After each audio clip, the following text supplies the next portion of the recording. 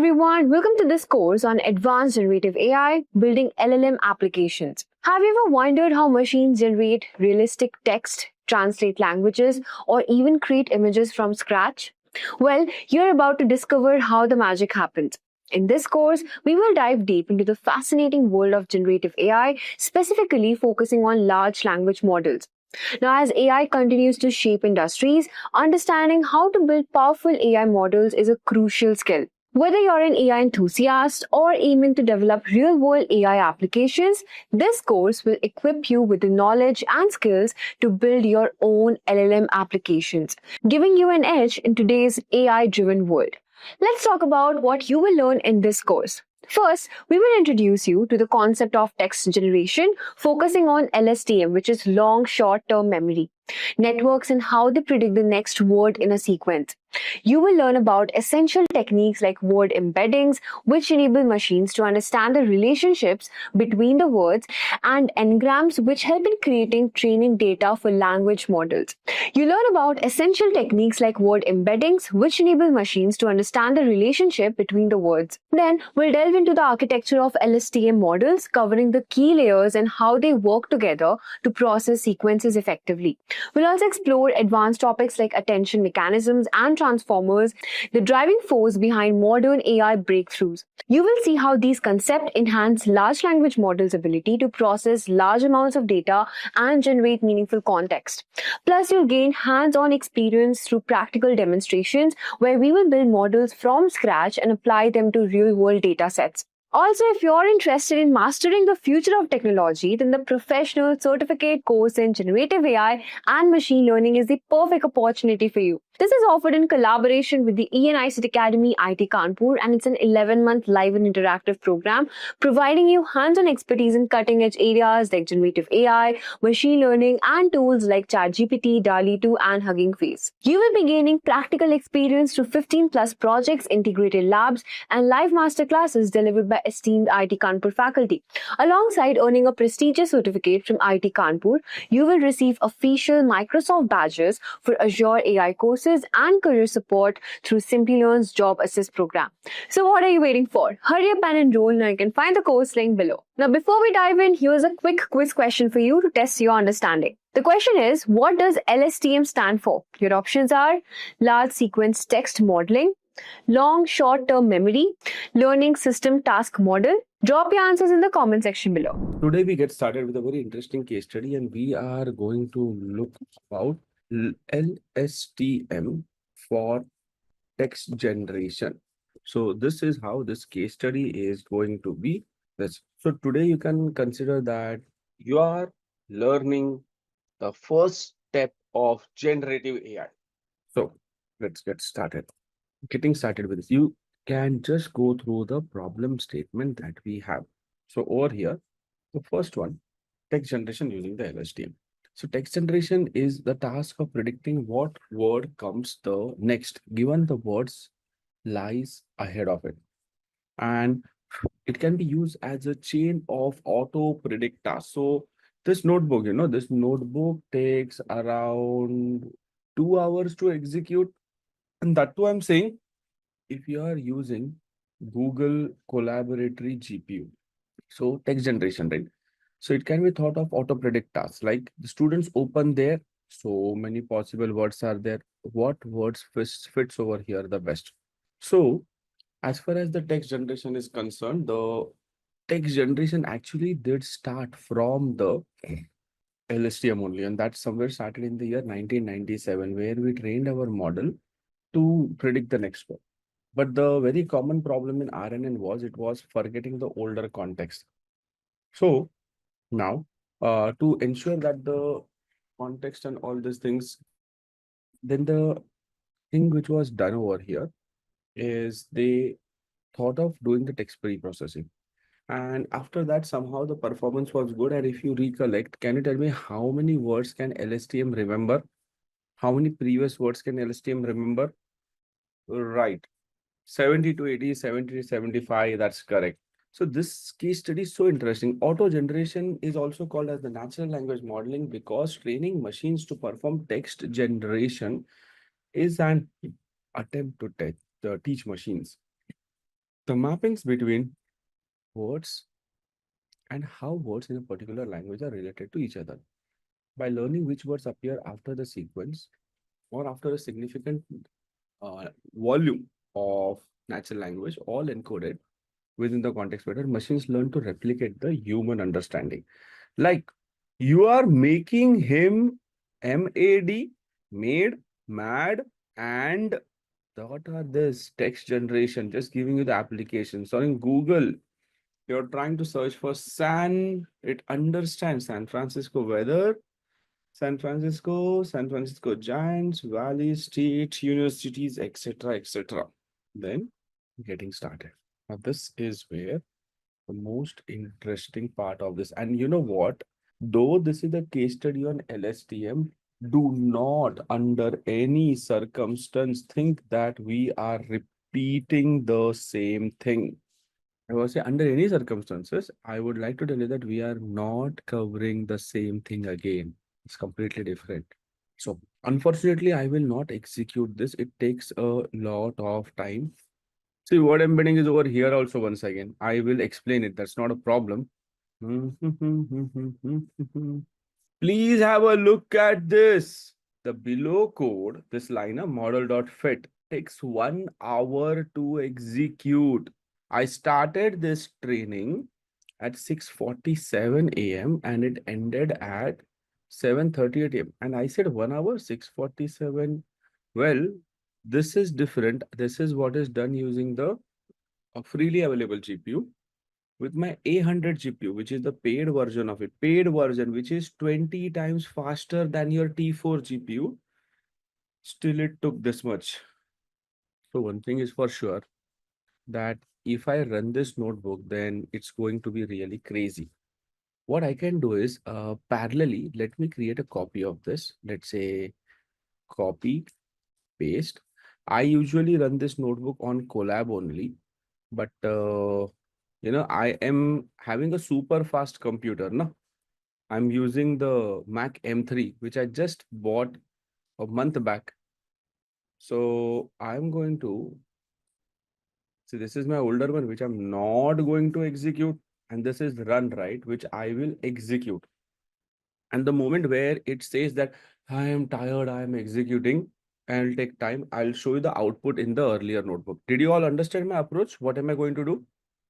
And that too, I have always executed this notebook in Google Colab only. For the first time, I'm executing over here. So if there are any dependency errors or something coming, I will not rectify it right now because sometimes errors are solved in just half a minute. Sometimes it even takes 10-15 minutes. So in Colab, it will run for sure. Let's see.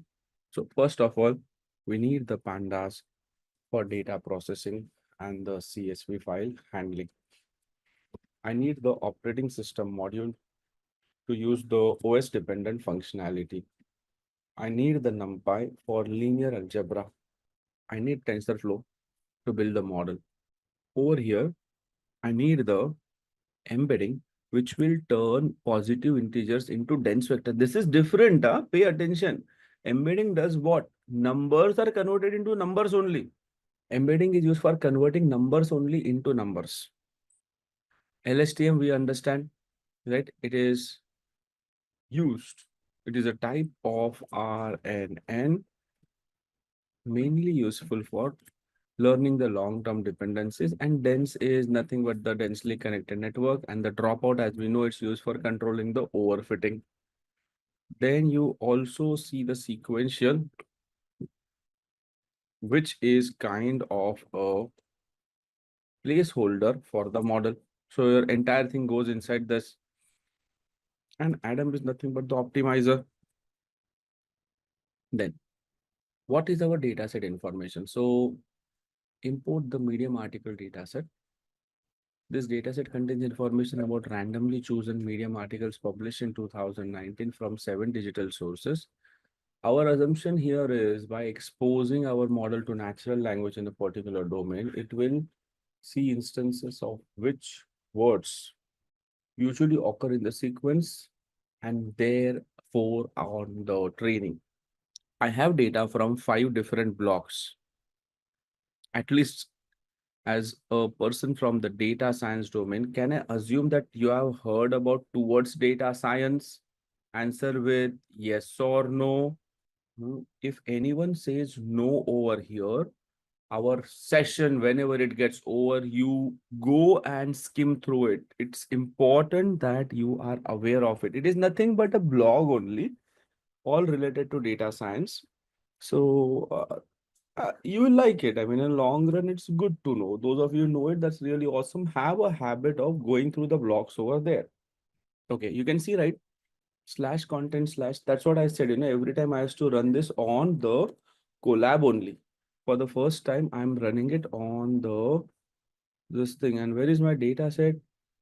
Medium data.csv. And why don't I have it, or I have it? Just a second.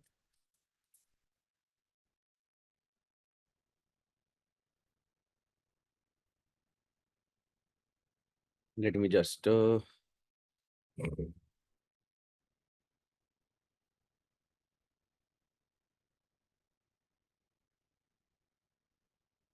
Control C. I have it. That's the data, right? Medium data. I'm going to load it and then we'll see it now what it is. Wait a minute. Before that, clear all outputs. Connecting to the Python environment. And we are done. We didn't run this, sorry. I hope there are no dependencies. See, so many imports, 6 seconds over.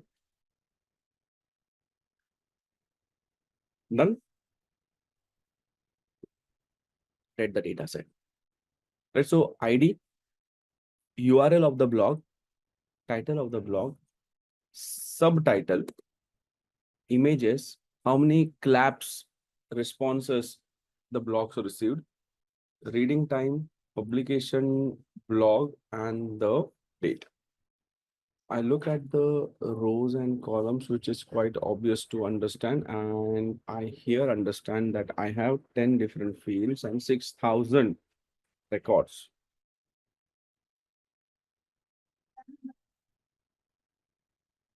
And then I say, I'm running this. Title. So I am only interested in the title. I am only interested in the title. So basically, the aim is I want the LSTM to go through a lot of titles again and again and again and again and again. And then at the end, I will be asking it that implementation of, and I say that, hey, predict the next two words. So it predicted for me RN and LSTM. I asked, hey, if I start with implementation of, predict the next four words. It predicted for me RN and LSTM and GRU. I asked it how to use and predict the next five words. So it predicted a time before medium learn.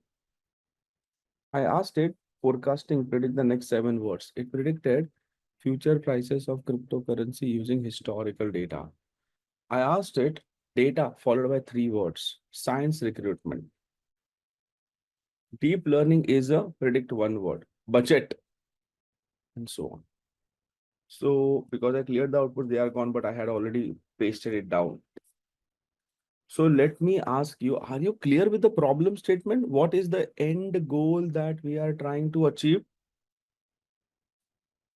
Everyone, end goal is clear, right? So always keep in mind what we are going to obtain over here. This is going to be something, a very interesting case study for all of us.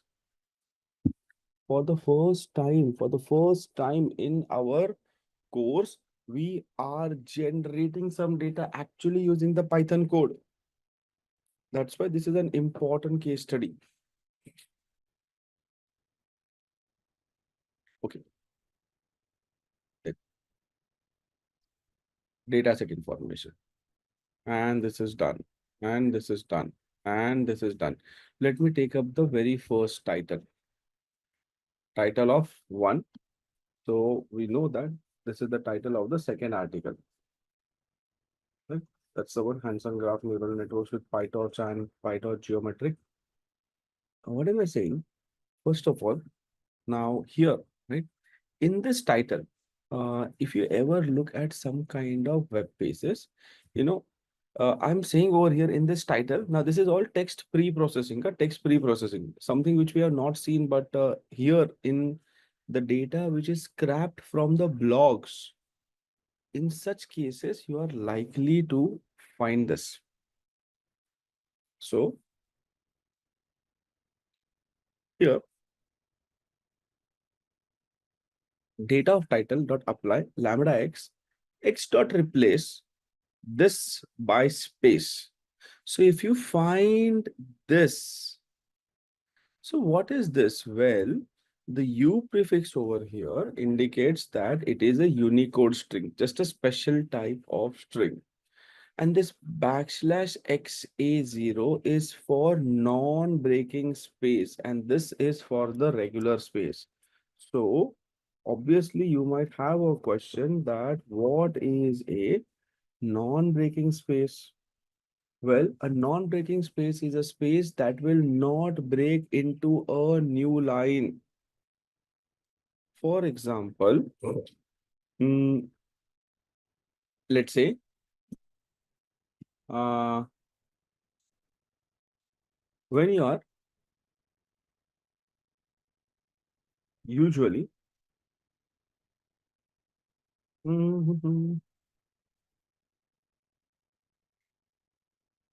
okay, let me know. It's a little difficult to convince you. So what am I going to do is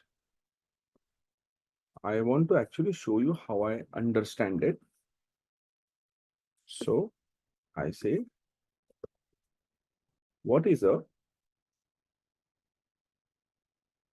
non-breaking space?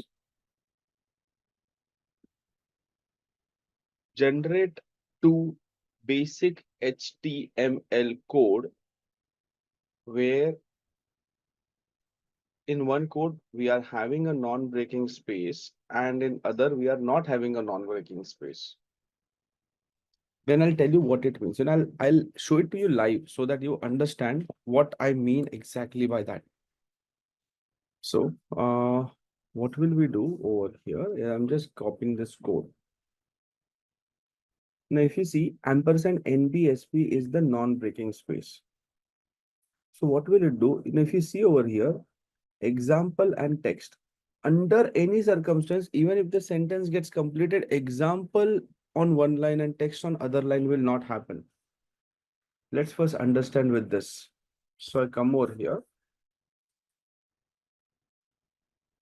and I say without nbsp dot txt, I have the code. I'm saving it, close. With nbsp txt, I'll get that code.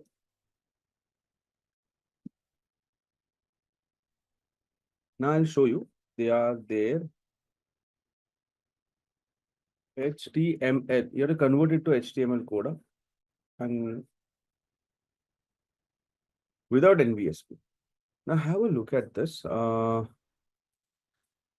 This is one thing without and with. It generated a bad code ideally. Okay, it's a bad code to be very honest. So I say I'll do one thing. I can do one thing here. I will just say now. Yes, now you see example and text. You see they have gone on different lines. Understand this, huh? Example and text have gone on 3 different lines. Now I'll copy the same sentence and in that with wala code, did you see? I'll just remove one word. So you see example and text are on the same line. I'll add 1 or 2 characters. Now, did you see over here? in spite of space being there, in spite of space being there, it came down. Whereas here, it printed this and then it break the word and it went to the new line. So where is that code available? Where without the NBSP, now if you look into the code, I have completed the code as it is, right? Whereas here, you see, I have added ampersand NBSP, which stands for non-breaking space, non-breaking space. So I am indirectly saying that, hey, between the last word, example, and text, under any conditions, they cannot go on different lines. You should not break that word. So these kind of spaces or these kind of codes will never ever be seen to visualize. So that is what I am cleaning over here.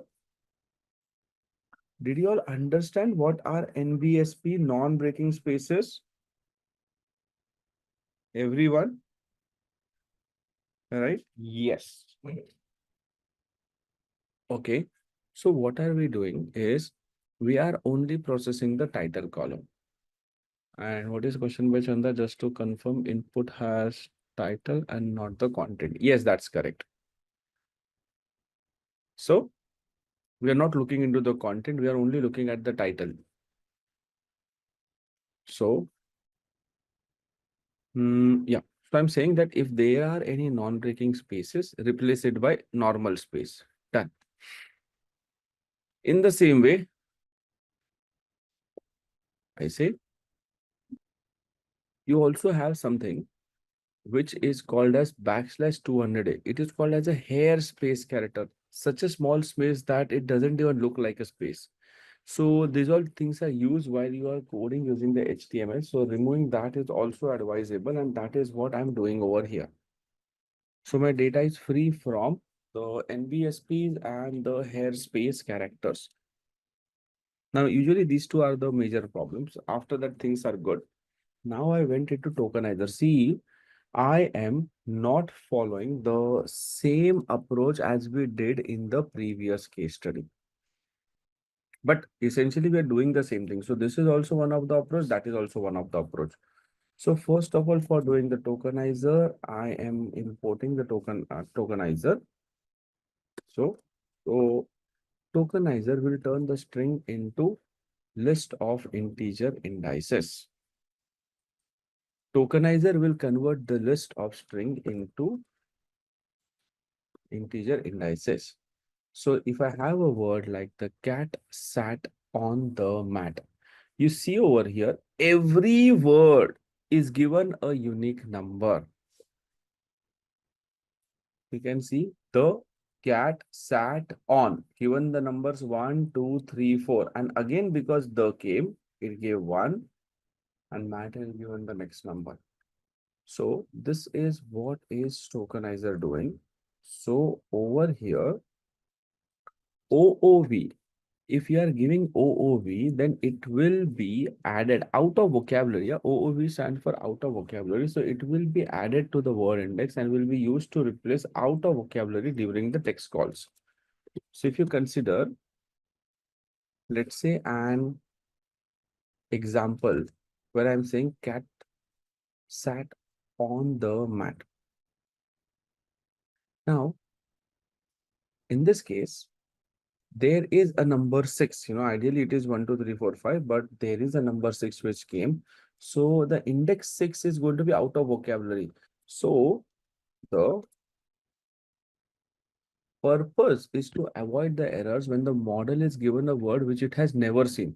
For example, in the training, it got to know a lot of words. For example, in English language also, all of you will be like, yes, I know English, I know English, I know English, I know English, I know English. Right? Everyone will say that, yes, Darshan, I know English. So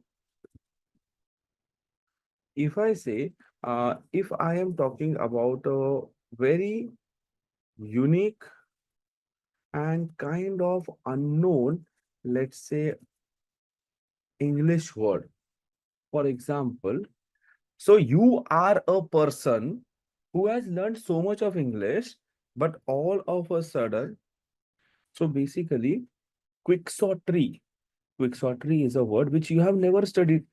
Quixotry is a word which none of you has ever studied, but it is a valid word in English. You can Google about what is quixotry and let me know what meaning you find for quixotry. So if I would not have told you that it is a valid word, what is that word for you? You'll be like, Darshan, this is not even an English word. It is out of vocabulary for me. Correct or not? You will say it is out of vocabulary. So your brain is a model which has never seen that word in your 25 years of age, assuming that you all are 25. In the same way, in your training data set, let's say the model got a chance to see around 50,000 unique words. But in the testing data set, a new word came like quixotry, which it has never seen in the training data. Then the model will be very simple. It will throw an error, garbage in, garbage out. So this is OOV, which is used to take care of that. So let's say your model got a chance to look at many sentences. So the unique numbers that it has given so far goes from 1 to, let's say, 20,000.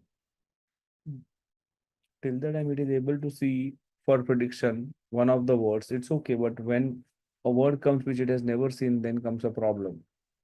That's exactly what I'm talking about. Right. Okay. So now I say tokenizer, go and fit. Fit on text is like update the internal vocabulary. So this method is going to create a vocabulary index. So if you are having a sentence like this, वर एकदम सेंटरला kitchen मध्ये एकदम वर सेंटरला. So I was saying if you're having a sentence like the cat sat on the mat, so it will create a word dictionary. So it will be like the word index the is given 1, cat is given 2, and so on and so forth. So you can see over here, this is what is called as the word index dictionary, which goes on for every unique value. And 0 is reserved for padding. So they don't use 0. So lower integers means more frequent word. Often the first few integers are the stop words because they appear a lot. And then I'm printing the number of the unique stop words which I got over here. So I have got in my entire corpus total 8,237 unique words. So for all of a sudden, let's say a new word comes, which it has never seen among this 8,237, then that will be assigned the out of vocabulary index. Let's understand with the help of an example. So I am taking the title. And inside that, now I say that I'm actually implementing it here, creating an object of OOV, fit on text, and I am adding +1 over here. So over here, we know that the length of tokenizer is going to give us this one, and the +1 is for the padding, right? So this particular thing is because the padding is done with zeros, and hence we are saying number of unique words +1. So what is the total number of words in the data set? That was somewhere around, we'll see that. This will give the total number of words in the data set.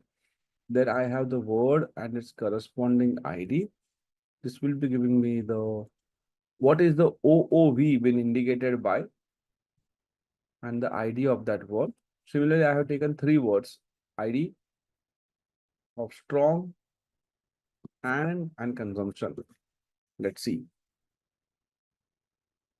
Now there are 8238 words. Consider the word ID. So OOV is given 1, 2 is given 2, the is 3, strong is 4, and so on. Can you show me the word index of OOV? 1, strong, it's 4, and is 8. Consumption is this, you can scroll and check it out.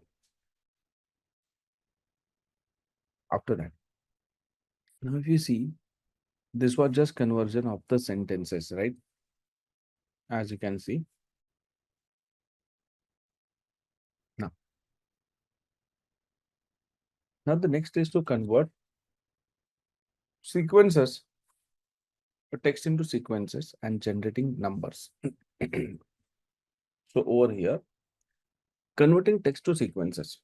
Now, what is this? This is something very important. Pay attention because you are likely to get lost out over here. So it's easy. It's just that you need attention, right? Because these all are not something that we have done in our earlier case studies, and that is why that's important.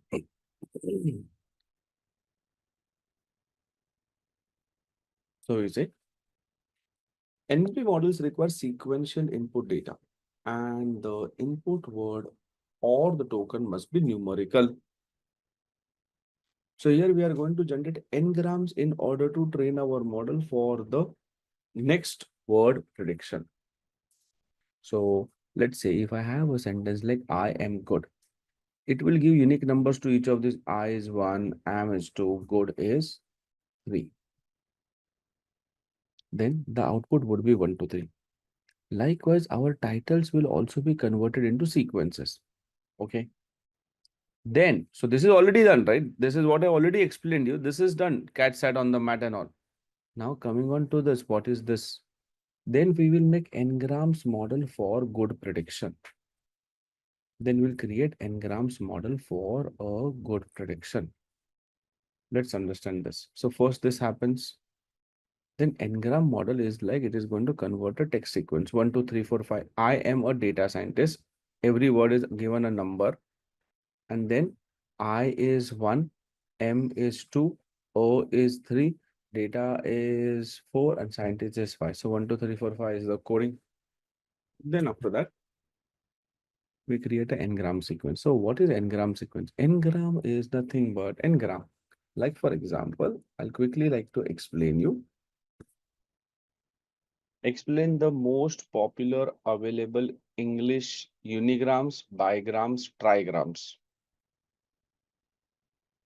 Now look at this. It's pretty simple. Oh, my laptop is hungry.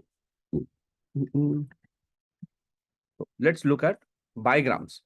Yes, you can have. This is good. This is good. So here, what are the words which are bigrams? See, there are some words which make sense if and only if they appear as a pair. Like for example, me saying, good morning, good night, good evening. All of these words make sense when they are available as a pair. All the best, Chetan. So all the best makes sense when they are appearing as a trigram. And rest all words are unigrams. So this is the best example. Like sometimes good makes sense, sometimes very good makes sense, sometimes not very good makes sense. Because we understand not very good is completely different from very good. So that is what I'm talking about. So I say, let us take a data frame of 5 sample sentences and apply n-gram unigram model and bigram model and trigram model on it. Now look at this. You'll actually understand what is happening. What latest take has latest. I want to see the code for each of this. Now have a look at this. So first of all, I come over here and let's say I'm creating a notebook. I call it as ngram.ipynb. That's what you see. And I'm doing the necessary imports. Done. So that's my data frame, which is there. Okay, I'll also say set option. And yeah, this is the data frame that you see. Now, how does it work? Well, this is very interesting. Now, code we are not interested at the moment, but I definitely want to show you how this n-gram, bigram, trigram works. So Have a look at this. When I print bigram, it is finding out from the sentences. So AI is came two times. Is that let's manually look at AI is here and AI is here. Congratulations. Okay. And rest all the combinations of two which it created is consisting of only one gram. So if I look at trigrams, everything is one. I say, can you modify the sample data set to ensure that there are good amount of bigram and trigram also seen? I just have to change this. So that's the only change. I come over here and you see this is the sentence. Now I'm saying bigram. You see over here, AI has come two times, deep learning has come two times. Is that so? Well, deep learning AI is, and that was, oh, not deep learning is, deep learning. Deep learning, yeah, that's correct. Deep learning has come two times. Let me look at trigrams as well. Let's say I'm myself repeating the sentence. Now you see, it says that in various industries is a trigram, three words are there. It came three times. Is that so? Let's check it out. So if I highlight in various industries, see it has come three times. So bot is basically n-gram. So n-gram over here, if you look into the code, it asks us to look for the n-gram range. So if I'm giving the n-gram range over here as 1, so it will pass 1 comma 1. But if I'm giving the n-gram range as something else, maybe as 2 or 3, then the things completely change. So basically, it's for generating all double words. It's not that, okay, they are meaningful or not, but it will generate double words. Bigram and trigram will generate three words. And in the same way, unigram will generate single word. And this is the count of it. Did you all understand what is n-gram?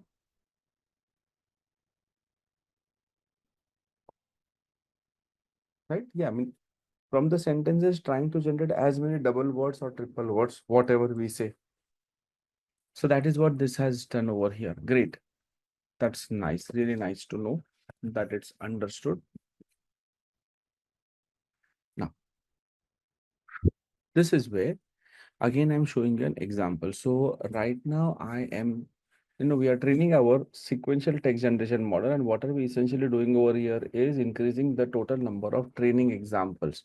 So what am I doing? I'm increasing the total number of training examples where I said, if I have a sentence like I am a data scientist, right? So let's say I have a sentence like I am a data scientist. Then the first line over here is going to convert it into sentences. So tokens. So 1, 2, 3, 4, 5, that is the list of the tokens. Then after that, when I say the length of the token, there are total 5 unique tokens. That is what is written. So when I say for I in range of 1 to this, because token length itself is 5, it will go from 1 to 5. So what is n-gram going to do? N-gram is going to generate words like this. What did I say? Token list, this goes from 0 to I plus 1. So first time I is equal to 1. First time I is equal to 1. So when I is equal to 1, I say that you select 0, 1, 0, 2, 0, 3, 0, 4. So when I is equal to 1, it is going from index location 1, because 1 is the starting index, till this. it generates 1, comma 2. When I is equal to 2 later on, it generates 1, 2, 3. When I is equal to 3, it generates 1, 2, 3, 4. When it is 4, it generates this. And all of these sequences which are getting generated, they are appended. So this becomes a list of lists. And then I'm printing the length of the sequence, whatever it be. And this is how it is. And this is the n-gram sequence. That is just for one sentence. Oh yeah, n-gram sequence is nothing but a list of integers, which is the sequence of the n words. You can see over here, I'm doing it one more. And this time I'm doing it for all the words. As you can see, if I'm not doing this, but if I'm asking it to print how many input sentences are there, so all of these are printed. But if I don't do that, and if I say that just print the length of the input sequences,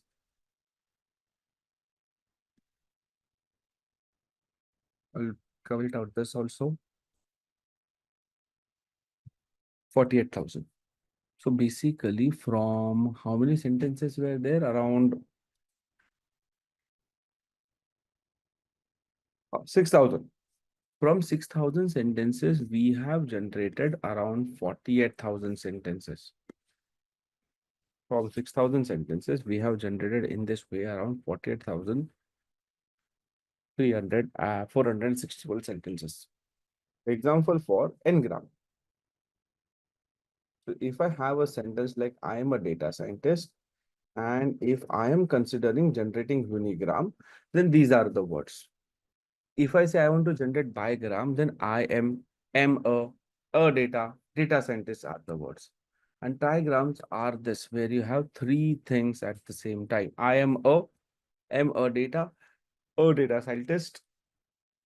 Then this is 4 gram. I'm a data scientist. And this is 5 gram. Now you see a single sentence can be converted into unigram, bigram, trigram, 4 gram, and 5 gram, which means from this single sentence, I can generate 5 different sentences, which means from that single sentence, I can generate 5 different sentences. And that is exactly what is n-gram sequence. So what do we basically do is we have the input sequence, which is a list of n-gram sequence. So how does that happen is when you have this, the first thing is what we do is we go for tokenizer. So obviously I am a data scientist gets converted like this. So my sentence currently is 1, comma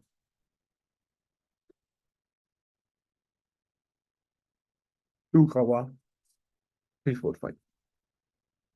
And when I talk about n-gram sequence, now here you have these are the unigrams, these are the bigrams, and these are the trigrams, and these are the quadra, these are the penta. So basically, what did we do is we converted everything into numbers, and then we are creating various parts of numbers clubbed together in bigrams 2, in trigrams 3, and in 4 grams, 5 grams, 4 and 5 respectively.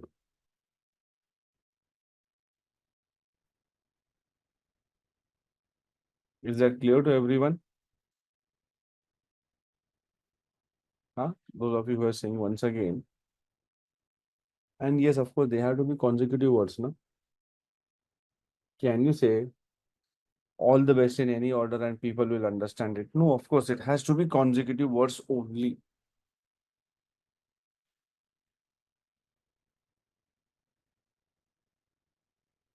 Shailesh, non-consecutive word will make any sense? What is the problem statement? What is the problem statement, Shailesh? Raise your hand. Let me talk to you.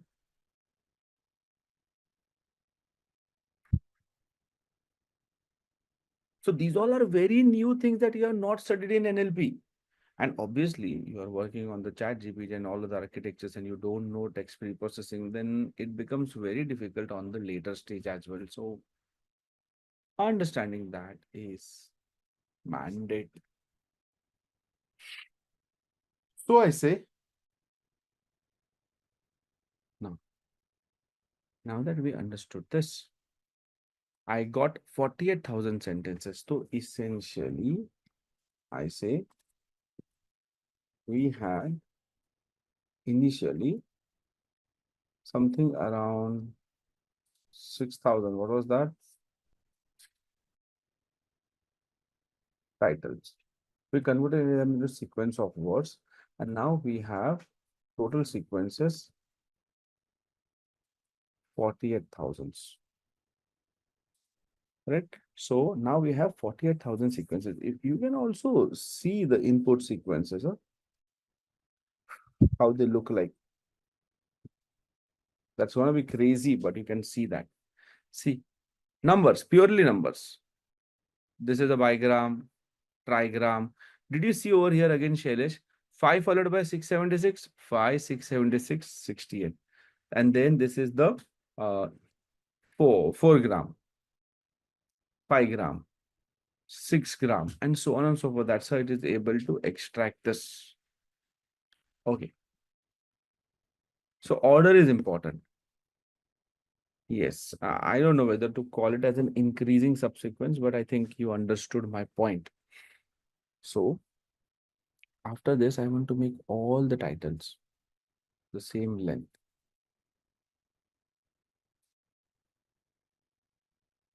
Now, the problem is everything is not of the same length.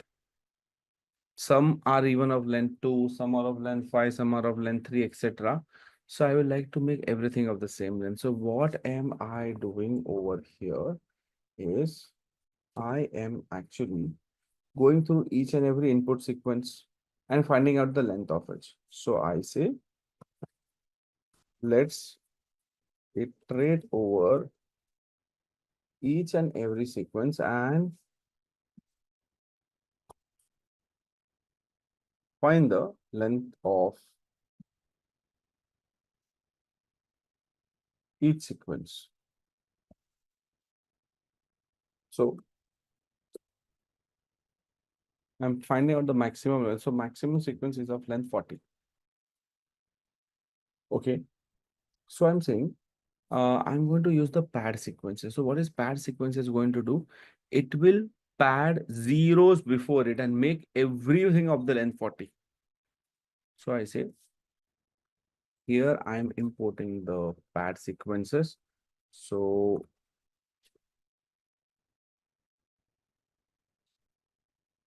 then here we are finding out the maximum length, and this is where I say in the input sequences, pad the sequences based on the maximum length, and the type of padding is pre. By default, it is expected to pad this, yeah, by default, it is expected to pad all the relevant sentences. This is the input sentence number 1, which became like this. If you just look at the shape 40. Similarly, if you look at any input sequence, it's the input number 12.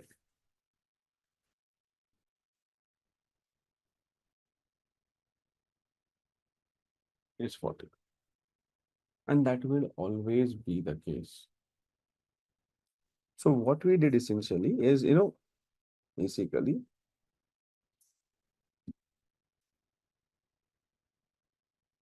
example of padding.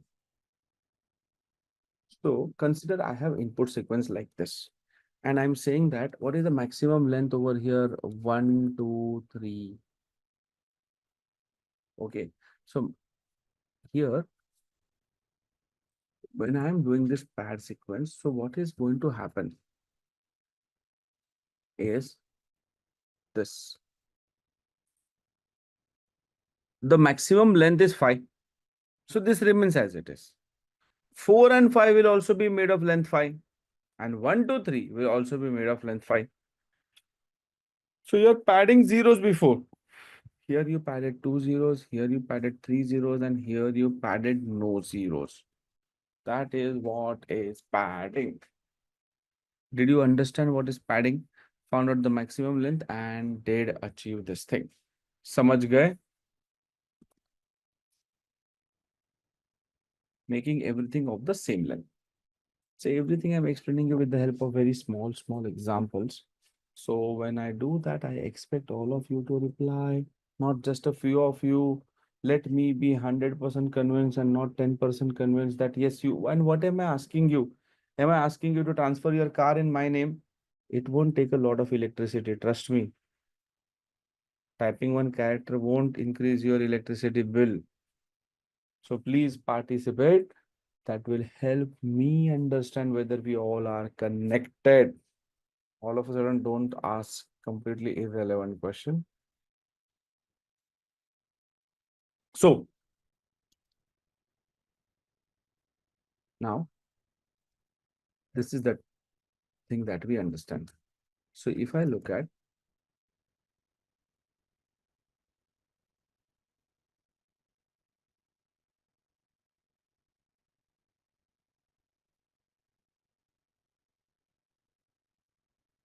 input sequences dot shape. So you have 48,461 independent variables and 40 dependent variables. So we have 48,461 input sequences, which is nothing but independent variables, and each sequence has 39 words. Yeah, because the last is the dependent variable. Na? So basically, let me give you an example uh, of 5 input sequences. So consider I have I am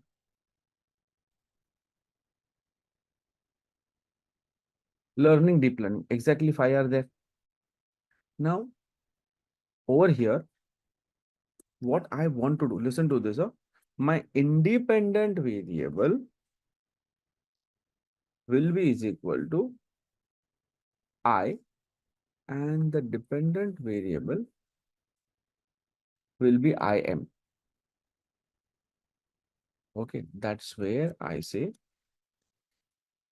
my first input sequence is I, second input sequence is IM, third is I am learning, fourth is I am learning deep, and fifth is I am learning deep learning. So what it happens over here is how it populates the independent and dependent variable. So initially it will consider the independent variable to be I and dependent variable to be M.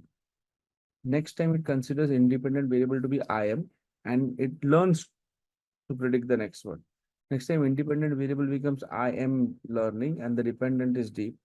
Next time I am learning deep and the dependent is learning. Next time I am depending deep learning and it says dependent N. And thus my independent variable is this and dependent variable is N. Right? And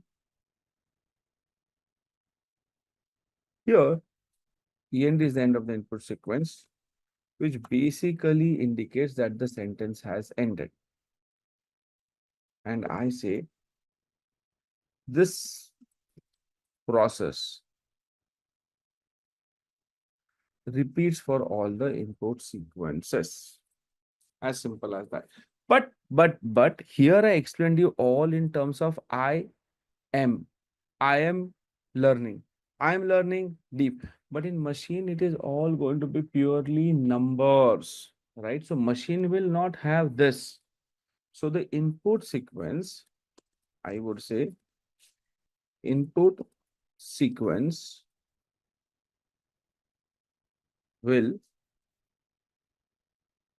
ideally be numbers, and the output will also be numbers. Let's say, for example, I am learning deep learning. Well, the input sequence is I am learning deep learning. And the thing is going to be, right? I sorry, that was correct. I am learning, and output sequence will be fine.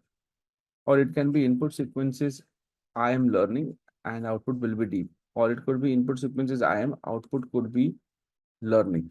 Or input sequence can be I, output could be two. And that is exactly where input sequence is empty and output is one. And that will be where now we have reached the next word. And this is to stop. Are you understanding? Basically, I explained the same thing. Here it was happening with text, but in real life, it is going to happen with numbers.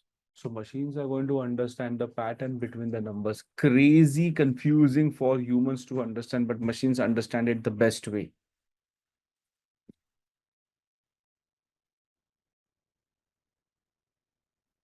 So is the unigram used to derive the first dependent variable in the bigram? They are not. No, no, no, no, absolutely not. They were, see, Ngram was just to increase the number of sentences in the training data. Other than that, they had absolutely no usage. Just for increasing the training data, we had that usage, Anu. Okay, now everyone, did you all understand? Wait. Before me asking that, whatever I did over here, basically here, the same thing is happening. So here, what am I saying? That colon means I want all the rows, right? But where? Right from column number 0 till the second last column. Right. So here I say colon means all the rows and 0 colon minus means all the columns except the last column. That is going from column 0 to column -1. So if you just look at the shape of this 39, and if you look at the shape of -1 colon, well, this is nothing but the last column of the data set. Now, this is where I am having my independent variable plotted and dependent variable plotted. That's how I derived, and I have this. And once you have this, I say, now it's time to convert the target to categorical. So over here, the target has currently values from 1 to total number of words, and I'm going to convert it to categorical. And the reason is very simple, because we are predicting the next word in the sequence, which is expected to be a categorical value. And that is what I'm doing, converting to categorical, and the length is the total number of words. So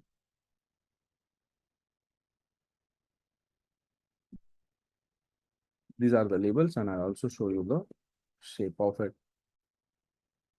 Predictors and target.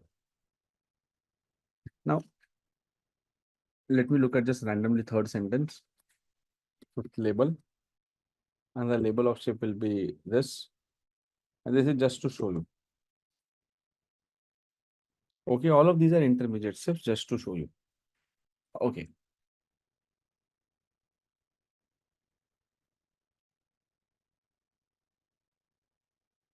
When Chandra says, when we have one output variable for each combination or sequence, how does the model learn to output the combination of text?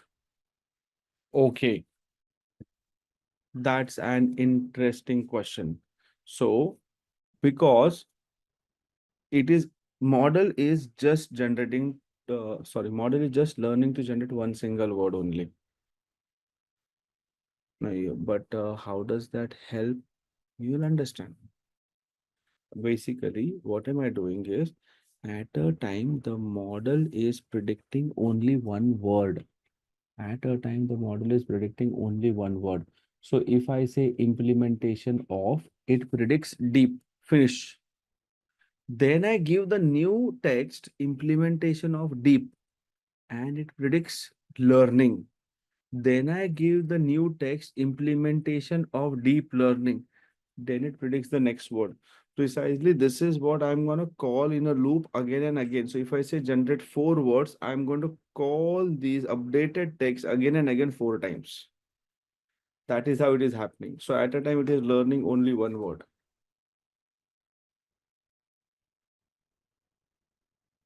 Yes. So in fact, we have a similar thing in our code as well.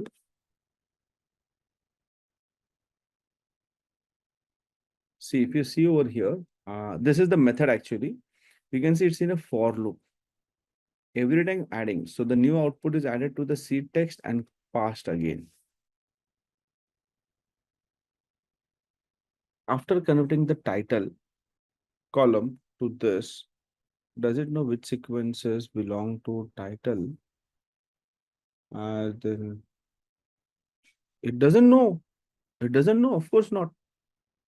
It will only know whatever you are teaching. So based on that, sometimes the output may not be correct as well, but in most of the cases, it ends up being correct because it understands the relationship between every word and the next word. So it is likely to be correct. It is likely to be correct. Then will the pad characters also add noise? No, no, zero means absolutely no noise. Zero means there is absolutely no noise. Then I'm not sure if I'm jumping the gun. Question is, if I give 2 words, let's say this and this, and ask 2 words to generate, then it might generate this. Is it based on engram? No, again, I think your answer is exactly, the answer to your question is exactly same as the answer to Chandra's question. The model is only going to generate one image at a time. Model is only going to generate one image at a time. One word at a time. And then that one word is added to the current value and passed again. Getting that, Prabhu? So there is no question of any time getting more than one word as a prediction. Yes, perfect.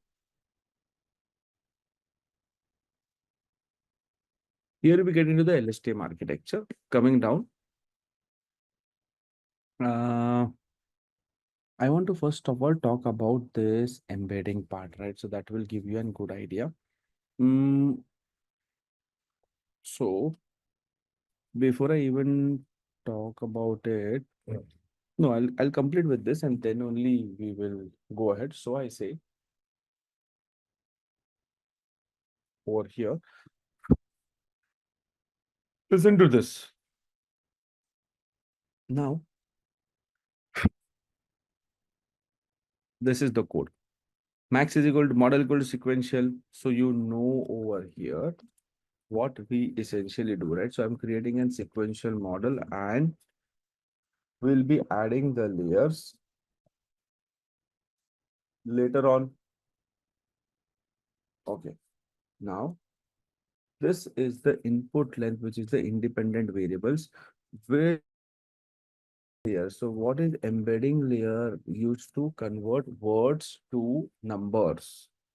So ideally, it's not words to numbers. I would say we are responsible for converting the sparse matrix into the dense matrix, which is nothing but converting words to numbers. Now, if you see, the first parameter is the total number of words, right? Which is used to find the total number of unique words in the text. Second parameter is the number of output dimensions of the dense embeddings. That is 100 features to be extracted. Third parameter is the input length, which is the length of the input sequence. Then you have adding a LSTM layer. This is something that we know, right? This is what we have done.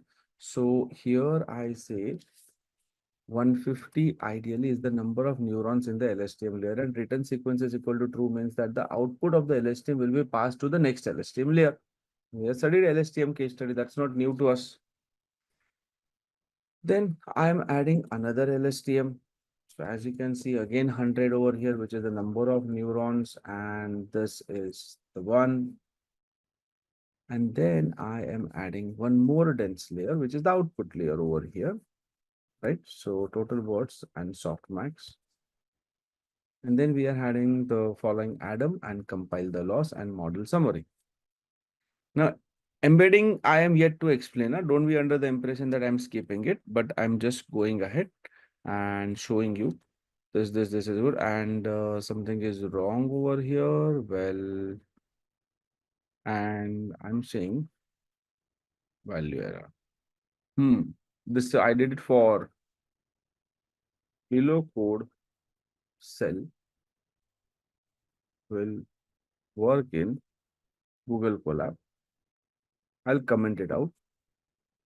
If you are running the code in the local machine, then you use not this one. This will be dot keras. That's what it said. Dot keras. Then let me fit it. And I started it just now. What is the time? 8:39 p.m. 8:39 p.m. Let us see whether we are able to get the output today. I'll just make a note of it. Where it ends, we'll see it. It has started. Mac is expected to be very powerful, so I'm expecting it to execute in less than an hour. Now, by the time this is coming to the output, we will quickly discuss the code. So over here, we understood everything. We also understood model.summary. So it shows us what is this thing, and all these things are there. And then I like to explain you embedding. So what is embedding? See, first you understand what is one hot encoding. In the sense, this is very important, very important. This will make you understand embedding in just a single shot. What I mean by that over here is, see, I have, imagine I have a word like man. I have a word like woman. In this way, I have many words. You know how many unique words I have? Let's say I have 10,000 unique words. Let's say I have 10,000 unique words. How many? 10,000. So the first thing that we do is, how do you convert the text to numbers? So one of the way of converting text to numbers is, because there are 10,000 unique words, we decide to create a vector of 10,000 length. As you see, the length of this is 10,000. It's going from 0 to 999. One hot encoding we have studied during the get dummies method. Wherever, for one hot encoding for man was given the index 5,000. So what will happen is that index location 5,000, number 1 would be there. And at all other index locations, zeros are there. If woman is given the one hot encoding value as 9,000, only at index location 9,001 is there. Rest all places it is 0. So in this way, I have 10,000 words, uh, 10,000 total unique words. But in my corpus, let's say just like man, woman, so on and so forth, I have 500 words. So do you agree that there will be 500 such vertical vectors, each vector of length 10,000? Agree karte ho? If I say there are 500 such words, then there will be 500 such vectors, each of length 10,000, right? Do you also agree that if you look into this particular vector, all the values are zero except at one position? If you look at this vector, all the values are zero except at one position. So if I have 500 such vectors, then can I say that there will be exactly 500 places where the number one will be there, rest all are zero? Agree? What I want to say is we are storing a lot of redundant information. The matrix is sparse. You have a matrix of 500 cross 10,000 where most of the values are zero. So you are wasting a lot of computational power. So this is a sparse matrix and it's a huge matrix. Now, what does word embedding do? How does it solve the problem? So, word embedding is going to extract features. How that you talk about later, right now, just think about it. Listen to me like a fairy tale. So let's say what is word embedding going to do is it says, Darshan, you have 500 words, right? I say yes. It starts writing all the 500 words. And it also starts writing their encoded value. So this was 5,000, this was 9,000. So all these 500 words and their values are written down. So let's say that boy was given an index of 2,000, girl is given 5,000. Of course, man is also 5,000. So that's a mistake from my side. Just imagine that this man was having some other value. So every word and its one hot encoded value is given over here. Now it starts extracting features with the help of the neural network. How does that happen is the first feature, let's say, which it extracts, the first feature which it extracts is a gender. The first feature which it extracts is a gender. So, is the gender relevant in case of boy? Yes. So, let's say it assigns a value of -1. Is the gender relevant in case of girl? Yes. It assigns a value opposite to that. Let's say +1. It's not a guarantee that it will assign -1 or 1. This is just a story. Is the gender relevant in king? Of course, yes. I'm giving a gender value of -0.93. Queen is +0.92.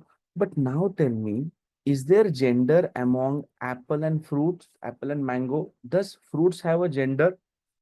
She apple, he mango. Do fruits have gender? No, right? Because gender feature is not relevant in fruits, it assigns a value close to 0. Wherever it is relevant, it assigns value close to 1, else it assigns value close to 0.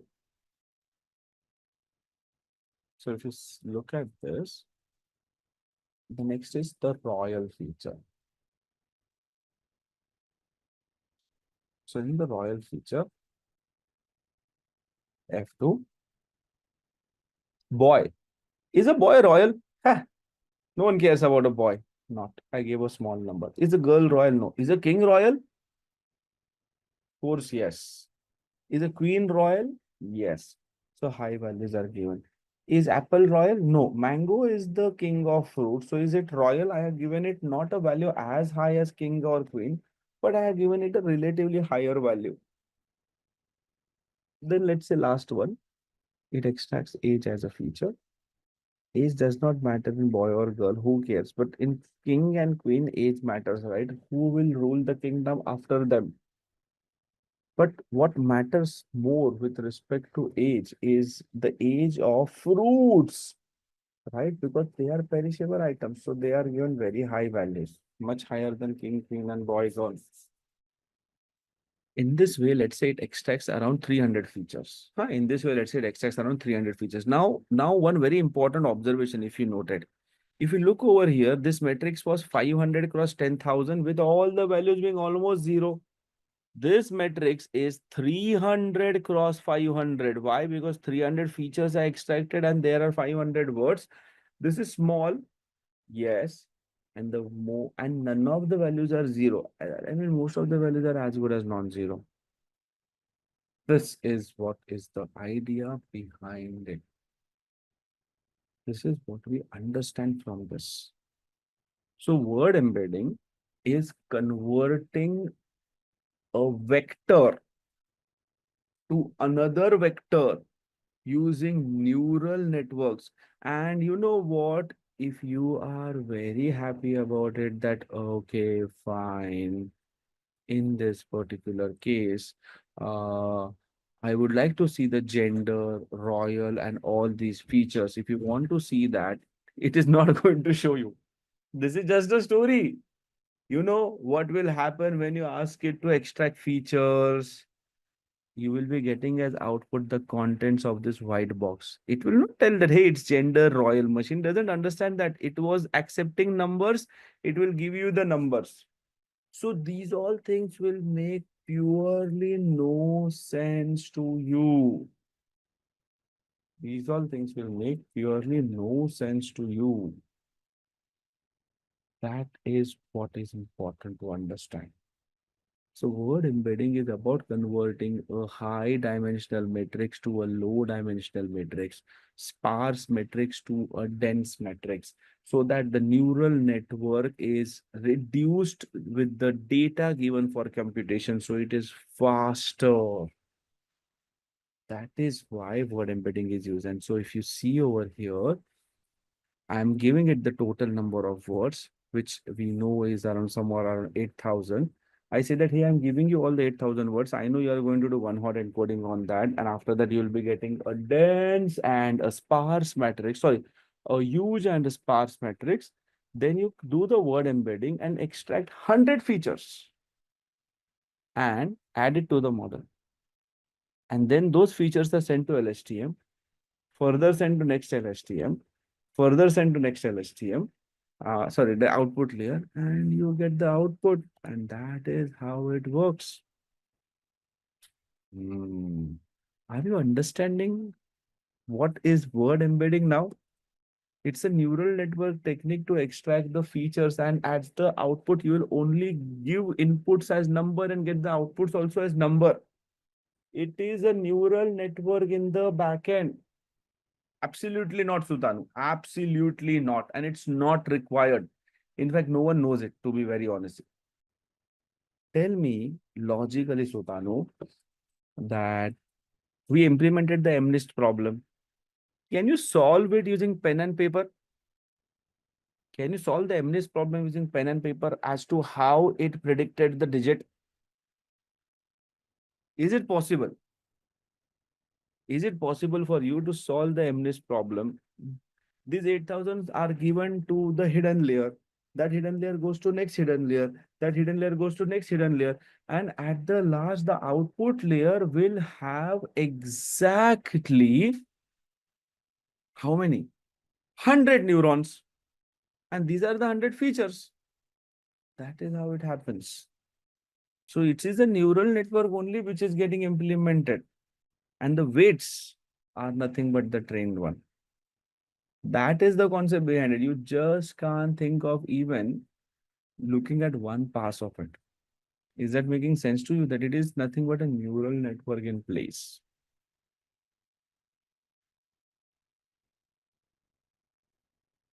What is the input? Our input sequences. Sutanu, that's not fair. What is the input? Our total words are the inputs. Input length is the input, right? So we created a model. Embedding is going to get the total number of words, and that is what is passed ahead. That's the input. Right. So it is essentially the output from the n-gram only, which is saved into the input sequences. So here is for feature extraction. Does it use CNN kind of network? No, it uses a basic neural network. It doesn't use CNN. It uses artificial neural network, the one which we studied before CNN, or the CNN consists of two parts, CNN and ANN. So it is ANN only in this case, Nagdeep. And let's quench your thirst. Let's say I don't know what embedding. Let's say, I am just completely bluffing around word embedding.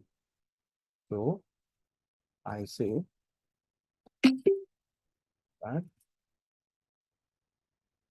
I just understood what is word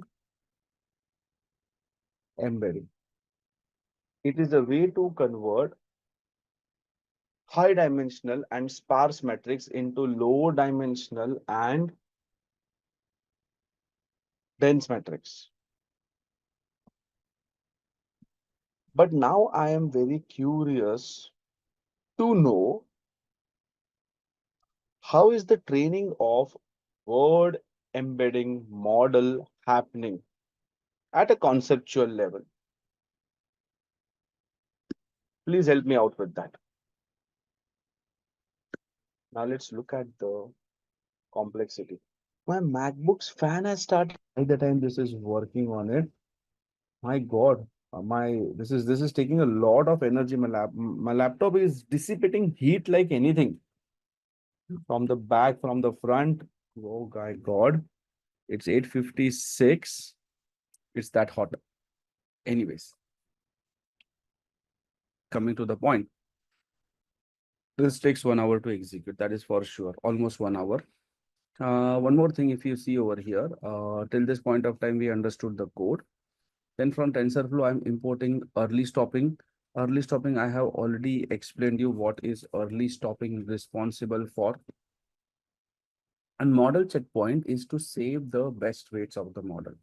So if you see over here, I'm creating an object of model checkpoint, and I'm going to save the model weights by model weight.keras. If it's running on Google Colab.h5, save best only is equal to true. So over here, I want to say over here that if you see the save best only, it means only true save this. Well, other values that can be used, that save best only can take, are false or none, where false means all the weights are saved and none means also all the weights are saved. Going on to the next one is, I'm asking it to monitor the loss, which means the loss is monitored and the mode is, the loss is minimized. 9, right? So 27, 37, 47, 48, 48 minutes, 48 minutes, 47.11 precisely. We got an output of 84% accuracy, and this is on the train data. On the train data. Okay. Then I say, let us plot the model accuracy. So as usual, I can see, I'll be plotting the history and the functions. So over here, we all know history is nothing but the history object, and string is the parameter that we want to plot. So here, whatever object we want to plot, we can plot it. And then we have the epochs versus the y label will be the string. So I want to plot over here the accuracy. So history and accuracy are being plotted. That's good. And here is the loss. That also looks nice. But now it's time for us to do the same thing on the unseen data. So how to do this on the unseen data? Now this is the last cell. This is the last cell over here. Now, there are two versions of it. No, acha, here there is only one version. Let me tell you, what am I giving a call to? This is the call that we gave. I'm gonna comment it out. So the call that we gave was this. So what is happening because of this is your seed text is implementation of.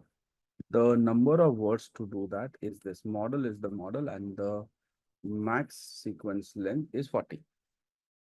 Right? So you can understand what am I passing. The seed text is implementation of. So here I'm saying the seed text is implementation of. Okay. Then for I in range of next words. So obviously over here, this is going to take the values 0 and 1. Initially it is 0. So tokenizer dot text to sequences. So what is that going to do? The tokenizer has already fit on it. So it will be converting that into tokens. So everything will be given a number. So implementation of will be given a number. So I can say over here that it will convert the seed text into numbers. Then after that, obviously you have to make it of the same length, that is 40 for padding. So it will be padding the sequence to make it 40. Max length is the max length minus 1 because one extra was added for out of vocabulary. So that will be gone. And padding is pre. And then I am going to ask the model that predict the next word. So given implementation of, it is going to predict the next word. So what will happen over here is over here, our neural network's last layer consists of total words. And total words is the total number of unique words, 8,000. There are 8,000 neurons in the output layer, 8,000. So out of those 8,000, I want it to choose the maximum. So that is choose the word with the highest probability. This one, 8238.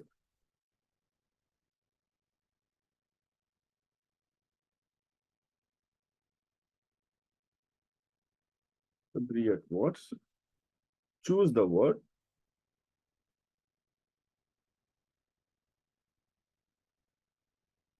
With the highest probability. That is what is done. Argmax does that. And output word is empty. So I say for word, comma, index in tokenizer dot word index dot item. So basically, what is predicted is a number. Do we want to print the number? No, we want to print the text. And that is exactly where we need to understand the things. So I say,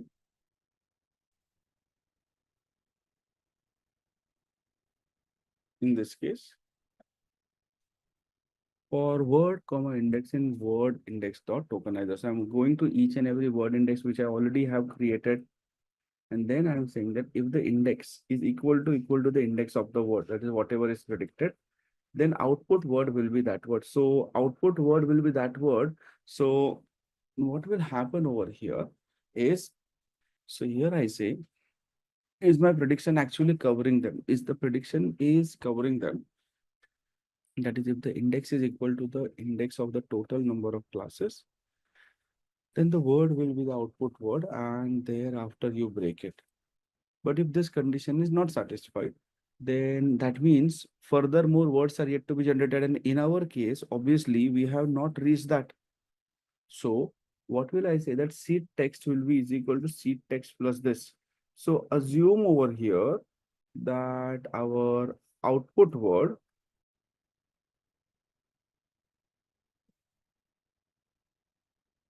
is the next word in the sequence, and that is equal to, we give implementation of, and it predicted deep. So what will happen over here is, now when I say seed text plus this, so implementation of will become implementation of deep. That is the original one is added deep now. And this seed text is now, we went to the next iteration. So next iteration, my seed text will be implementation of deep. And I'm into the next epoch. So again, padding it, model prediction, choosing the maximum, output word is maximum. And thereafter I check, is the word comma index in this? So basically, is that word available? Because we have to convert it back from numbers to English. And that is what I'm saying, that, okay, if you find that index of that particular class, then I want you to take that number and convert it to the equivalent English word. And if it is found out, then break. So break will be now breaking the for loop, and it will be returning the seed text dot title. And that is why when I give a call to implementation of, now you can see what it predicts this time. Let's see. Oh my God. Oh yeah, I didn't run this, no? Right. So this is good. I run this. Implementation of RN and LSTM, and the second one for predicting forwards, it says implementation of RN and LSTM and this. If I say implementation of RN and LSTM, and could you predict the next 10 words? Implementation of RN and LSTM and GRU SageMaker to Saturn, cloud, and mapping. And if I say, could you please predict the next 20 words, it will do that also. In government models, part 2 UX, data set for school. But if I say how to, and I'm saying model and this, so earlier it predicted use the time before median learn. Now it is saying how to use Google Maps properly, companies on free. Earlier, when I say forecasting and asked it to predict the next 7 words, it predicted forecasting and future prices of cryptocurrency using historical data. Now also the same thing. Data and next 3 words. It was data science recruitment. Now it predicted data science productionization scale. Deep learning is it was a budget earlier, is a full. And that is how it happens. And now, well, so save the model on the disk. So below code will work in Google Colab. And to save the model locally, you will have to write .keras. So when I run it, you will see the model over here. What is the name of the model? Text generator.keras. Let's see that. This is the one. And that's what you see, which can be further used for deployment. This is what we understand over here. And thus we complete with this case study. 100% done. So the data and everything with you, and you understand a lot of things which are mentioned over here. And now I would like to ask you, if in case you have any kind of questions, you want to have access of my notebook, you can have access of my notebook as well. How also, that I will tell you. If you paste this link in your browser, this will open. Then you need not click on open in VS Code. You click on continue in web. And then at the bottom, it will ask you continue as anonymous. You can click on that. And then give it your name. So I am giving my name as Dr. Darshan English, so that I'll come to know who is on my notebook. And you will be able to see my VS Code on your system. You can see same thing, everything which is there. You can see everything on your system. What is the agenda of today's thing? Even before I discuss the agenda, I would like to tell you RN and the number of previous words they number. RNN is around 7 to 10 words. LSTM was somewhere around 70 to 75 words. GRU is somewhere around 70 to 80 words. Then, for the first time, we are going to explore attention mechanism. It can remember around shock laga. It's shocking and transformer almost infinite. So today we are going to talk about these two things today. That's my today's agenda. Right? Yeah. So now, what all things are we going to study? Here, we need to understand what attention mechanism. It is nothing but it is something which is built using LSTM or GRU. Yes. So basically, using these two, either this or this, attention mechanism is built. And using attention mechanism, transformer architecture is built. So it's all built on the top of each other. So this attention mechanism basically comprises of two components. One is called as the encoder and the second is called as the decoder. Now, in each of the cases, there will be training and testing. Here also training and testing. So here training and testing both are same. Here training and testing both are different. Now you'll be like, how? थोड़ा patience रखना पड़ेगा आपको. You'll have to stay a little bit patience with patience to understand why am I saying so. But overall, memorize this content which I have written down. Ultimately, in the worst case, even if you don't understand the architecture, you should not forget the slide. It is okay if in worst case you say, sir, I forgot the architecture, but you cannot afford to forget this. Revise. Okay, going ahead. Now, friends, let us get started with it. So, see, a recurrent neural network, or more precisely, LSTM or gated recurrent units, they were found to be very effective in solving complex sequence related problems given a large amount of data. In the previous case study only we saw that, and that makes me recall, be very honest and type I did or I did not execute the case study which I shared you. Text generation using LSTM. Be very honest and answer me this in the chat box. I did or I did not. That's cheating. How about you should have done it in the morning only? How much time is done, Chandra? Most of them are saying I did not, but yes, I see some of them saying I did also. 2 minutes per epoch, so 100 minutes is what you will require. Are you connected to the GPU or CPU? GPU, okay. Nagdeep says I could not. You could not? Are you getting any error? Error is not there. What do you mean by I could not? Then you say I did not. Now, why are you unnecessarily putting anything in the chat? Misguiding me, huh? Could not do today. So I asked you to reply with I did or I did not. I could not. I thought that you're getting some error. Oh, huh? I started. Okay, okay. You started, but laptop got hanged. Oh, just give me 10 seconds. I'll be back. Hey, hey, sorry. Actually, since last 2 days, my I don't know what's wrong, but this lip here, there's a cut and it's bleeding from there. And when it gets dry and if I stretch it, then it again that cut is opening. So it is paining over there. It was all good. All of a sudden it started.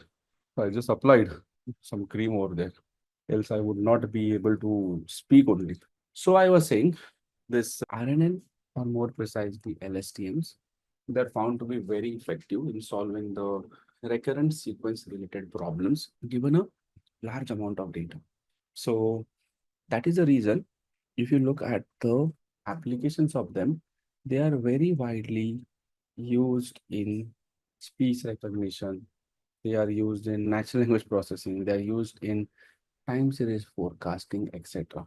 And among all, the special class of RNN architecture, where it is mainly used, is for solving sequence to sequence type of problems. And when I say sequence to sequence type of problems, it's not compulsory always for sequence to sequence, but mainly for that.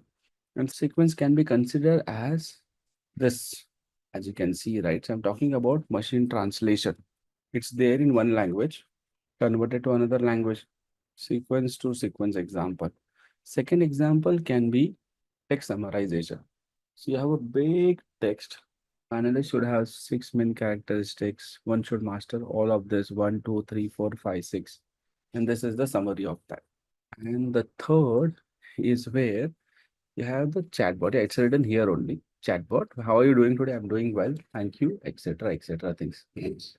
Now, the purpose of this particular session is mainly to explain you how this sequence to sequence models are built and to give you an intuitive understanding of it on how they solve the complex tasks over there.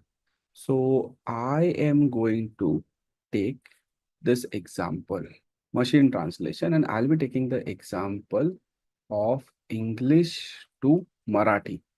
Before you start putting in the chat, I don't know Hindi, I don't know Marathi, relax. Okay, I know that everyone doesn't know every language. That's completely okay. But this is the problem that we'll be going through, translating one language to another, English to Marathi. And I am having some prerequisites for this session. So the first is I expect the learners to be familiar with the concepts of machine learning. Second, familiar with the concept of neural network. Third, at least the high school level linear algebra. Fourth, high school level knowledge of probability.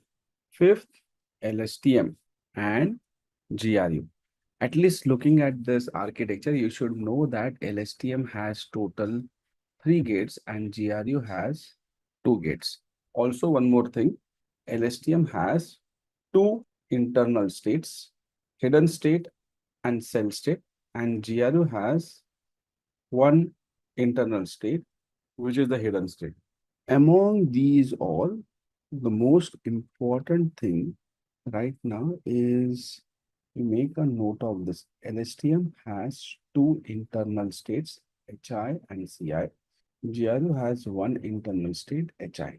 So I want you to memorize this. Memorize this right now after this. Now I am going to get ahead into the encoder-decoder architecture. I told you that it requires two things. So listen to this. The most common architecture for building a sequence to sequence model is called as the encoder-decoder architecture.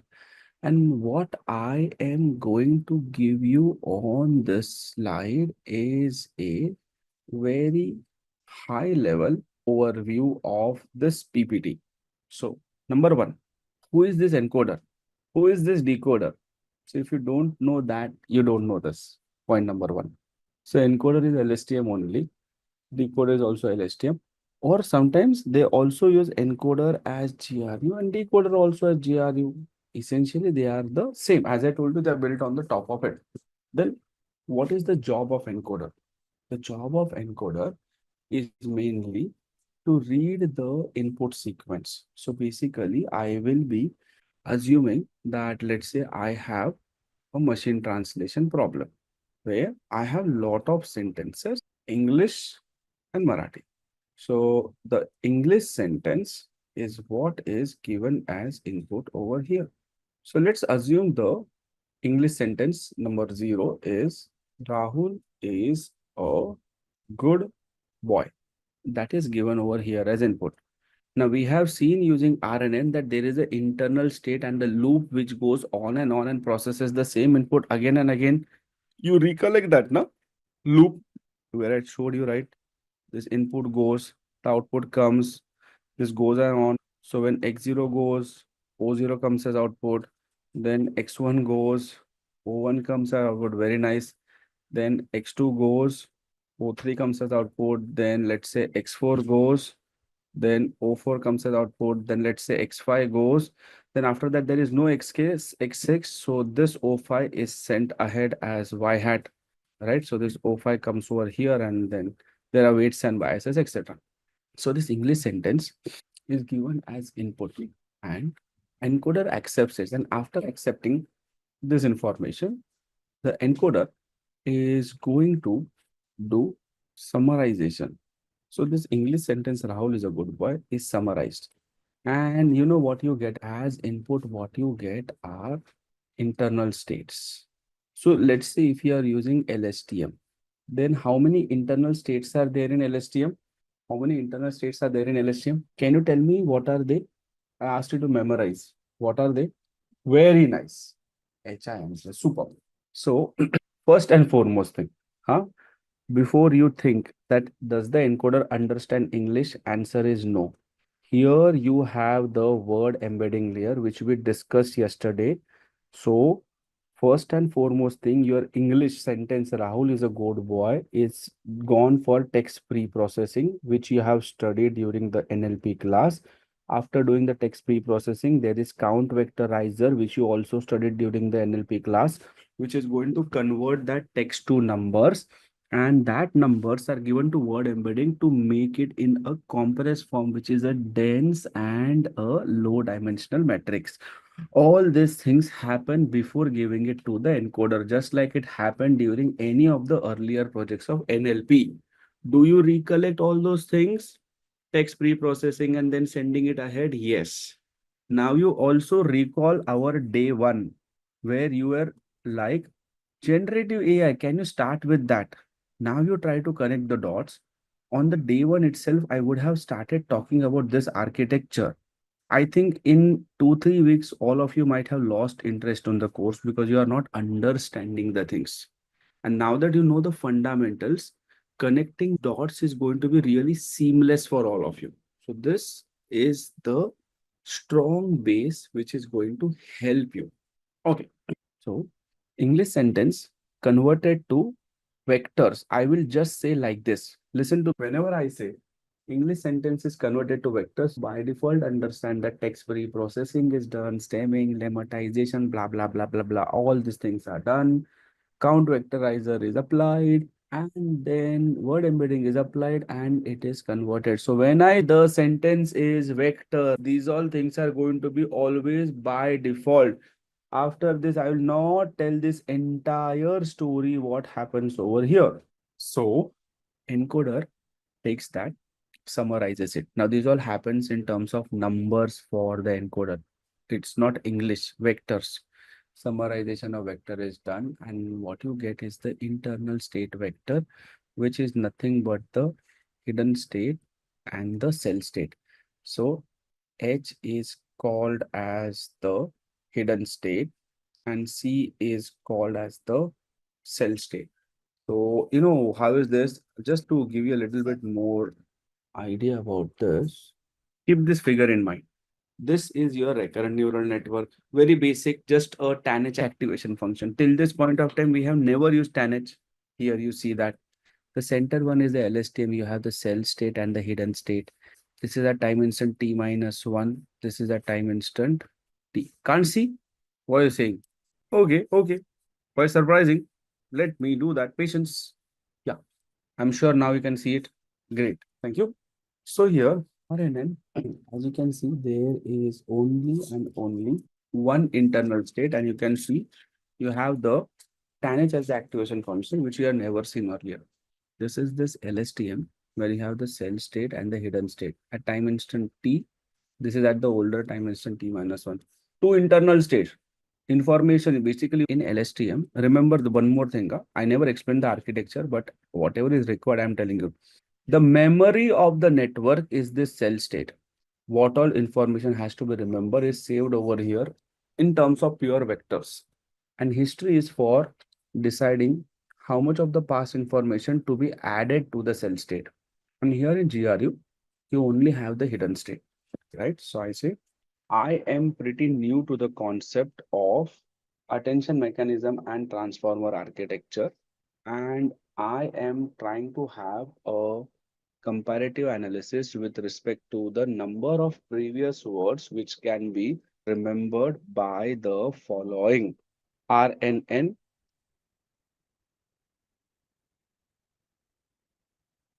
LSTM, GRU, attention mechanism, transformer architecture. Let's see, 5 to 10. I said 7 to 10. That's okay. LSTM 100 to 200. I said 70 to 80. Right? It's 70 to 80 only. I don't know why it printed 100 to 200, but that's okay. 70, 80, 100, 200 is nothing. Attention mechanism, entire input sequence, and transformer architecture, theoretically unlimited. As simple as that. So we understood that. Now let's get back to our deck. We have it over here. So what am I talking about? First and foremost thing, one thing is very obvious that given a data set, we first divide the data into train and test. So if I would have started directly with this, your questions would have started coming from here only, that Darshan, why are we dividing it? But now you have all the things fundamentally clear. So what is being passed over here is the first sentence which is there in the training. So I can say what is being passed over here is extrain of I, where I will be 0, 1, 2, 3. Let's say you have 1,000 sentences. So this is going to be 799. This goes from 800 to 999, assuming that I have gone for a 80-20 split. So the first sentence, 0th sentence, Rahul is a good boy, is sent. Then summarization happens. You get the hidden state and the cell state. Now, in the LSTM, the network also gives the output. The network over here, it also gives the output, and that output is discarded, and only the internal states are sent out. Now, what does the decoder do? The decoder is going to take up the internal state as the input, and then they will also take the corresponding Y train 0. That's it. So understand relationship between X train, Y train.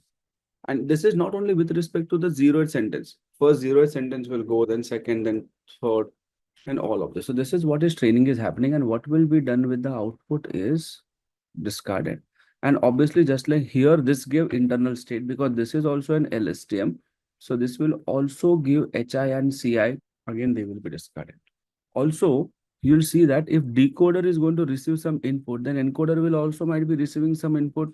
So here we try to feed 0 vectors over here because you cannot leave it empty. And this is what happens in the training.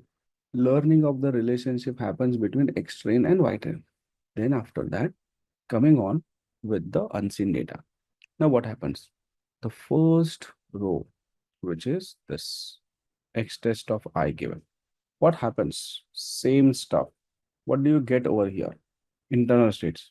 They are given as input to the decoder, and decoder is going to use them to get the output.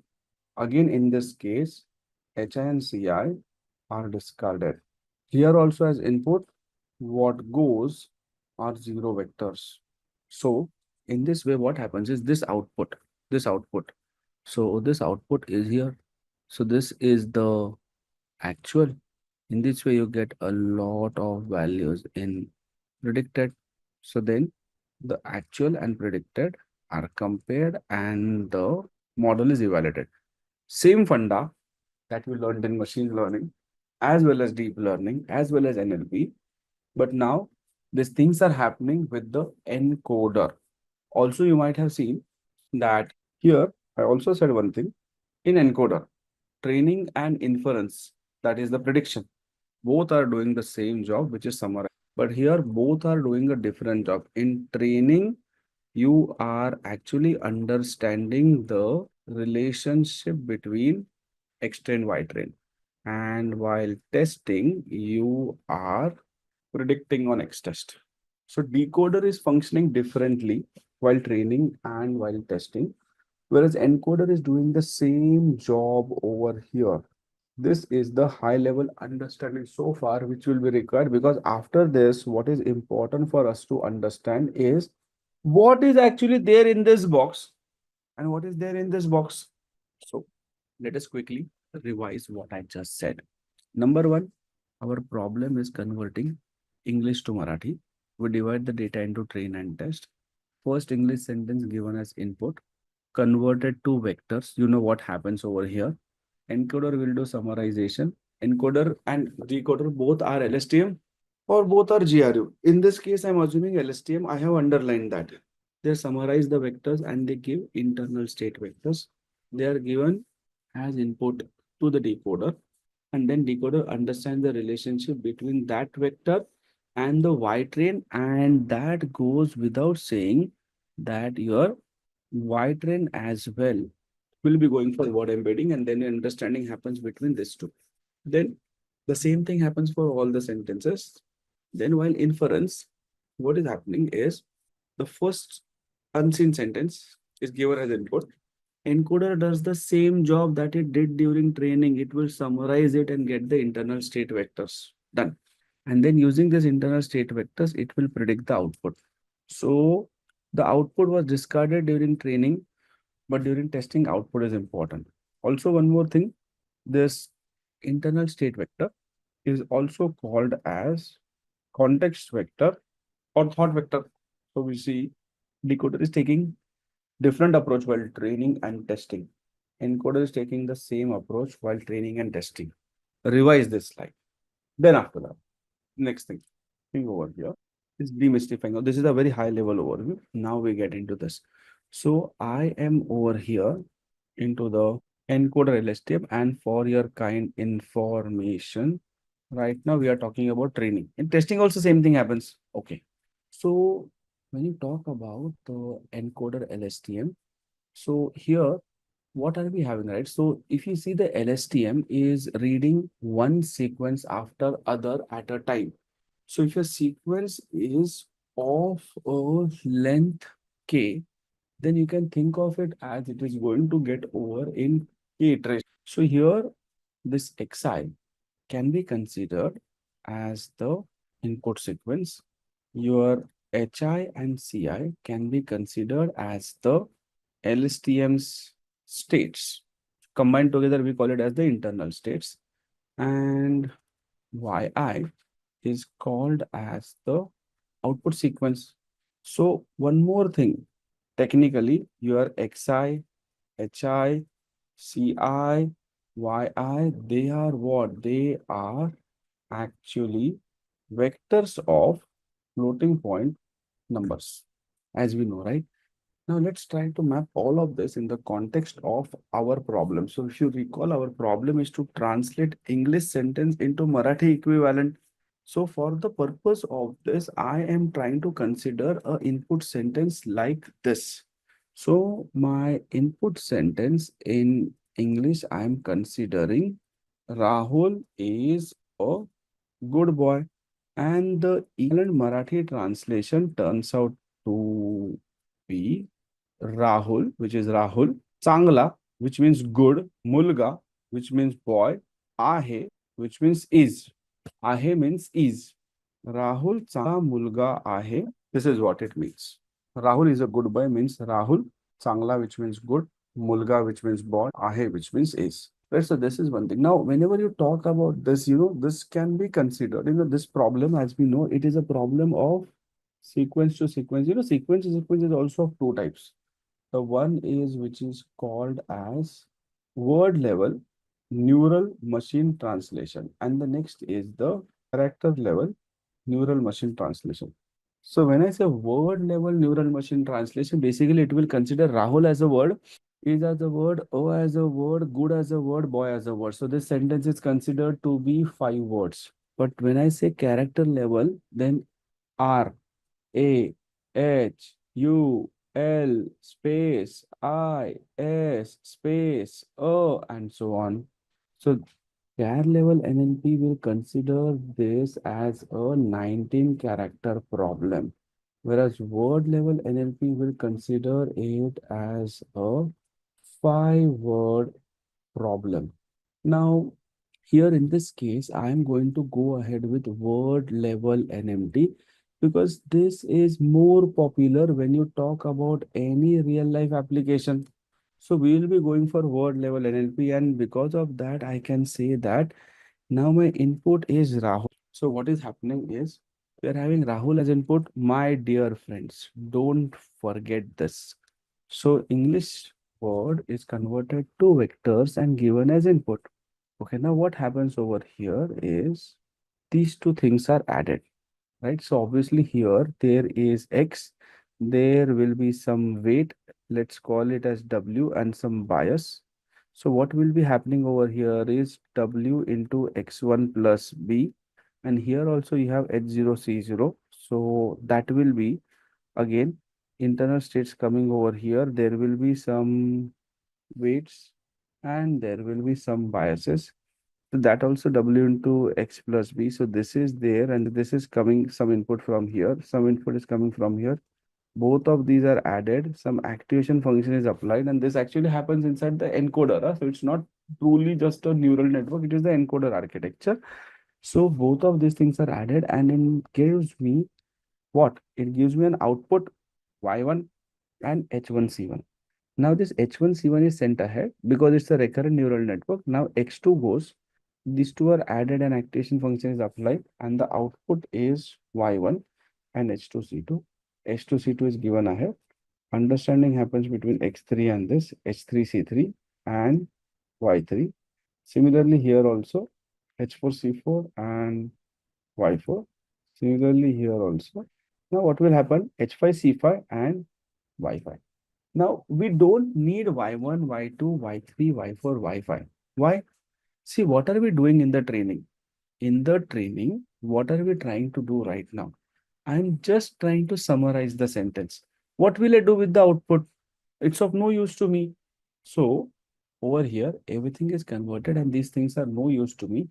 And I get H5C5. Now, you might be thinking, what is this? See, I'll tell you what is basically there over here. Now, in simple words, what is HI and CI? So basically, this hidden states, remember what the LSTM has read, or I can say learned till now. If I say what is H3C3? H3C3 is summary of Rahul is a. What is H2C2? H2C2 is summary of Rahul is. What is H5C5? H5C5 is summary of entire input sentence, which is ideally called as input sequence. So that is the thing. Then, now at this point of time, we understand H1C1 is the summary of Rahul. H2C2 is summary of Rahul is. H5C5 is summary of Rahul is a good boy. The question over here which might come to your mind is, Darshan, what is H0C0? What is this summary of? Ideally nothing. So therefore, they are mostly in most of the cases, they are initialized to zero or using some random methods, right? That's something which is important. And again, our whys also, I am going to discard it. And see, it's not that you always discard it. It depends on the problem that you are trying to solve. Sometimes it is kept, sometimes it is discarded. Logically, in our case, we have nothing to output unless we have read the entire English sentence. Because after the model understands the complete sentence, then only it will generate the translation for it. So before understanding the sentence, how to generate the translation? Therefore, we are discarding the why, right? Therefore, we are discarding the why. What do you mean by summary over here? Can I give an example? No, I can't give an example. I can't give an example. Summary is summary only. So it can be anything. It can be anything. So unfortunately, is there a perfect example of this? The answer to that is no. There is no way I can tell you that when an encoder is summarizing a sentence like Rahul is a good boy, what do you exactly mean by summarization? But I can give you a very brief understanding over here is it will compress your sentence into something which is called as a fixed length representation. Like for example, in your NLP also you converted everything to numbers. Then you went to word embedding. Word embedding is going to give you different lengths, and then you pad everything to become of the same length. So the same thing happens when I say summarization is going to happen. So initially the sentence, Rahul is a good boy, it will be tokenized. So Rahul is a good boy. Tokenization happens. Then you send it to the word embedding layer. So word embedding layer could be word to vec or what we understood yesterday, where extraction of the features and all these things are happen. And then after that, it will find the small vector values of it, as I told you. So basically, you will get a very, you'll get a vector which is purely consisting of numbers. So essentially, we can say summarization means it is not truly compressing, but it is converting that to the vector form, where semantically, in terms of human beings, we can say that now it understands is what kind of person he is. It understands who is the subject. It understands what is the description, like the description is good boy. Then it understands the contextual dependencies, that is good is talking about boy, and it also understands synonyms. So when I say synonyms over here, it is basically the generalization that okay, is a nice kid. So it is similar to that, right? So Rahul is a good boy, same as Rahul is a nice kid. So basically, machine is converting it into a format which will be easy for it to interpret, and that is nothing but called as summarization, which is compressing it into fixed length representation so that the model understands and captures the context, relationships, and the semantics in between the two. That's the best we can think of, right? Cool. So this is what we have. After this, we have H5, C5, which are the final states of the LSTM. Now, see, YIs we discarded, X taken, we get H5, C5, and this is what is called as encoder LSTM training. Now, this is ideally given what? All the sentences in the extrain one by one, right? Then here we talk about, so bad, I hate it when spelling mistakes happen. Decoder, LSTM, and I'm still talking about what here. Now what happens? The previous slide gave me H5, C5, which was the summary of the entire input sentence. So that H5, C5 goes over here. H5, C5 goes over here. So basically, the output of encoder becomes the input of decoder. They are over here. Now the model has received the summary. Now what we do? Going back. For some reason, I add two tokens, start and end, before and after the sentence. Now you'll be like, but why are you adding it, Darshan? Any practical significance of it? Of course, there is a practical significance, but right now it's not important, so I'm not telling it. So I had start and end. So my sentence became start Rahul, end. All of this we will be doing it in our code also. So better be attentive over here. Okay, everything is going to be done in our code. So this is received H0 C0. Now our output sentence was what? Start Rahul Changla Mulga. So obviously that goes without saying that this is going to be a word embedding layer. The token start is converted into vectors and made available over here, and then these things get added and understanding of the relationship happens. In return, and you get H1, C1 and Y1. Now, very important thing, right? So there is a very important concept over here, which is called as teacher forcing. Now, what is this concept of teacher forcing? So recall what we used to do so far. In the sense, we used to have this input X1 goes, output is not sent ahead, output comes here.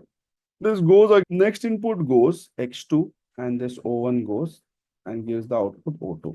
X3 and O2 comes mixed inside and you get O3. Then let's say I said X4 goes, O3 goes, you get O4. Then let's say there is nothing after X5, X5 goes, O4 goes, you get O5, which is sent along this, and you get Y predicted. Now, what is the thing? Remember, very important point I'm telling. That's why I'm setting up so much of TRP. The output, the output is given as input. The output is given as input. That's what was the one of the very important point which I want to say. But there is a small problem in this approach. It's not that it's bad approach, but there is a small problem in this approach, and that's exactly what we are trying to understand when I say. Now, I want you to think about it from the very logical slide where, let's say, I'm just randomly searching for a poem on grandparents. Now, imagine you are a small boy, or there is some small boy in your family who is just somewhere around 5 years old, and the task over here is to summarize this poem because he has to speak in front of everyone in the school for the assembly. Right? So let's say the task is to memorize this poem. Now there are two ways a parent can teach this poem. The first one, listen to this very carefully. I'm going to ask you a follow-up question on it. The first one is, let's say the kid name is Krish, or let's say Krishna. The kid name is Krishna. I say, Krishna, go and study this poem. Put your heart into it and memorize this poem, right? Yeah. So I say the first way. The first way over here is essentially where I say that, okay, Krishna, go and memorize this poem. He goes, he takes a good amount of time. Let's say he takes around 3 hours of time, and he comes and says that, okay, Papa, I'm ready. Okay, I say, okay, start speaking. And he starts speaking. So now see what poem is he telling me? Obviously, there are going to be mistakes. He's a small kid, and what he tells me is like this. He says, from early in morning until I go sleep, day. I know my grandparents love me in very special way. Sometimes it is tea and crackers. Sometimes it is just hug when I am scared and in the dark. I love to hear their stories about the past, and I know their hearts are filled for me with never love. Now, I am hearing to him. Okay, that's nice. Okay, Krishna, okay, that's nice. You missed out a few words. And I tell Krishna that, hey, you know what? You missed out the word though here, each day here, oh here. And you missed out this, you missed out this, and you also missed out this. Okay, and Krishna is confused. Okay, fine. It's just a 5 year boy, right? So it's like okay, he has done some project, and I'm now finding and telling him that okay, these all are the lacunas in the project. Okay, that's done. That's approach number one. Second approach, which his father took, is this. You have to tell me which approach is better. So I said, okay, Krishna, you're done studying? He says, yes, Papa, I'm done studying. Start narrating. He says, from early in the morning until I go sleep. I said, no, Krishna, wait, not sleep. Until I go to sleep. Okay. Until I go to sleep each day, I know my grandparents, me. I said, no, Krishna, I know my grandparents love me in a very special way. Sometimes it is tea and crackers, sometimes a walk in the park, sometimes it is just a hug when I'm scared and in the dark. How is this approach different from the earlier approach? Is whenever Krishna is going wrong, his father, unlike the previous example where the father was hearing patiently and giving the opinion at the end as a summary report to Krishna, here the father is helping him to correct the mistake there and then according to your logical understanding among approach 1 and 2, which is the best approach for a student to understand. Approach 1, where you give the summary at the end, or approach 2. This is exactly what is called as teacher forcing. In very layman terms, this is called as teacher forcing. I'll let you know now. So, what is teacher forcing? Teacher forcing is when Krishna was narrating the poem. and he missed out a word. His father immediately didn't allow him to go off the track and then gave him the summary. He was going little bit off the track. His father immediately held him. Hey, Krishna, no, not like that. Each day. And then he continued. And then his father, like, no, Krishna. So his father was giving him immediate assistance. His father was giving him immediate assistance. And that is why Krishna was not going off the track. Else, let's say Krishna went off the track by missing this word, it might have happened that after that he goes off the track and directly comes here, and then after that he says this and finish. Why? Because Gadi Patri se once the train is derailed, it can enter into anyone's field. So it is important that you take actions at the right time. Essentially, what is teacher forcing? This is exactly what is teacher forcing, where a teacher is guiding the student periodically and not allowing him to go off the track because he is there to give the live assistance. So, see, it is not that in the case of memorizing this poem, that with the approach which father one took versus father two, it is not that the first Krishna will not be able to learn using the first way. He will be able to learn. But first time he tells the poem to his father, father gives him a summary where he went wrong. He goes and studies, again tells the poem to the father. Father again gives a summary that this time you're wrong here. This happens again and again. And every time this guy was going off the track, slowly, steadily, he will come on the track. Whereas in the second case, because you are getting real-time assistance from the father, your learning is faster. So maybe the way one approach would have taken Krishna, let's say 7 hours to learn a poem. The way two approach is going to take maybe 2 hours for Krishna to learn the poem. Do you agree that way one is taking 7 hours and way two is taking just 2 hours? Mota mota, roughly. I just said roughly, right? Time required in second approach will be less as compared to the first approach, correct? Don't agree? You slept or what? If you sleep, then even I will start sleeping because it is only because you are connected. I have that energy to speak. Else, my energy goes off, my voice goes down, and you will see me just explaining it for the sake of explaining. It's theory topic. It becomes very boring. So if you are not going to respond over the chats, then automatically it happens. I'm not saying that I will do it forcefully. Human nature. Like no one is listening. Let me do it. Okay, fine. As somehow I will complete the topic. If you want that kind of teaching, then don't then your approach is good. Don't reply in the chat. So you are also not disinterested. You are also disinterested. I am also disinterested. We'll look at the clock. 10 o'clock over. Okay, guys. Bye. Good night. Or you show the engagement so that I will feel motivated and I will give you even better. So this is in your favor. You should know how to basically, if you are riding a horse, you should know how to control him. So I am the horse over here. You are riding me.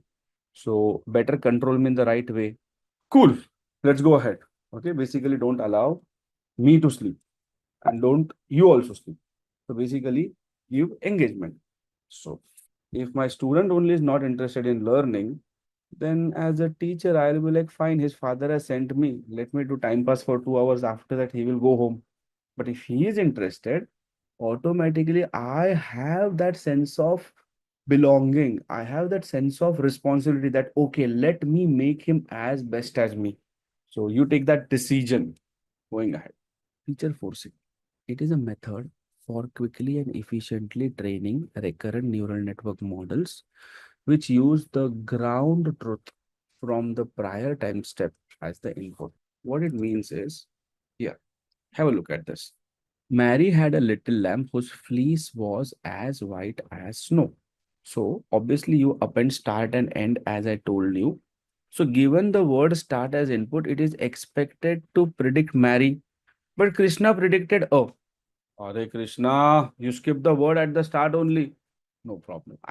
So what will happen if you remember whatever thing you give as input and that comes as output, that output is again given as input. That means this A is given as input now.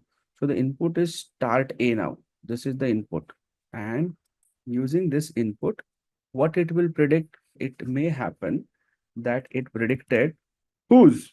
Ideally, it was expected to predict had as the second word, but it predicted whose.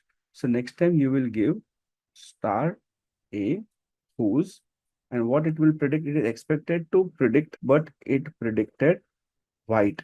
But understanding the problem, because it is going offbeat, then again and again I have to rectify, and that rectification is going to take a lot of time because it is not about one sentence, but you have a million sentences. So what is teacher forcing? Teacher forcing says that, hey Darshan, you give start as input. And we expect when start is given as input, I should get the output. Now, what should I get the output? I should get the output as Mary, because the sentence is Mary had a little lamb whose dot dot. So when start is given, I expect the output to be Mary. I say that whatever be the output, I don't care. Next time, as a father, the next input I'll be giving is start and marry. Expected to predict a, whatever be the output, be it a or be it anything else. Next time I will give the input as marry, start, marry, had. Whatever be the output, it's expected to be little, but whatever be the output, expected to be a, but whatever be the output, next time I will give this. Whatever be the output, next time I will give start, Mary had a little lamb. Whatever be the output, next time I will give start, Mary had a little lamb and or whose. So essentially, what am I doing is here in the previous case, here, when start was given, it predicted A. So we see that the model is going off the track and is going to get punished on every subsequent word it generates. Therefore, the learning is slower and unstable. Whereas over here, the model will learn correct sequence or more correct statistical properties quickly. So if you see over here, if I take you back, can you see the PPT? Can you see the deck? Okay, thank you. So what is going to happen in this case is teacher forcing you. So what is happening? Let me tell you. Our encoder, this is the encoder. We gave Rahul is a good boy. Summary of that is available in H5C5. That summary is given to the decoder. Then this H0, C0 and start are given as input, and the model predicts something.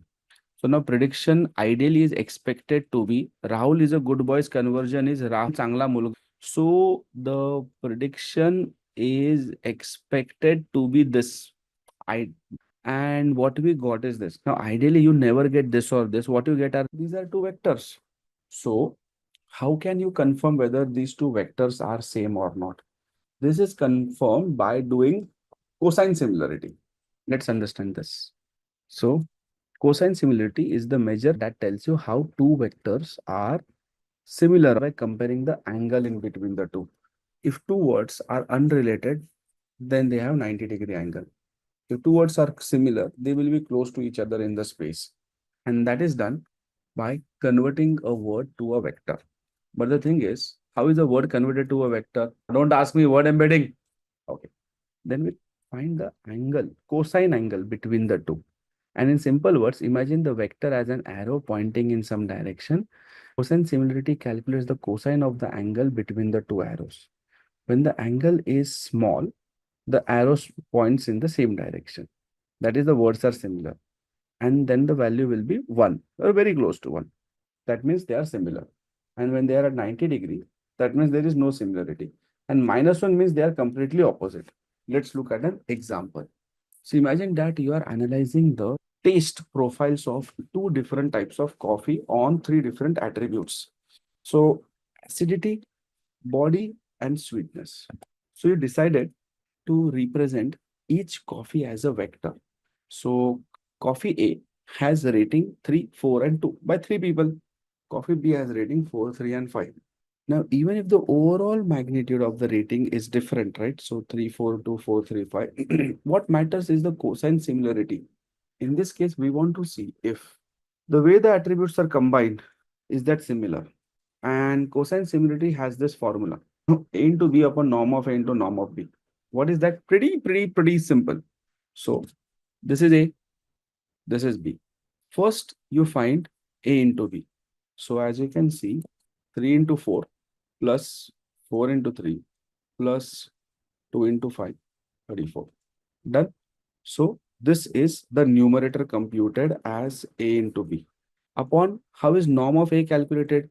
See what is A? A is 342. 342 is A. Root of 3 square plus 4 square plus 2 square is this. So this is computed. Multiplied by norm of B. What is B? B is 435. 4 square plus 3 square plus 5 square whole in root 7.09. So now I have first term, second term, third term. Just substitute A into B is 34, norm of A is 5.39, norm of B is this. I get this, which tells me that cosine similarity of this indicates that the two coffees are very similar. Very simple. The code is also very simple. When you execute it, you will get this output. It's saying, take these two things, and then I find dot of this, which is the multiplication, which is the numerator part, upon the norm formula, norm of A, norm of B, and then A into B divided by norm of A into norm of B, and that will give you the output, straightforward. And the interpretation. Can you take a simple example to make me understand how is a word converted to vector and then plotted on a two-dimensional space? You can consider a very simple example to make me understand.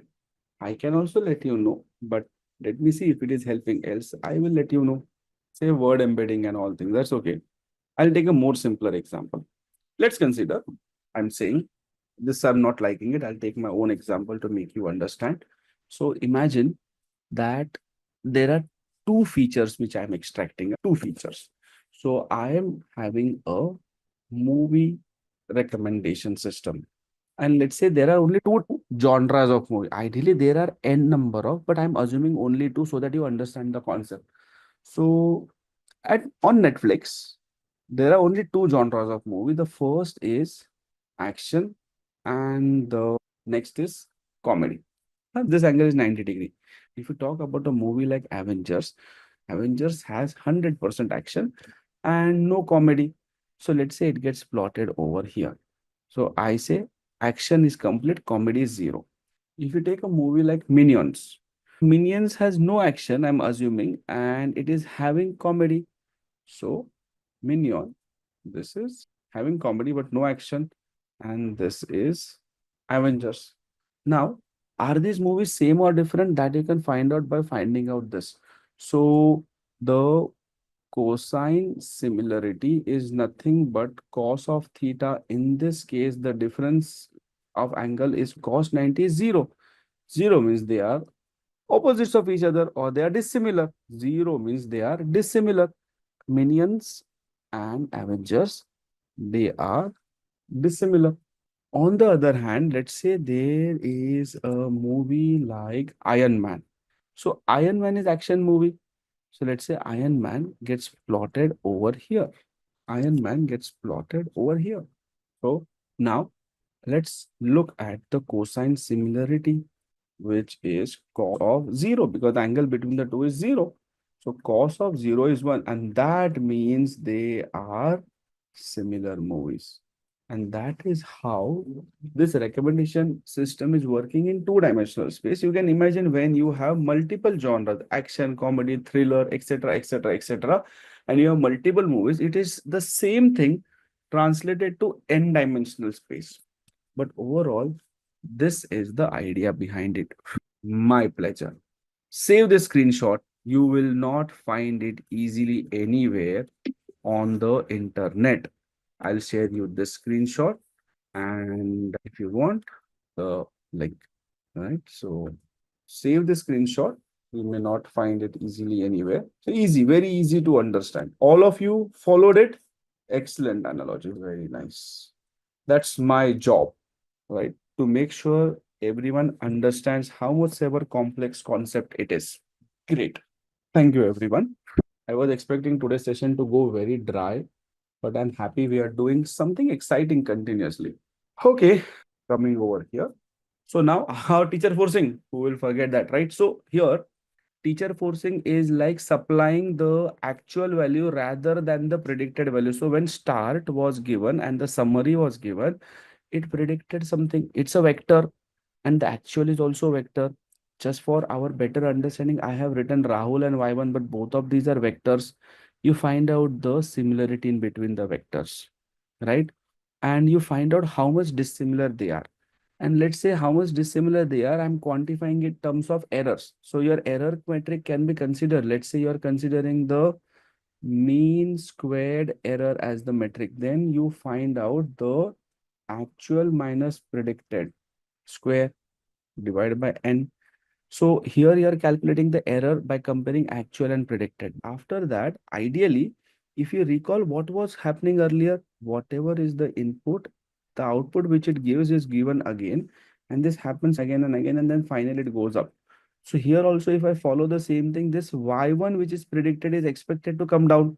But we are not doing like that. We are doing teacher forcing. So I'm not giving y1 which is predicted, but I'm giving this actual vector here, teacher forcing. And then this H1 C1. So this relationship understanding happens. It gives H2 C2 and Y2. You compare actual and predicted, calculate how much different they are. See, if this E2 came out to be 0, that means this word and this word are the same. Correct, na? If this E2, which is the error by comparing this two, came out to be 0, that means Sangla and Y2 are the same. And if not, they are different. Whatever it be. What are we giving? We are not giving Y2, we are giving Sangla, which is the actual word here. And then the relationship building happens. It gives me S3, C3, and Y3. Now compare it, calculate E3, and this Mulga is what is given over here. Listen to this. And now something interesting. I'm not going to repeat telecast the same thing. Something new is coming.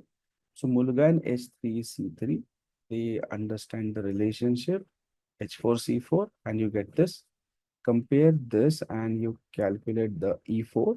Then this actual is what you give down, and then this understanding happens, and then you get Y4. Now you calculate your E5 by comparing this, and as usual, this END will be given down. Ideally, we should stop now. But how will a machine understand? The machine will understand this because of END. Why did we add start and END is for this only, so that it understands that I need to stop this loop. So this is for letting it understand you are starting it. This is for letting it understand that you are stopping it. And then obviously this will give H5, C5. Now, see, my job was just to understand the things. So in this case, I am not interested in the errors. I'm just interested in the training.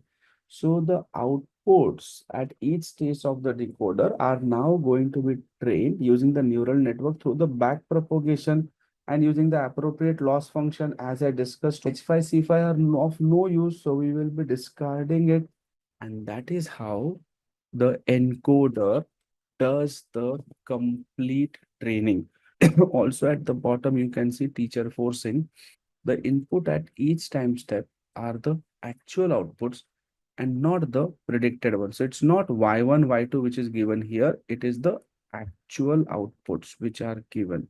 And this is called as teacher forcing, which helps in faster and efficient training of the network. So essentially, friends, if you recall, what we understood is the encoder and decoder, but only for training, which is the blue ink on this slide. The red ink we are still yet to understand. This is only the blue ink that we understood. Do you understand the entire thing which I just make you understood? Everyone, the training part, very nice. We are utilizing it for back propagation and reducing the loss. I said, na, here only we discussed, na, see, read this point once again, Gurjit. Just go through it, right? You will understand it, right? Correct. Now you get it perfect. Now, trust me, if you understand this, well, you can actually be now a little confident or overconfident also that you understood the attention mechanism, because the testing part is a cakewalk. Testing part is a cakewalk. Let's understand how. Now, as Gurjit asked, where is the training happening? So you understood that here there is a continuous backward propagation. As you read this point, right? Everyone read this later on, else many people will ask the same question. Read this point once by self. So now, here I say, now that we are clear with this, we are getting into the overall thing, right? This is overall. What is this? This is the overall training. So this is the encoder. This is the decoder. Rahul is a good boy. Obviously, we know over here word embedding. These are the internal states HI and CI in place. These are the outputs YI which we discard. And what you get is the internal state vector, or it is also called as the context vector or the thought vector. Memorize this name. Internal state vector or the context vector or the thought vector. I had already written down this name earlier also. See here. And these are given as input. And then what happens is this Rahul only is given down. It predicts Sangla. And obviously there are, there will be, these are the actual, there would be predictions Y1, Y2, Y3, Y4, Y5. Teacher forcing will happen. This HICI are discarded and this YI is also discarded. And what is happening over here is back propagation in order to train the network to understand this. Now the testing part. So this is the encoder on the inference. Inference means what? Inference precisely means that I have taken a lot of efforts and continuously there has been a lot of forward and backward propagation happening. Now, if you didn't had idea of deep learning, you would have been totally lost. But now you know what is a forward and backward pass. This keeps on happening multiple times till the loss is minimum. Now I need not explain you that what is that loss, how the training is happening, because you have that fundamentals clear. You are in a position today to understand this. So basically, if you recall with machine learning, right, if you try to understand in layman terms, what we have done is LR fit on X train and Y train. So I can say that my training is done successfully. Therefore, we can use the model for prediction. So the name of the model over here is LR. So I come to the next slide. Now what I want to do, LR, can you predict on the X test? That's essentially what I want to do. So this is the encoder part of the prediction. So what happens is, you remember previous slide where we started, I said this first unseen sentence is given as input here, input. Encoder will do the same thing. So summarization, done. And decoder will take this and directly start generating the output because the training is done. So decoder takes this and start generating the output. So what happens over here is Rahul is a good boy. Now, obviously, assume over here that this is an unseen sentence. So ideally, it has to be a sentence which has to be from the X test. Just assume that, okay, Rahul is a good boy was never seen in the training part. So Rahul is a good boy is given over here as encodings one by one. So where this is x1, x2, one by one it happens. I am not writing it in the form of a loop, but you understand how it is created. So this goes like this. It goes over here. And then, so H0, C0 are zero vectors. This goes one by one. And we know encoder is going to give us H5, C5 in this case. And we discard the thing. So this figure, basically, I have drawn in short only. And then this is given to the decoder. Essentially, recall this figure. Unseen sentence here given, summarization happens, output is discarded, and this HICI is ready. That's exactly what happened. I did not show it like this. Same thing happened. Rahul is a good boy event, and we get this. It is just that it is assumed to be an unseen sentence. So encoder did the same thing. Now you talk about the decoder for inference. So this is the one which is coming from the encoder. We save it into the decoder's initial state. Now what will the decoder do? It will do nothing. It will start generating. Now that it says that my training is over, now whatever input you give, I will generate the output for it. Right or wrong, I don't know. My training is over. Based on my understanding, I'm going to generate the output. So I give start. Obviously, start is what is supplied. And then it takes the entire summary, start, and this is the prediction. And this prediction itself, now you have nothing called as actual. We are in the prediction. One by one, it is generating. So in the text generation also, you remember implementation of was given and we asked it to predict the next word. So in the same way, it has generated one word. Now this Rahul will be given here. So this is my time step one. Now my next time step, where is time step two? Rahul is given here and H1C1 from where did this come? From the previous step here. Start given, this given, output was Rahul and H1C1. So this H1C1 comes here, Rahul comes down. Using this two, it predicted Sangla and H2C2. Next time step 3 will come. In 3, H1C1 and Sangla given. It predicted Mulga and H3C3. Now you should think over here that this process is going to repeat for how many times? Logically, when should this process stop? What does your gut feeling say? Because this H2C2 giving H3C3, H3C3 giving H4C4, H5C5, H5C6, H6C6, H7C7. That is awesome. Not necessarily 5 iterations. END, Anna. The moment this prediction comes out to be END, this should stop. That's the perfect answer to that. So here, so H3C3 and Mulga given and it predicted AHE. Because the prediction is not END, H4C4 and AHE will be given down. So at timestamp 5, H4C4 and AHE given, and now because the prediction is END, we stop.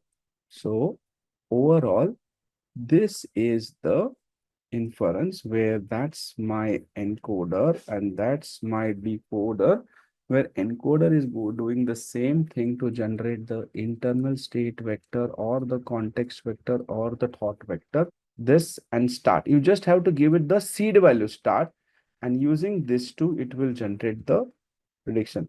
This prediction is given as input and this H1C1. Using this two, it will generate the prediction and so on and so forth. It will come, and because it is END, it will stop. And obviously here, whatever are the H and the C, they are discarded. End of the finish. This is what is the attention mechanism, precisely summarized as this. Are we good to go on a break? Have you understood everything? No, awesome architecture, no? It's really awesome. Very less people know this. They just know how to use it as the API calls. They don't understand the architecture. So you're lucky that you understand this architecture. Understanding and doing is altogether different level of coding as compared to blindly using the API calls. Good. So let us go on a break. It's 9:01. I'll see you in 20 minutes. So I'll see you back at 9:22. Thank you. Going on break, and then we'll continue with the transformer architecture. Bye-bye. Everyone, we are starting in half a minute. Extremely sorry for the delay, guys. A lot of technical challenges, actually. Okay. So now, first of all, I'm going to share my screen. And then, now the next problem. What you understood is not the attention mechanism. So it doesn't mean that I was playing around with you. That was the base for it. So now there are two things which are left out. What you understood was not the attention mechanism. What I mean by that, let's try to understand. So now we say, this is what we understood. Okay, this is all good also. Now, the critical disadvantage over here is if you see, Rahul is a good boy or Rahul Sangla, all of these work on what you call as the fixed length vector. Now, if they are not a fixed length, then they are padded and converted to the fixed length, and then only the processing happens. And this is one of the critical disadvantage of this. Often it has seen that your encoder-decoder mechanism forgets the earlier part of the sequence. It has processed till the time it is processing the entire one. And therefore, the idea of attention mechanism came into picture. I'll explain in very simple words what I mean by that. Number one, consider a scenario. I have a book on machine learning. I'm giving you a book on machine learning, and I say that, okay, let us say I am talking to Gurjit over here. And I say, Gurjit, this is the book on machine learning. Take this book. And now answer my question. What is categorical cross entropy? So this is a 500 pages book on machine learning, and I'm asking Gurjit that what is categorical cross entropy? Now there are two ways Gurjit can approach this problem. Number one, you have to tell me which Gurjit is smarter. There are two ways. The first way Gurjit can do it is he goes home, he reads the entire book, and after that, he comes with an answer. He goes home, takes the entire book, and then he comes back to an answer. Okay, I'm so sorry, Gurjit. I don't know. Always it comes to my mind. Gurjit means boy. But yes, I know Gurjit can be a girl also. So she, it happens, right? Yes. So here I'm saying, so she reads the entire book and comes back with an answer. This is the first approach, right? So let's say this is the male Gurjit. Now I go on to our class Gurjit. So what does she do? She takes the book. She goes to the index of the book. She looks for the chapter of losses in machine learning. Then she looks where categorical cross entropies page is there. Then she opens that page. Then she reads it and she comes with an answer. Now, whose approach is better? The male Gurjit or the female Gurjit? That's so fast. The female Gurjit approach is better over here. And the reason over here is this approach is going to be number one, more faster, because the male Gurjit is going to read the entire book. So he is going to take a lot of time to read the book. And after that, he is going to come back with an answer. Plus, the answer given by the male Gurjit, which is the way one, is going to be very generic, because after reading 500 pages and then remembering what he studied about categorical cross entropy, female Gurjit approach is more faster and the output is going to be more coherent over here, because she has studied that page very well and she will speak exactly as she studied about the page. So the second approach is faster. So what did the female Gurjit do special over here? She focused her attention on categorical cross entropy. And this is exactly what is the significance of the attention. So the idea is very simple. There is no need to remember everything. What needs to be remembered is the thing which is important at this point of time. That is something important for anyone to remember over here, right? What is important is the things which are really relevant at this point of time. And that's essentially what we are going to understand over here now. So we understand what she did differently. Now, what am I doing? Till this point of time, we were using the LSTM. Now, just for a change, I will use GRU architecture. GRU consists of only one internal state, and that is HI. So as you can see, this is the encoder training. Inference will also be the same. Instead of H1, C1, H2, C2, we have H1, 2, 3, 4, 5. Now, you tell me, as per the encoder-decoder architecture, what is passed from this level to the decoder? Among H1, H2, H3, H4, H5, what is passed to the next level? H5. Correct. It is H5 which is passed to the next level. Correct? Yes. Now, I say that, see, now you tell me very honestly, if tomorrow someone comes and asks you question on encoder-decoder architecture, you will be able to answer it in a super awesome way because you just understood it today. If someone comes and asks you the same question, but not tomorrow, but after 10 days, do you agree that you will be forgetting some of the information and your answer may not be that awesome as compared to what you will answer tomorrow, right? Yes. In the same way, we all know that H5, what is H5? H5 is the summary of entire sentence, which means it is the summary of Rahul is a good boy. But wait a minute, H2 is the summary of Rahul is. H3 is the summary of Rahul is a. H4 is a summary of Rahul is a good, right?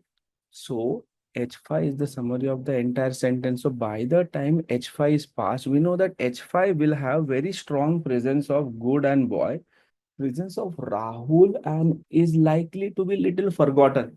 And this is still a very small sentence consisting of just 5 words. But in real life, when you have more number of words, it is going to be even more difficult. So the encoder GRU in the attention mechanism says that don't just pass H5, pass all the intermediate states because everything contains some useful information. Then last slide and you understand the attention mechanism. There are 5 slides after this, but if you understand this slide, rest all things are 2 seconds per slide. Now, my wife drives a Santro automatic transmission. It is called as automated transmission. It is not automatic. But what is that?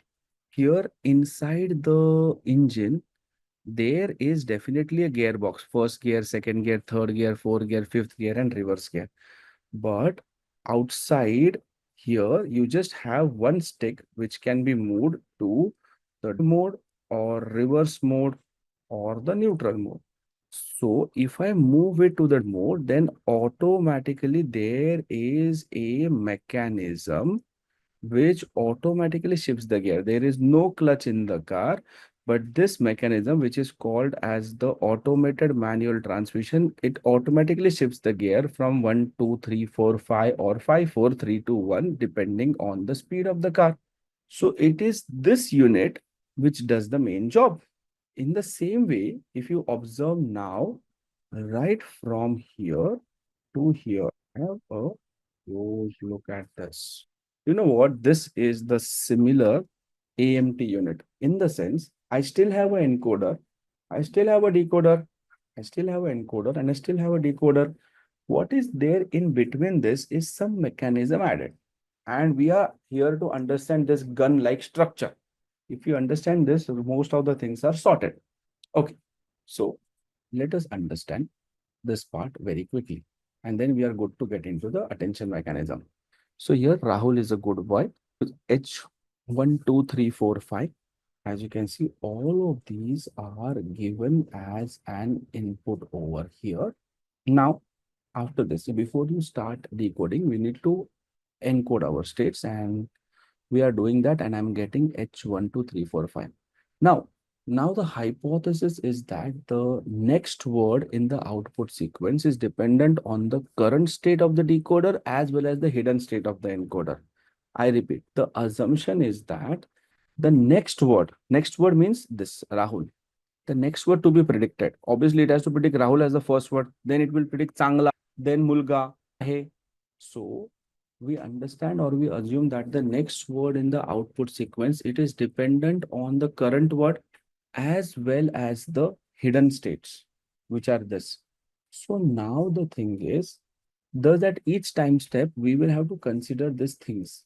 Now, since we are predicting the first word only, the decoder does not have any current internal state. And for this reason, the last state of the decoder, I am giving as the current state. Initially, at least, because I don't have anything. And rather than giving anything random, I give H5. So this is summary of entire thing. And this is H5. So now, why are we doing this? See, if you have to predict the word Rahul, as per the idea behind the attention, which female Gurjit was talking about, we do not need. Do you all agree that the information about Rahul will be more freshly available in the initial part of the sentence, maybe somewhere over here, hopefully, as compared to H3, H4, H5, right? Mota, roughly, information about this is likely to be in the initial part. It's not guarantee. It's not a guarantee. I'm saying likely, more likely. Everyone agrees to this, correct? Yes. So that's what I'm saying, that as per the idea behind attention, we do not need all of the encoder states to predict this particular word, right? We don't need all of these to predict the particular word, but we need those encoder states which are containing information about Rahul. And my assumption is mostly H1, H2, mostly H1, H2 contain the information about Rahul, at least highly likely. Not sure, no one is sure about it, but at least highly likely. So rather than considering H5, let me consider some initial hidden states where the information is most likely to be there. The weightage is going to be very heavy, right? For example, if I ask you with respect to anything related to the LSTM for text generation project, you will be answering it. If I ask you something related to the Titanic dataset, you will be like, wait a minute, let me recollect. But if I ask that information to you when I was teaching Titanic dataset, then you would have answered it very fast. So that information about Rahul, look at my pointer, which Rahul I'm talking about. I'll be pointing with the pen, right? Else you'll start thinking this Rahul, I'm talking about this. So this information is likely to be there in the initial part. So we want our decoder to pay more attention to H1, H2 and less attention to H3, 4, 5. But how to make that happen? Because ultimately these all are vectors and this is also a vector. How to make that happen? For that, we study deep learning, right? So I'm training a very simple neural network which will learn to identify the encoder states which are generating a high score for the states where attention has to be paid and low scores for the sets where attention has to be ignored. So we train a very simple feed forward network where we say that, hey, I want you to focus on the initial part and less on the later part. And it generates me scores. So all of these scores are nothing but real numbers. So they can be 100, 500, 2000, 20, 30, 15, 1 lakh, could be anything. Now, after that, we apply softmax. What does softmax do? Softmax is like min-max scaler. It will shrink all of these values, which actually go from minus infinity to plus infinity into the range 0 to 1. And also the best thing is, if you took the summation of all these e's, it will be 1. So let's assume that after shrinking these values, you are getting the values of E1, E2, E3 for E5, something like this. So let's say after doing that, you are getting E1 value as 0.75, E2 value as 0.20, E3 as 0.02, because this 75 plus 20, 95 is over. This is 2%, this is 2%, and this is 1%. And you can see the total of that is 1. Yes, the total of that is 1. So why did we do that? Because machines hate big numbers. So we just use the softmax function, which we have used in deep learning. If I won't have taught you deep learning, then again, all of these things would have been completely bouncer, right? Please make a realization of this at every stage wherever I'm telling you. Okay. Now we have done that. And now you have E1, E2, E3, E4, E5. You also have H1, H2, HCH for H5. How do you populate the context vector? You remember earlier what was happening? Let me go back. How was the context vector getting populated? So here, input sentence given, summarization happened, and you get the context vector, which is HICI, and that is sent as it is. But now in between this, we have added what? A layer, which is the attention mechanism layer, which will take this context vector, do some processing, and then that is finally returned. So this is now not called as a context vector. This is the output of encoder, and something happens on that, and then the context vector is created.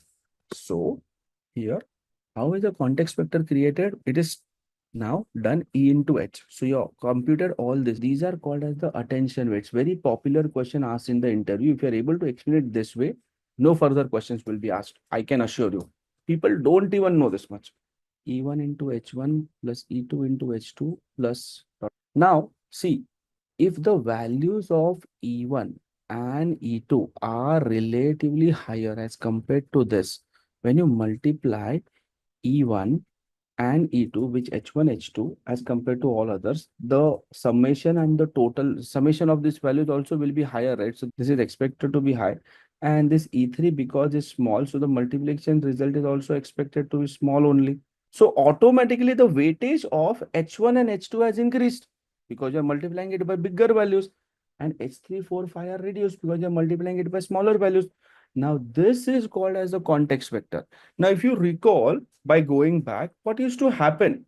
Once you have that internal state vector or the context vector or the thought vector sent ahead, what was it concatenated with? Start. वही करना अभी. I'm going to do the same thing. This context vector is concatenated with the start. And that is called as a concat vector. You will see all these things in the coding as well. Next lecture. And that comes here. And then it goes to the decoder, and the same thing happens as I explained in the decoder, and it predicts the output and the internal state. This all happened at time instant 1. Then at time instant 2, what will happen? This decoder state will come here, D1. And this Rahul will be going here. Yes. Because it is going to run in a loop as I explained you. So make a note of this. I'm going to the next slide. See, D1 came here and Rahul came here. And at time instant 2, same thing happened. D1 here, same thing is going to run, and it created concat vector, blah, blah, blah, blah, blah, blah, blah, concat vector, and it predicted Changla and D2. Next time, Changla will go here. Sorry, D2 will go here, Changla will go here. Correct? Let's see. D2 here, Changla here, time instant 3, same thing happens. Mulga and this. Next time, Mulga will go here, D3 will go here. This will continue till what? Till END is not predicted. So at time instant 4, or here, D3 here, predicted AHE and D4. Next time AHE goes here, D4 goes here. We are in the time instant 5, D4 here, AHE here. It did, because it predicted END, stop. And then that is how we are able to do the attention mechanism. So it is essentially just a small unit added in between the encoder and decoder architecture, and that completes. So we started our journey by this figure, and we ended our journey of attention mechanism by adding a layer in between the encoder and decoder. An encoder and decoder essentially are nothing but LSTMs or GRU. So without understanding of what is LSTM or GRU, again, this overall architecture would have been completely meaningless to you. So if you are clear with this, then I can go ahead with the transformer architecture. Let me ask you, everyone clear with this? Very good. So now, yeah, now I get started with the next part here. The next part is, if you are so happy with this mechanism, I will try to make you a little bit unhappy. So what am I looking at right now is the drawbacks of attention mechanism. So we say over here that we started our journey with why attention was needed, right? So before talking about that, let us start our journey with that only. Why attention was needed at the first place. So the first thing is, we say before attention, we had recurrent neural network and long short-term memory. But there was some problem with the RNN and the LSTM architectures. And the problem was they processed the sentences word by word. And because of that, there was a loss of context. So if I consider our example only, so when you are translating Rahul is a good boy, by the time the network propagates to the last word boy, it might have forgotten the word Rahul. So we realized that attention mechanism was introduced to focus on the important words across the entire attention instead of the last few words. But it also had some limitations. So that is what we are trying to understand now. What are the drawbacks of the attention mechanism? Number one is computationally complex and too slow for the long sentence. So the issue over here is attention scans all the words for the new word that are being generated, which means that for a n word sentence, it has to do comparisons, which means it is computationally very expensive. So let's see if I'm considering with respect to our example. What was our example? So let's say if I'm translating, Rahul is a good boy to Rahul Changla. So what is happening over here is our attention mechanism is while generating each Marathi word, attention has to look into all the English words. And this is fine for short sentences. For long sentences which are having 50 plus words, computation explodes.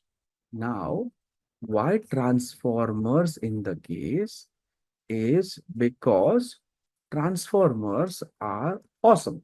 And why are they awesome is because if you look at this image, right? So I'm going to show you a very nice image. So why are transformers awesome? Beautiful girl and a lot of food. How much time do you think she will take to eat the food? If let's say she eats it, how much time do you think she will take to eat the food? And one image I generated using ChatGPT. Let me hear what are you saying? Let's say it's possible. Let's say it's possible. So I'm assuming that okay, let's say if it is possible, mota, let's assume that she takes around, let's say, 6 hours to eat this food. Now I am going to go on to Ravan. Everyone knows who is Ravan? The Ravan of Ramayana. Same food served to him. Now, if it is the same thali which is served to Ravan, same thali that this girl was eating, let's say similar, same thali is served to him. I didn't get the same image, but do you agree that Ravan will be able to eat this in 6 upon 10 hours because he has 10 heads? Agree karte ho? So what is Ravan doing over here? Can I say that he is doing parallel processing? Parallel processing. Yes, you agree that he is doing parallel processing. Now, today, today we have GPUs. If you recall on the day one only, I told you that if you have to train a large language model, you require minimum 6,000 GPUs, which will run for almost 2 to 3 months continuously. Now, in this case, what is transformer architecture specifically doing? The problem with the network that we are doing till the attention mechanism is we have only one mouth. That means if you have to process Rahul is a good boy, if encoder has to process Rahul is a good boy, it first takes input, right? So let's say if I have to process Rahul is a good boy, I told you that initially it will take Rahul, then it will process is, then it will process then good, and then it will process boy, which means that today, even if you say you have the GPU, but still you are processing the inputs one after other. Logically, tell me, can you process the word good before processing Rahul is a? Can you process the word good before processing Rahul is a? No. That means if you do that, your information context is gone. It will not understand the sentence only. Imagine me saying, good is a boy Rahul. You'll be like, kya bola? I said, good is a boy Rahul. Theo, what do you want to say? This will make only sense when I say Rahul is a good boy. That is the problem. So today we have a lot of GPUs and everything, but still, because we have to pass the input one by one, there is no point in using GPU. If you are passing the inputs one after another, there is absolute no point in using the GPU. And that is the biggest problem. So you cannot use GPU, or rather GPU is not required only because you See, see, let's say, imagine you have this much of food, but you have only one mouth. If you have one mouth, then you cannot put food from your ears, nose into your stomach. It has to go from here only, right? So you just can't use it. Or imagine you have Ravan. Ravan has 10 heads, but he can actually eat using only one head. Rest all are dummy. They can shout, they can talk, but only through this food, only through this mouth, he can eat. So that means, in spite of you have all the powers, you still have to use only this. And that is the problem with the attention mechanism. You cannot, there is no need of using GPU because you're anyways processing the things one after other. So your CPU can also do the job. The overall process is becoming slow. Are you understanding the drawback of attention mechanism? Sequential processing is happening. Parallel processing is not happening. Everyone, yes. I need your due permission now. I need another 20-25 minutes of your time because if we cover it right now only, then next time I will leave you half an hour early. Whatever time I'm extending the session right now, I'll leave you next time early because if the transformer architecture gets covered right now only in the flow, then it will be, it will be very easy for you to understand. Can we give a try? Great. Those of you who have some commitment, feel free to drop off, watch the recordings. If you have any questions, next time I will take it. So why transformer? So the reason I said that is instead of scanning the word sequentially, transformers can process all the words parallelly using self-attention, reducing the computation time. That is the first thing. The issue with the attention mechanism is attention is still used sequential input. That means the inputs are processed one at a time, and that is what makes it slow. That is with respect to example in our context, the model translates Rahul is a good boy word by word instead of looking at all the words at the same time. This is what makes the training slow. So that was the first drawback which we discussed, and I'm talking about the second drawback over here. So here also, why transformers? Again over here, as I told you, instead of scanning the words sequentially, transformers process all the words together in parallel. So that's again the big advantage over here. So I say here, why transformers? That said, transformers use something called as a self-attention and positional encoding. We'll see that what it is, which allows the model to process all the words at the same time. And this speeds up the training and the inference dynamically. Is context limitation for very long sentences. What I mean by that is, even though attention can look at all the previous words, but it will struggle with the long sentences. What I mean by that is, if our input was a paragraph and not a sentence, then attention will struggle to keep a track of the earlier words. Like, I'll give you an example.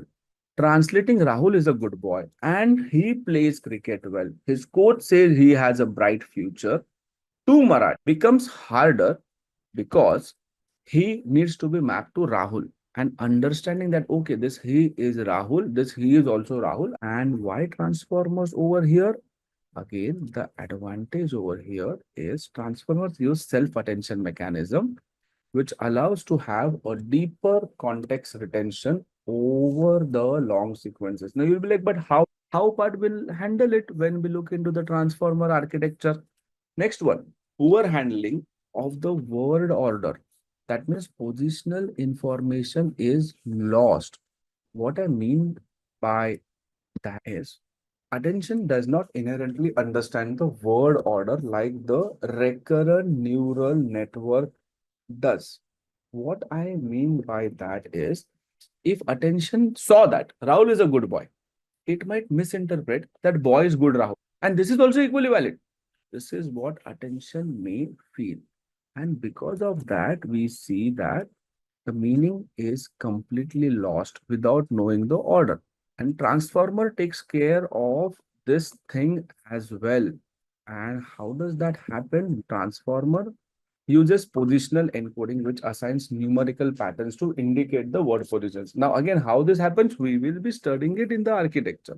The last one is the high memory usage. So what I mean by the high memory usage over here is, since attention requires comparing each word with every other word, memory usage increases drastically. If I consider the example in our context, if our sentence was 100 word long, attention would need to compare 100 cross 100 words, which is 10,000 operations.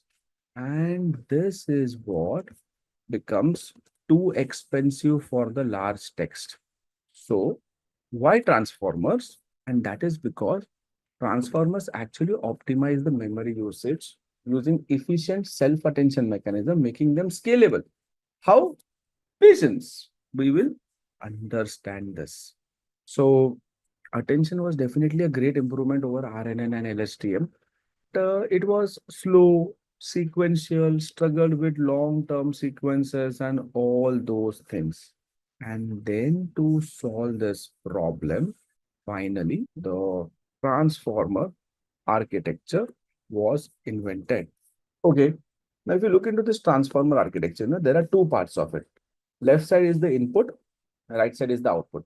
I'll show you what I exactly mean by it. This is where. So in the transformer architecture, you know what? That's your encoder. Yes, this is your encoder and this is your decoder.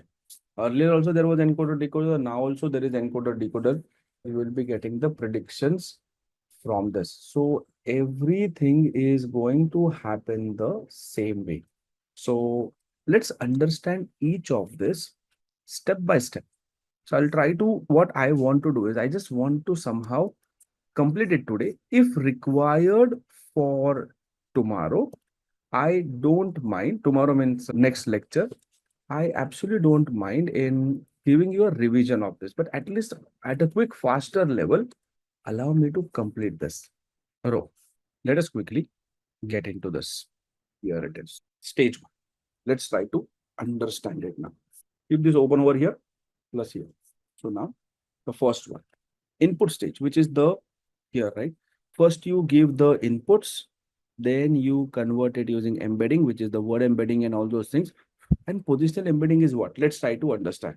What happens in this stage? The English sentence, Rahul is a good boy, is broken into tokens. So as you can see, Rahul is a good boy. Understand, if you don't understand tokenization, what are the various ways of doing tokenization? This would again have gone a bouncer to you. So that NLP background is helping you to learn.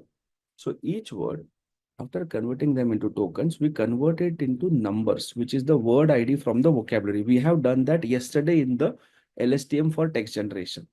है ना? Yes. Then these numbers are mapped into word embeddings to capture the meaning of the words. I told you yesterday word embedding where we did that for the features like man, woman.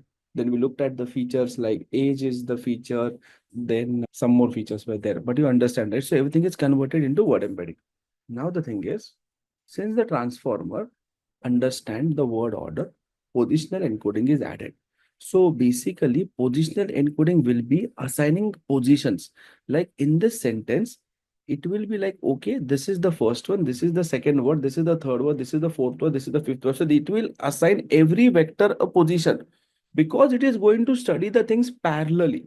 Later on, while connecting the dots, so it will assign positions, right? So position encoding is added so that the model knows the word order.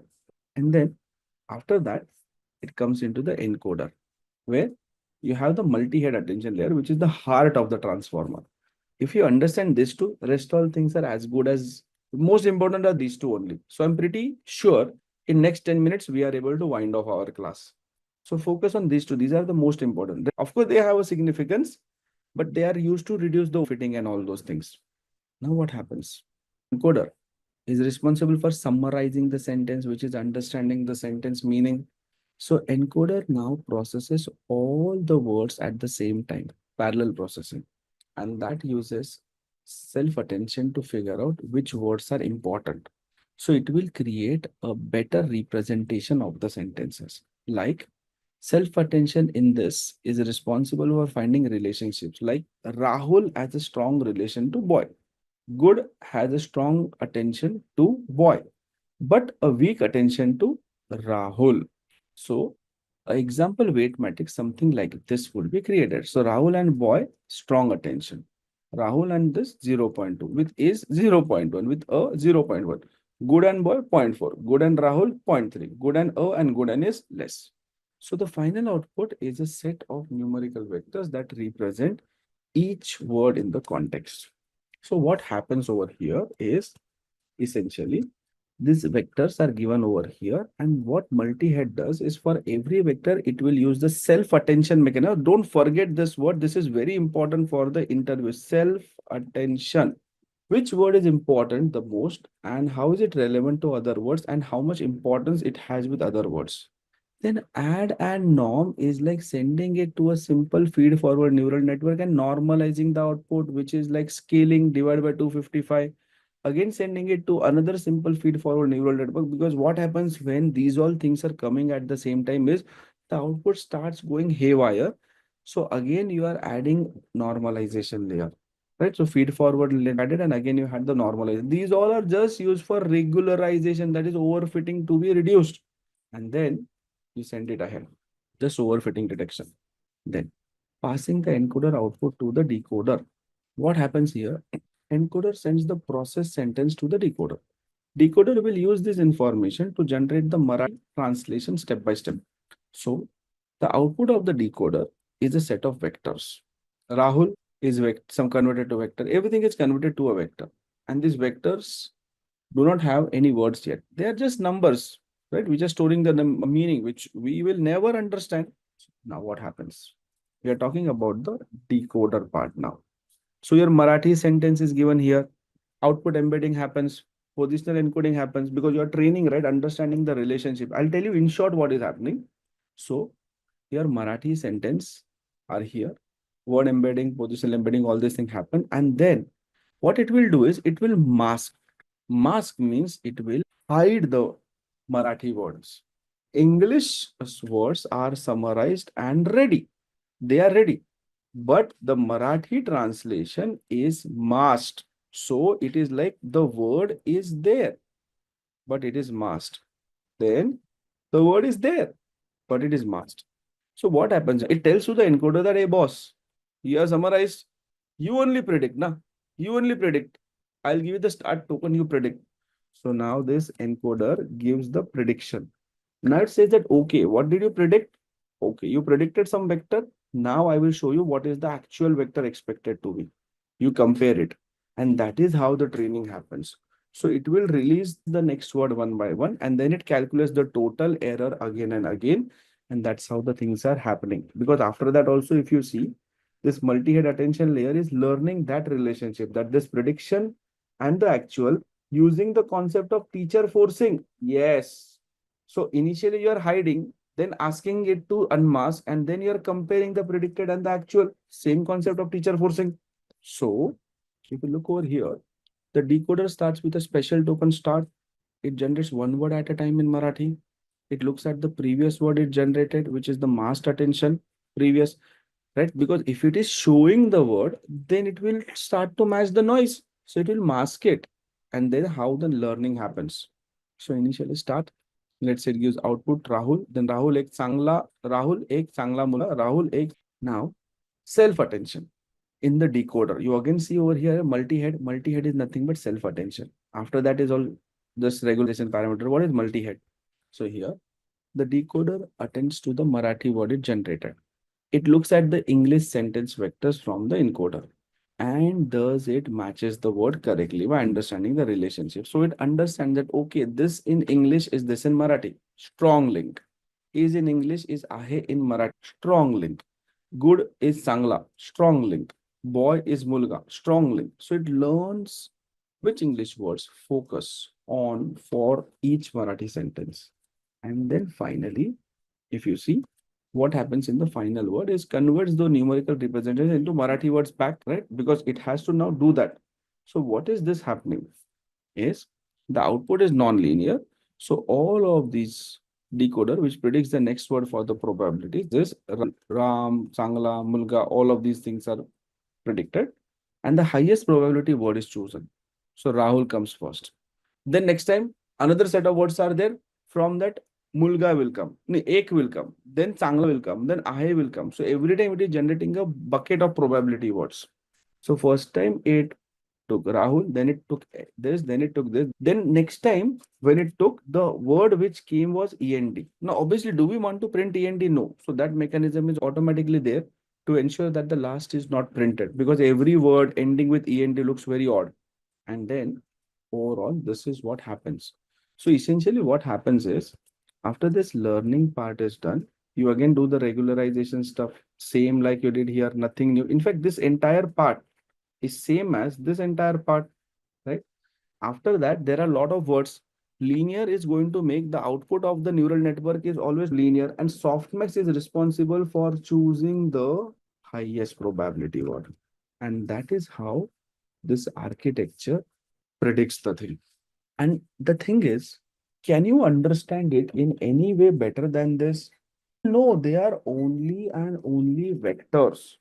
This entire processing which you saw on the screen is all. It is only that here there is English, here there is Marathi. After that, right from here to here, it is all numbers which we don't understand.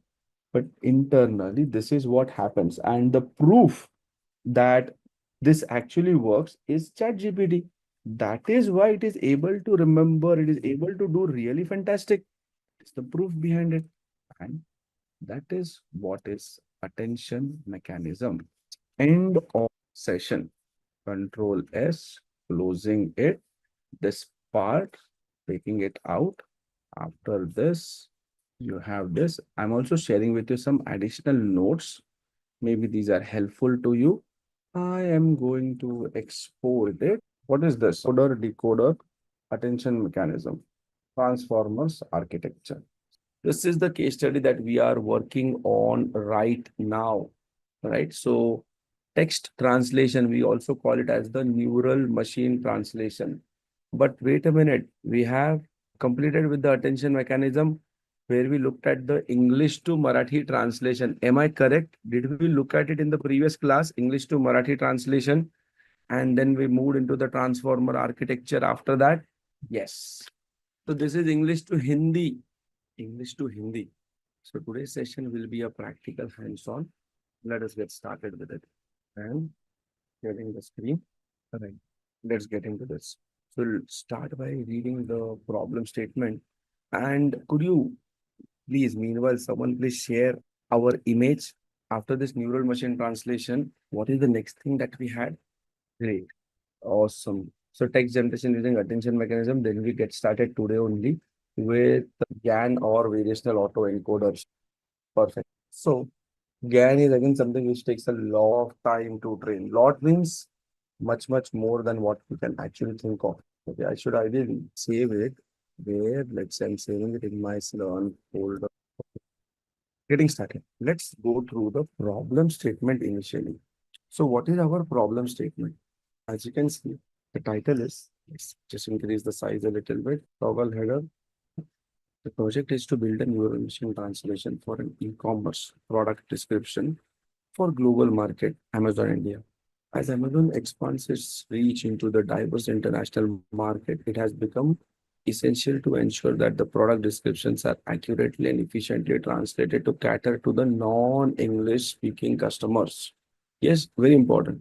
So for Amazon, Hindi translations are particularly important because they make the platform more accessible to a larger segment of the Indian population. Currently, this process of translating descriptions is time intensive and often outsourced, leading to inconsistent quality and delays. So to address this challenge, Amazon India wants to develop an in-house neural machine translation model tailored specifically for translating the product descriptions from English to Hindi. So the objective of this project is to build an automated English to Hindi translation model using the deep learning techniques. The focus will be on translating the product descriptions with higher accuracy, preserving the product's key information and intended marketing tone to provide Hindi speaking customers with a clear and engaging shopping experience. This will not only enhance the customer satisfaction but will also drive engagement and the conversion rates on the platform. The goals of the project. We have to develop a neural machine translator model, create encoder-decoder based NMT, optimized for translating e-commerce product descriptions from English to Hindi. Then achieve a blue score of zero point 0.3 at least initially, with a target of zero point 0.5 or higher. Higher the blue score, more it is aligned towards the human side, right? More human acceptable, higher the blue score. So then we say reduce the translation cost, consistency in the tone and terminology, and scalability for additional languages. Look at the expected outcomes. Just giving you time to read up. I'm not reading it out. I'm giving you time to read it. Read the project scope and deliverables as well. Quickly read it. Don't invest a lot of time in reading. Going on this, you can read later. Long-term vision and the project summary. I want you to read this. Next, going ahead. As you can see, the first install which I have done over here, as you can see, is going to be the installation of the libraries. The first one is the word cloud, which is mainly used to generate the word clouds, which is visually representing the most frequently occurring words in the data set. So, word clouds will actually help us in understanding the common words in the text data set. Then contractions, we know, right? It's used for expanding the words like don't to do not to make the text more structured and meaningful for the NLP models. Then NLTK, we know what is it used for. I need not talk about it. Thereafter, we get into the necessary imports. As you can see, the first thing that we are having in over here is we are importing the regular expression, which is quite obvious and known to everyone. Then NLTK, then word tokenize and sentence tokenize is another thing that we have over here. Then, so what tokenize is for tokenizing into individual words, and sentence tokenize is for splitting the text into sentences. So it is important for NLT training because input must be in the tokenized form. Then from NLTK.corpus import Indian. What is that? Here, I'm loading the Hindi language data from the NLTK's Indian corpus. So it is mainly used for training and analyzing the Hindi text processing. And then you have the porter stemmer, which is there. Then you have the word cloud imported, matplotlib, Unicode data, right, which we are using over here. So Unicode data is basically for handling the Unicode characters in text, which is helpful for Hindi processing. So some Hindi words contain some special characters that need processing. So this will just ensure that the Hindi text is properly processed. As simple as that. Then we have from keras.models importing sequential. We know why. Then we have the embedding to convert the words into vector representation. LSTM is RNN, type of RNN, and denses, we know it, right? So all of this is for converting text into Hindi using deep learning. Then you see, we have the tokenizer. The tokenizer mainly is for converting the text into the numerical representations. So it will ensure that all the sequences are same length when you do the padding after this. So deep learning, we know, right? Deep learning library requires numerical inputs. We are preparing the text for model training and then train test split as we know. Then string is used for importing the set of punctuations, contractions, and all other things we know. Yes, one thing that we do not know is the blue score. So see, basically blue, what does that mean? See, blue means bilingual evaluation understudy. Blue means bilingual evaluation understudy. And basically it measures how accurate the model's translations are. We'll study this later, but in short, this is what it means. So it is mainly used to evaluate the NMP model's performance. Then you have to download the NLPK stopwords for Indian as well, and we are done. Then After that, I'm loading the data. So as you can see, we have loaded the data set. After loading the data, we are have no missing values. Converting everything to the lowercase, we understand why we are doing it. No doubt about that. This is something which we all understand. What sample data, Yusuf? What do you mean? We have read the data set here. Yes, it is the CSV file. That's correct. Haha. I didn't display it so far because I'm not executing it. It's going to take a lot of time to execute. You will see it. Have patience. Yes. So now we lowercase it. Okay. If you think want to see the data, let me show you that. I think your question is valid. Maybe it's a big data set. I'll show you just a moment. Taking time, it's 40 MB data. That's why I was trying to avoid it, sharing it. Hold on. This is how the data is. Help, hello, namaste, and so on. So many are there, right? So later on you can see. Open your mouth, अपना मुंह. Please sit down, बैठिए. She is a beauty. वो तो हसीन है, and so on. Right? I hope that gives you an idea. Now after this, it is as it is, Sudan. As you see, that is how it is. Okay, then I have created a function to remove the URL. So remove URL means there might be some website links or some URLs in the product descriptions which are unnecessary for the machine translations and can negatively impact the model performance. For that, I have created a function called as remove URL. So why is it needed? Because many e-commerce product descriptions include the links to the product pages which offer external websites. So these URLs do not contribute to the translations and can create noise. So if you see, the first thing is here is instance. So what are we doing? I'm basically checking if the input string is a text, and it will prevent the errors and all those things. So I'm going to create a regular expression pattern. So if you see this pattern, right? So I would like to tell you what essentially is this pattern trying to match in over here. So here the pattern is different. My bad, sorry. So here, if you look at this particular pattern where you have the angular bracket and this. So what are we trying to do essentially is I am trying to ultimately ensure that my model gets clean and structured data without having unnecessary HTML elements. So here, this is this angular bracket dot star question mark. It will match anything between the angular bracket which represents HTML tag. So this pattern detects and removes all the HTML tags. So it will ensure that only meaningful words are retained. And then you see this sub as well. So this sub will replace all the occurrences of the HTML with the empty string. So it will effectively remove all the HTML elements while keeping the actual contents intact. Give you an example.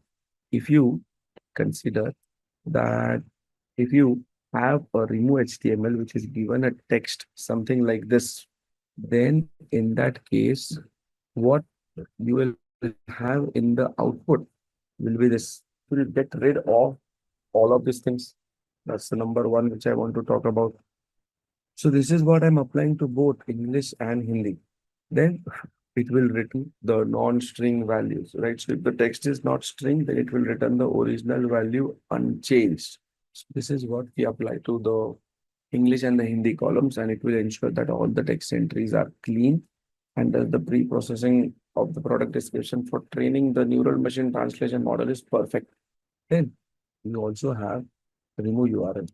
So this function takes the text input and removes any website links, which is here. So I say this function takes the text input and remove any kind of website links.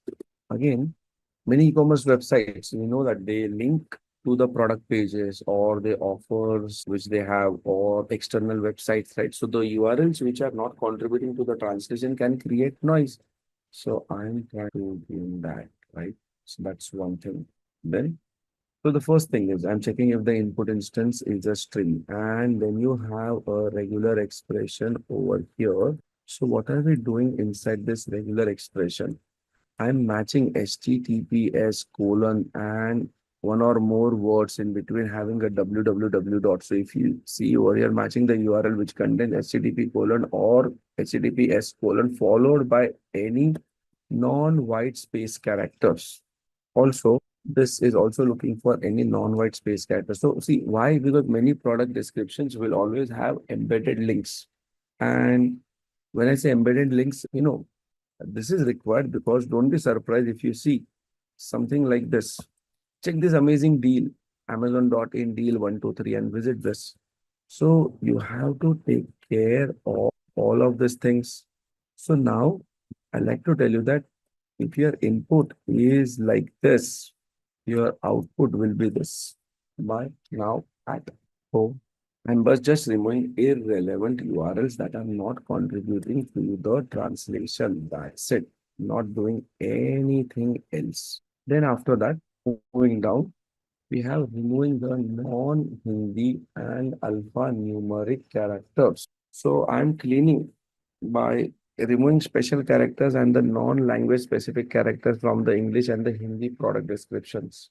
So the first function, reprocess text, well, it is defining whether it's going to accept the text, which is the product description, and the language, whether it is English or Hindi. So that I have created. If not is instance. So if you will check if the string is, sorry, if the text is not a string. So if it is not a string, it means it can be none, numbers or missing values. So it will return the text unchanged. So here, if you see, I'm using the regular expression and I'm saying that the language is set to English. And then I say re.compile.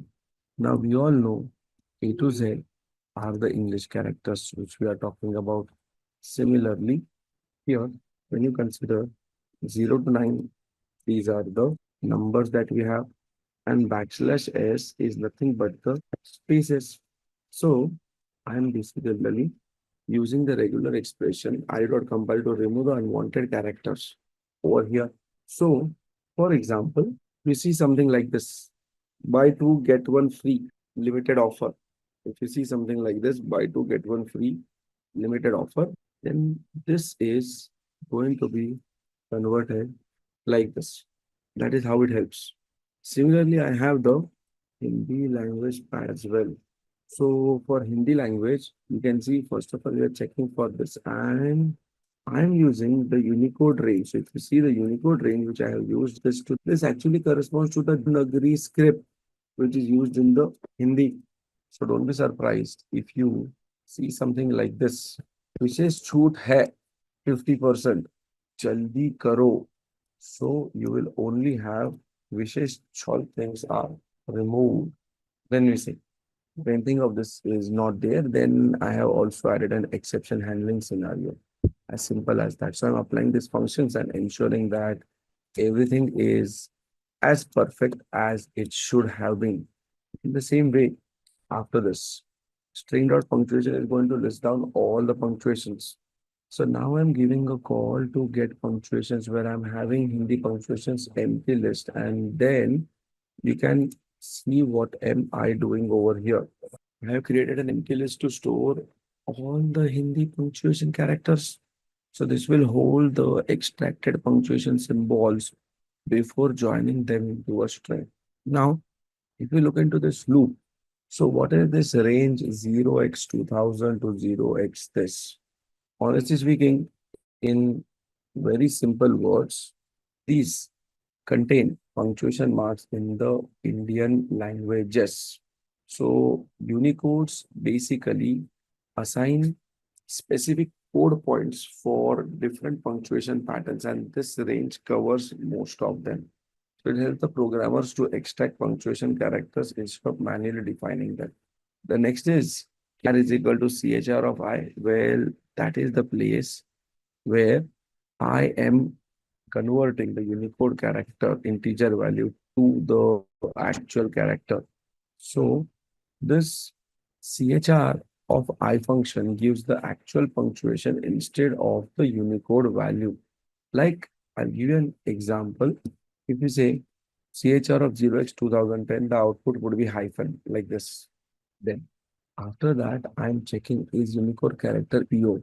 Now, what is basically PO basically means punctuation other. So I say that if the Unicode character to check whether the character belongs to punctuation other category. Is that belonging to punctuation other category? So if that is the case, if the character belongs to punctuation other category, then we will add it to the list. Then we'll add it to the list. And then I'm returning all the joined characters. This is what we see. Then in return, it tells me what are the punctuation characters available in the language. Then very soon we are going to look at the data now. So far, what do you think? Is it challenging? You should say no, ideally, because we are just doing the pre-processing. We are not yet neural machine translation. This is the text pre-processing for which we have spent an ample time upon. So there is nothing that, yes, you are learning something new, but yes, this is text pre-processing only. You are not doing anything else over here. Am I correct? Yes. And every time in text pre-processing, the challenges are going to be different. For now, these are the challenges. Perfect. Then I say, coming down, yeah, this one is done. And remove punctuations in English. So this is going to be ensuring that the cleaner text is available because we are going to remove the punctuation from the text language English. So we have that. I'm seeing is the language equal to English. Then string dot punctuation, we know all the English punctuations are being saved. What are these all English punctuations? If the language is equal to Hindi, we know that we have all the Hindi punctuations as well in the place. So it will be joining it back. So if the character is not in English punctuation, do this. If the character is not in Hindi punctuation, do that.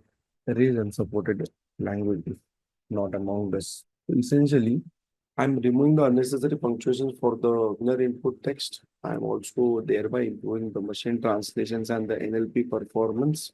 And I'm ensuring compatibility with the different languages, English and Hindi. Plus, enhancing the text pre-processing for sentiment analysis. Now, after this, you have the contractions fixing. That's quite understood. We have done that contraction dot fix. That's the only thing. Then I say tokenization. Tokenization, we all know, is breaking it down into individual words. So tokenization is important for machine translation, sentiment analysis, as well as text classification. So over here, I'm simply calling the word tokenize. So I know that inside this, when I have a method like this, ultimately what shall be written after tokenization is going to be this. And that is what is my data right now. Okay. After this, give me a moment. Sorry, guys. So first of all, I am a little irritated today because my laptop is not working as expected. It's hanging in between because that processing is going on. You'll not believe till now the processing is going on, and I'm still on the second epoch. Almost second epoch is on the end of completion, but that's too long, right? I started at 3 p.m. It's 8:04. And this is the same notebook that we are discussing. Don't even think of executing it. It's very expensive. Okay. Then I download the stopwords of all from NLTK and Indian stopwords and Hindi, US parts of speech. Then as you can see, all the English and Hindi required stopwords are saved. Then here I'm calculating if the language is English, then all the stopwords from the English language to be removed and join it back. Same happens for Hindi and you call it because you have two languages and if you want, you can go through the code and this is what we get. Stemming is done. Voter stemmer create an object after tokenization using split. I'm just applying the stem function on English and Hindi. So this is what is the thing. Then look over here how the sentences look like after stemming. Then we have a word cloud in place. First of all, why don't you have a look at the diagram? So this word cloud visually represents the most frequent words in the data set, right? So it will very much help in text analysis or sentiment analysis or even topic modeling. Now, if you look into the code, which let's go through it now. So first and foremost, I created this function by the name generate word cloud, which will help me to visualize the most frequently occurring words in the text data and explore the text patterns. if any. So that's going to be something that will be helpful. Next, what is there in the chat box? Two messages all of a sudden. As a part of training, we are doing all this text pre-processing. Just trying to relate to our earlier NLP examples where we only did pre-processing. We those before doing fit. So we are also doing the same thing over here. I'm just getting rid of all the noise in the data and keeping only the relevant stuff. Yes, what you heard is absolutely correct. If you have anything else to say, now, better raise your hand. I understand it better. Next, Yusuf says, I see single quote next to yes. That is correct. You are correct. We are able to see single quotes. Even I did note that, but that's okay. Not a big deal. So the single quote is not actually the word I would say. Maybe did I plot anything like that? Because after removing, if it has added, in fact, to every word we have it. This is what my experience is. Yes, this is how our image looks like. Can be very well seen. I understand that. So let me tell you what could be the reason for it. I'm not pretty sure about it, but the very practical reason for having that single quote next to many words is because of the apostrophe in the words. For example, if you have a word like India's, or instead of people, if you have a word like people's, or instead of it is, it's. So that can be something which are being retained as specific tokens, and that could be the reason for these things being there.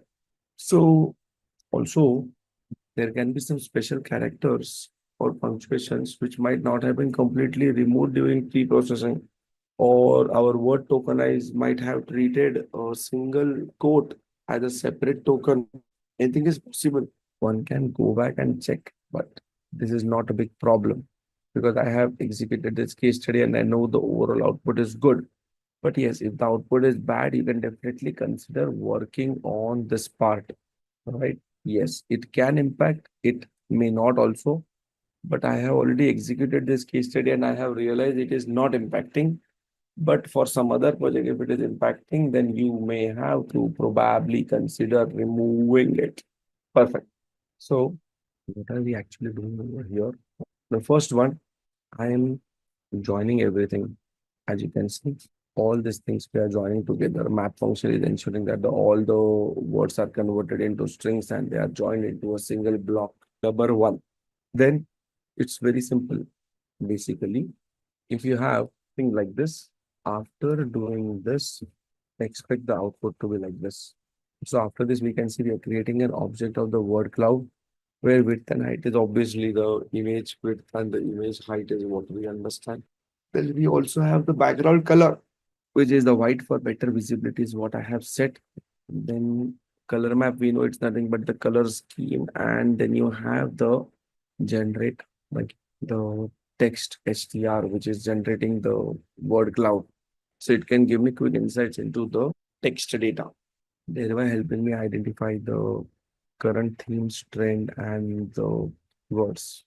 Then I have the PLP.figure, which, and this is what is responsible for displaying the word cloud. And that's why you see it like this. And also, this is for the Hindi words are not being displayed, unfortunately, because it's not supported. So Hindi is a not supported language as per the word cloud library. Then after that, the next one is we get into the process of calculating the maximum sequence time. What is that thing which is happening over here?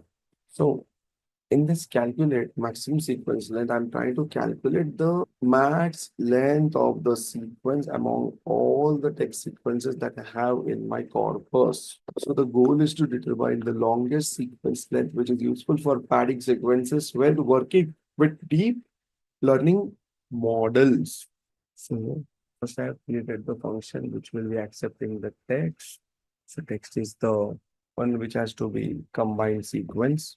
Then as you can see, it is going to iterate over the list of the words and Max is going to consider over here the longest sequence in this. And that is what is written. And that is what happens with the other ones as well. Then we are tokenizing it. English and Hindi, done. Then adding start and end token. You remember in the theoretical part, I said that start and end tokens have to be added to ensure that the lengths are getting matched. Do you recollect? Yes. So start end, and we only add it to the target language.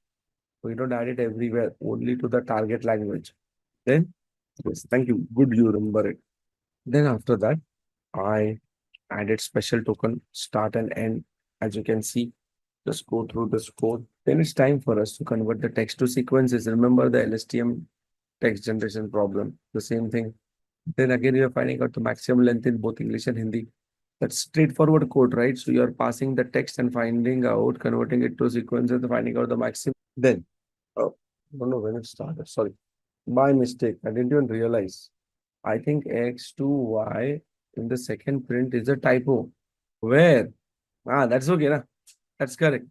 Typo, yes, here. That's not a code error. It's basically understood your concern. There is nothing which is going to hamper the coding, but my printing thing has to be X. That's correct. That's correct. That's a good observation. Okay. Then after that, finally we have this on which we are doing train test split also. Go through it.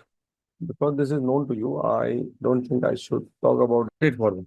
Now, this can be considered as the next level. After this train test split, I'm just finding out how the things are looking. So this is machine is going to understand the relationship in between this. This sentence, govern also thought problem, mini steel plant, and this looks like this. And in Hindi, ya laghu is the path. And then we are doing the padding. You know that this time I'm doing the post padding, and we have already studied what is padding. So on both the things, I'm doing the padding, and right now this is what is the scenario. Quite heavy, na? It's not heavy actually. For the first time, you're looking for such a big project, and it takes a lot of time, right? But more of text pre-processing is like this only, but it's really interesting. It's really interesting. Now we will go on a break because after this comes 50% modeling done. Also, one more thing I want to let you know that today, right? Yeah, last time we extended the class. I said apologies for that. Today we will be freeing up early. Hopefully, fingers crossed, if this case study is over, else we will extend up to 10. Better be prepared for that. So, anyone having any questions so far? Anyone having any questions before we go on a break? I want to know it. Are you able to understand the things that we are discussing, each and every line I'm explaining? So I'm just trying to confirm, are you still everyone is able to understand every line of the code? Is that understood? Or you're finding it difficult? Tell me your honest opinion. According to me, it is straightforward only. We are actually not doing anything out of the box. It is just that this is big. That is the only difference. Perfect. 8:30 on the clock. I'll see you in 20 minutes. 8:50 we come back. Follow this time. See you then. Welcome back, everyone. Is there anything which I am not in a position to explain you today? I don't see the rating of the training as expected because I mean it is good only overall, but still it is not the best. So is there anything which needs to be revamped? I need to get those answers. I need to understand. Unless and until you give me inputs on that, I won't be in a position to take any kind of actions. So the first question has 100% ratings on the first option, but one candidate out of 10 in the second question has given 7. Why? What is the reason for it? Would you please take some time to help me understand where I am not going as expected? If you are finding the case study challenging, and if that is the reason you are saying that it is 7, then that's not the right reason to justify. And if there is anything where I am failing, then I would definitely like to know that. I have all the right to know that so that there can be some kind of corrective actions taken. So, do let me know what is the reason for this. I shared it. So anyone can give in the input. So those two, and see, ultimately, the session is for you, right? It's not for me. So if you let me know the reason, then only some proper actions can happen. If you're gonna not take this thing seriously, maybe the curriculum, or things are going to get more and more complicated. Just because you find the things complicated, that cannot decide the rating of the class. Essentially, I want to be very clear over here. If you do not participate in the chat and all of a sudden expect that, okay, still I should understand everything, and if I'm not understanding a thing, or maybe you're not revised anything in the past, then please do not hold me responsible for the same. Equally, it becomes your job as well to reciprocate. At regular intervals, I have asked you any questions, do let me know. At regular intervals, I have taken pauses for you to go through the difficult code. Each and every line of the code, I have taken an effort to explain. So, where am I lagging? I have all the right to know that. So, be bold enough to come in front and justify your rating so that we get some idea about the scope of improvement. I'll wait for 30 seconds. After that, also, if you can't come, then I'm sorry, I may not be able to help you out. You cannot shake hand with a single hand. If you don't speak out, I will never be able to help you out. Take this very seriously. So do not, under any circumstance, take it lightly. Right? So you have 30 seconds from now. I would like to definitely know the scope of improvement, if any. No use. I pity you, my dear friends. Anyways, let's take a step ahead. So now, the next thing that we have is the LSTM encoder-decoder model. Have a look at this. Yes. First and foremost thing, as you can see, I have created a function over here. And this is the function which is actually defining neural machine translation. So here is where we are defining and using the encoder-decoder architecture, which is the LSTM. So as you can see, the things that I am giving as input, first of all, the first input that you see over here is the vocab size, right? Vocab size is the input, which is the size of the vocabulary for the source language English. Similarly, you have it for the source language Hindi. Then you also have the maximum sequence input length, which is nothing but the maximum sequence length input sentences. In the same way, you have the maximum sequence length for output sequences. Embedding is nothing but the dimensions of the embedding. And lastly, when you talk about the hidden neurons or hidden, that's quite obvious. We are talking about how many LSTMs are we going to use. So we are going to create a model, and you can see after that, I'm having the encoder which is going to pre-process the text input. So when you see encoder inputs is equal to input shape, something like this, we know that the input is given with the shape of the sequence of tokenized words. Once that is done, and after the input, you know that we apply the embedding. So I'm giving the vocab size as the input. Output is the number of features I want to extract, and this is the functional API style of coding. So this encoder inputs are given as input over here, and the output is encoder embeddings. This encoder embeddings is given as input. LSTM with that many number of neurons is what is passed over here. So encoder LSTM doing this, and as you can see, we get the following things. Now, what is this encoder? This is nothing but the LSTM of certain neurons, and it gives me encoder outputs, history and the cell state. You remember, now we did that in the code where we had the history state and the cell state. If it is GRE, you will only have the history state. So the history and the cell state is what encoder is saving. And then you have the decoder, right? Embedding layer in place. You have the decoded embedding. Again, LSTM in place for getting these things. And you have the dense layer, which is the output for softmax by the decoder. And this is the functional API style which we have learned, which is going to call it. And it's done. Straightforward and easy thing. Hidden units in LSTM is the number of neurons are we referring. Number of neurons in the LSTM, not the encoders. Every LSTM is nothing but an encoder.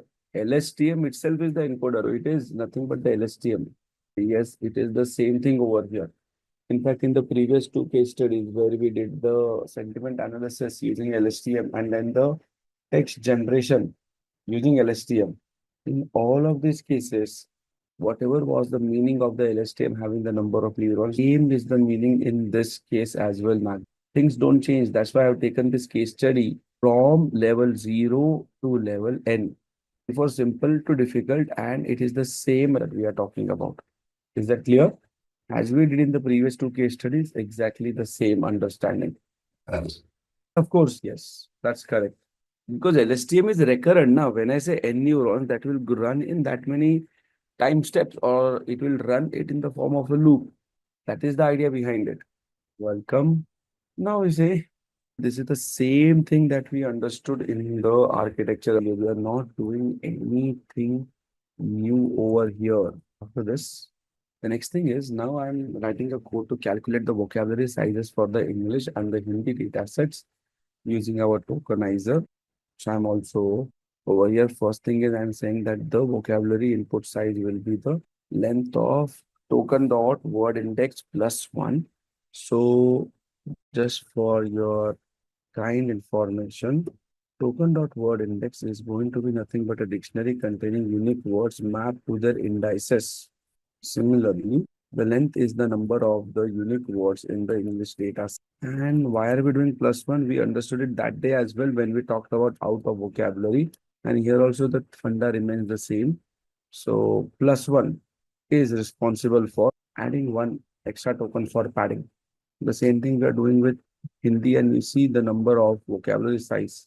English is less as compared to Hindi. If you want, you can just read it once again. And calculating the sequence length, which is straightforward only, right? You pass the text, you are giving the text, finding the length of the maximum sequence.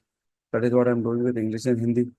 And then finally, when I give a call to the create model, which I created above, I'm passing the vocabulary size, which I got here, vocabulary size output, maximum sequence length output, embedding dimensions, and the hidden units, which are this. And when I say I'm going to compile it, these all are the things. Optimizer, loss, and metrics. You can see going ahead with the defaults. So knowing the defaults is so important because this training is starting since now I have started this training at 3:08 p.m. today, and I have still completed only little bit of third epoch. There are total 10 epochs. I think I will have to keep my system on for entire night, and the fan is also running. So lot of efforts. Anything which is there behind the Mac is getting hot. That's the architecture. Input layer, embedding, LSTM bends. Then this is where we are storing the things, right? So I'm defining callbacks. You know this callback very well. Monitor validation loss, patience 3. Checkpoint also we did during the LSTM where I'm saving the best values of the weights, right? That's all done.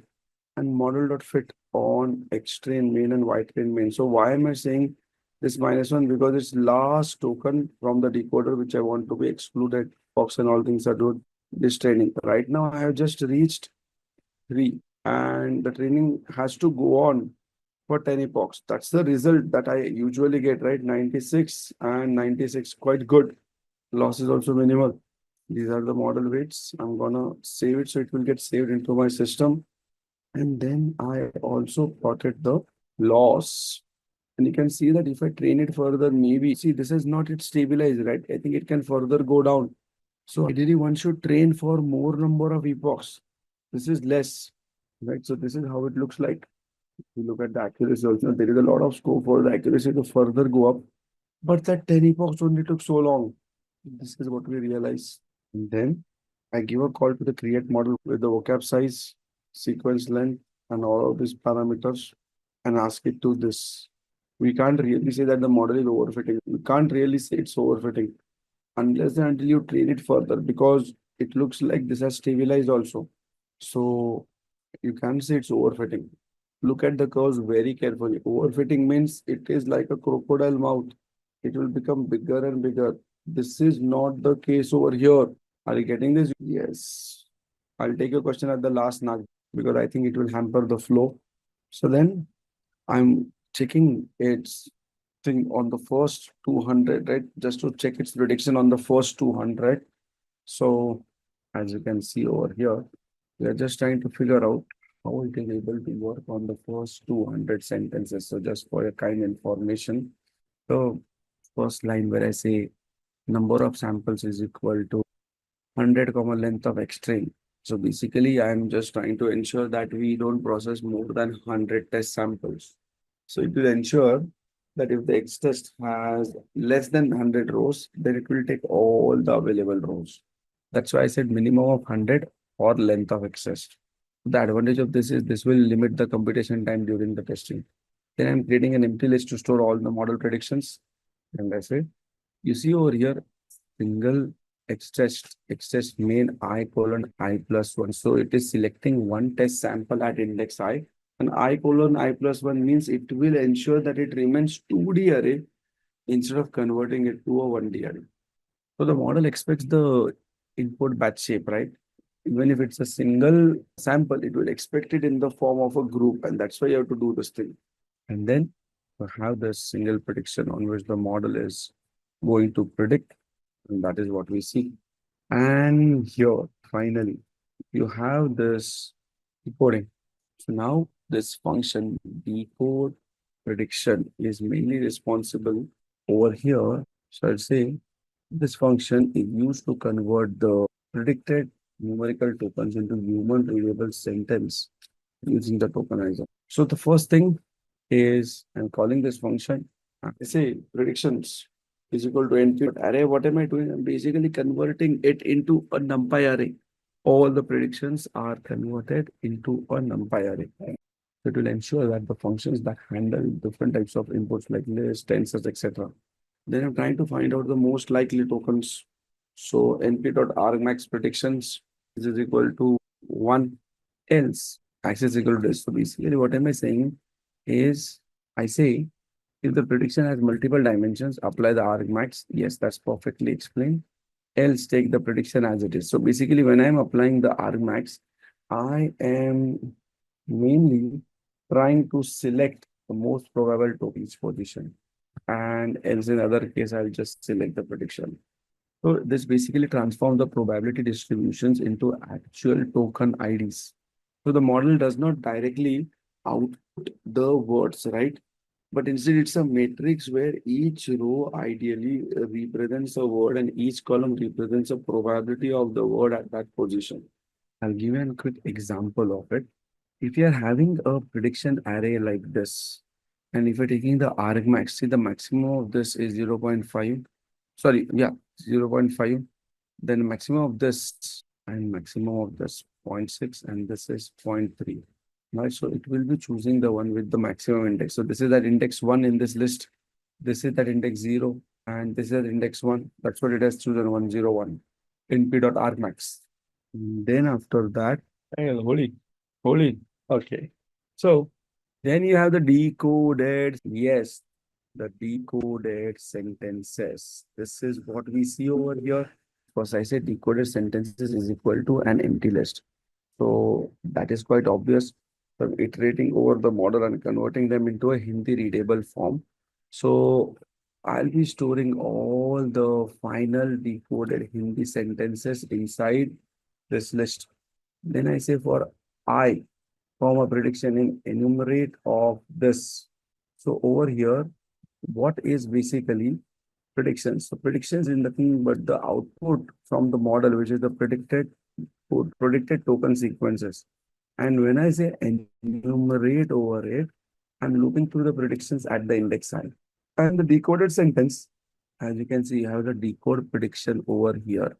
So it is going to convert the numerical tokens into Hindi using the Talk Hindi in the Hindi tokenizer. So basically, I would say that this function maps each predicted token to its corresponding word in the Hindi vocabulary. And then I'm going to append it to the decoded sentences and it will display the output. Now, see in the output, you might have seen unknown. So in the output below, unknown represents an unknown word that the model could not translate properly. That means the word is missing from the tokenizer's vocabulary or the model is unable to predict the word due to limited training data. Some sentences are mostly correct. If you observe the sentence number 6, right? Sun Khatta G 634 Khali unknown. So some of them have meaningful things. So the model in some other sentences actually failed you to translate. You see a lot of unknowns like this. It failed to translate wherever you see unknowns, and some of them are partially correct. And why is this happening?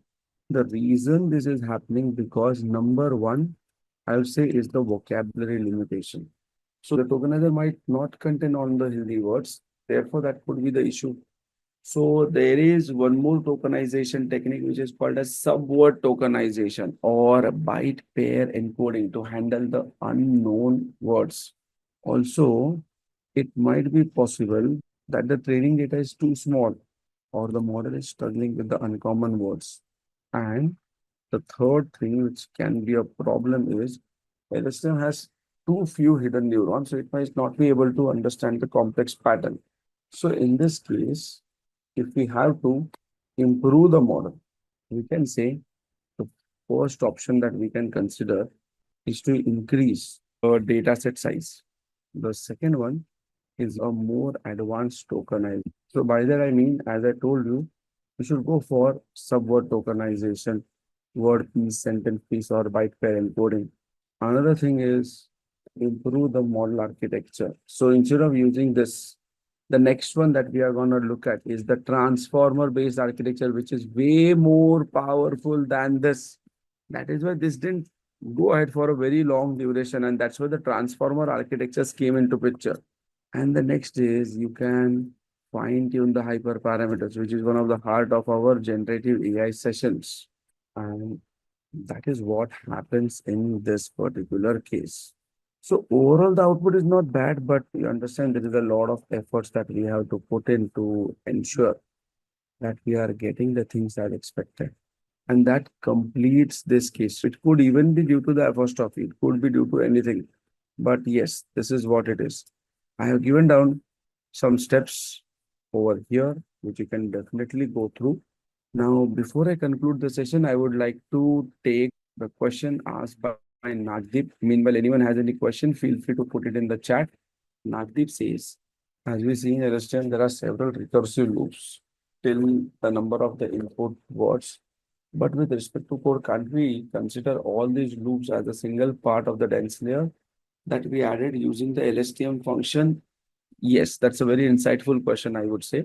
So, see, we are asking whether the recurrence in the LSTM is internally handled as a part of LSTM and whether it can be considered equivalent to a dense layer. Here, LSTM uses a loop internally for sequential processing.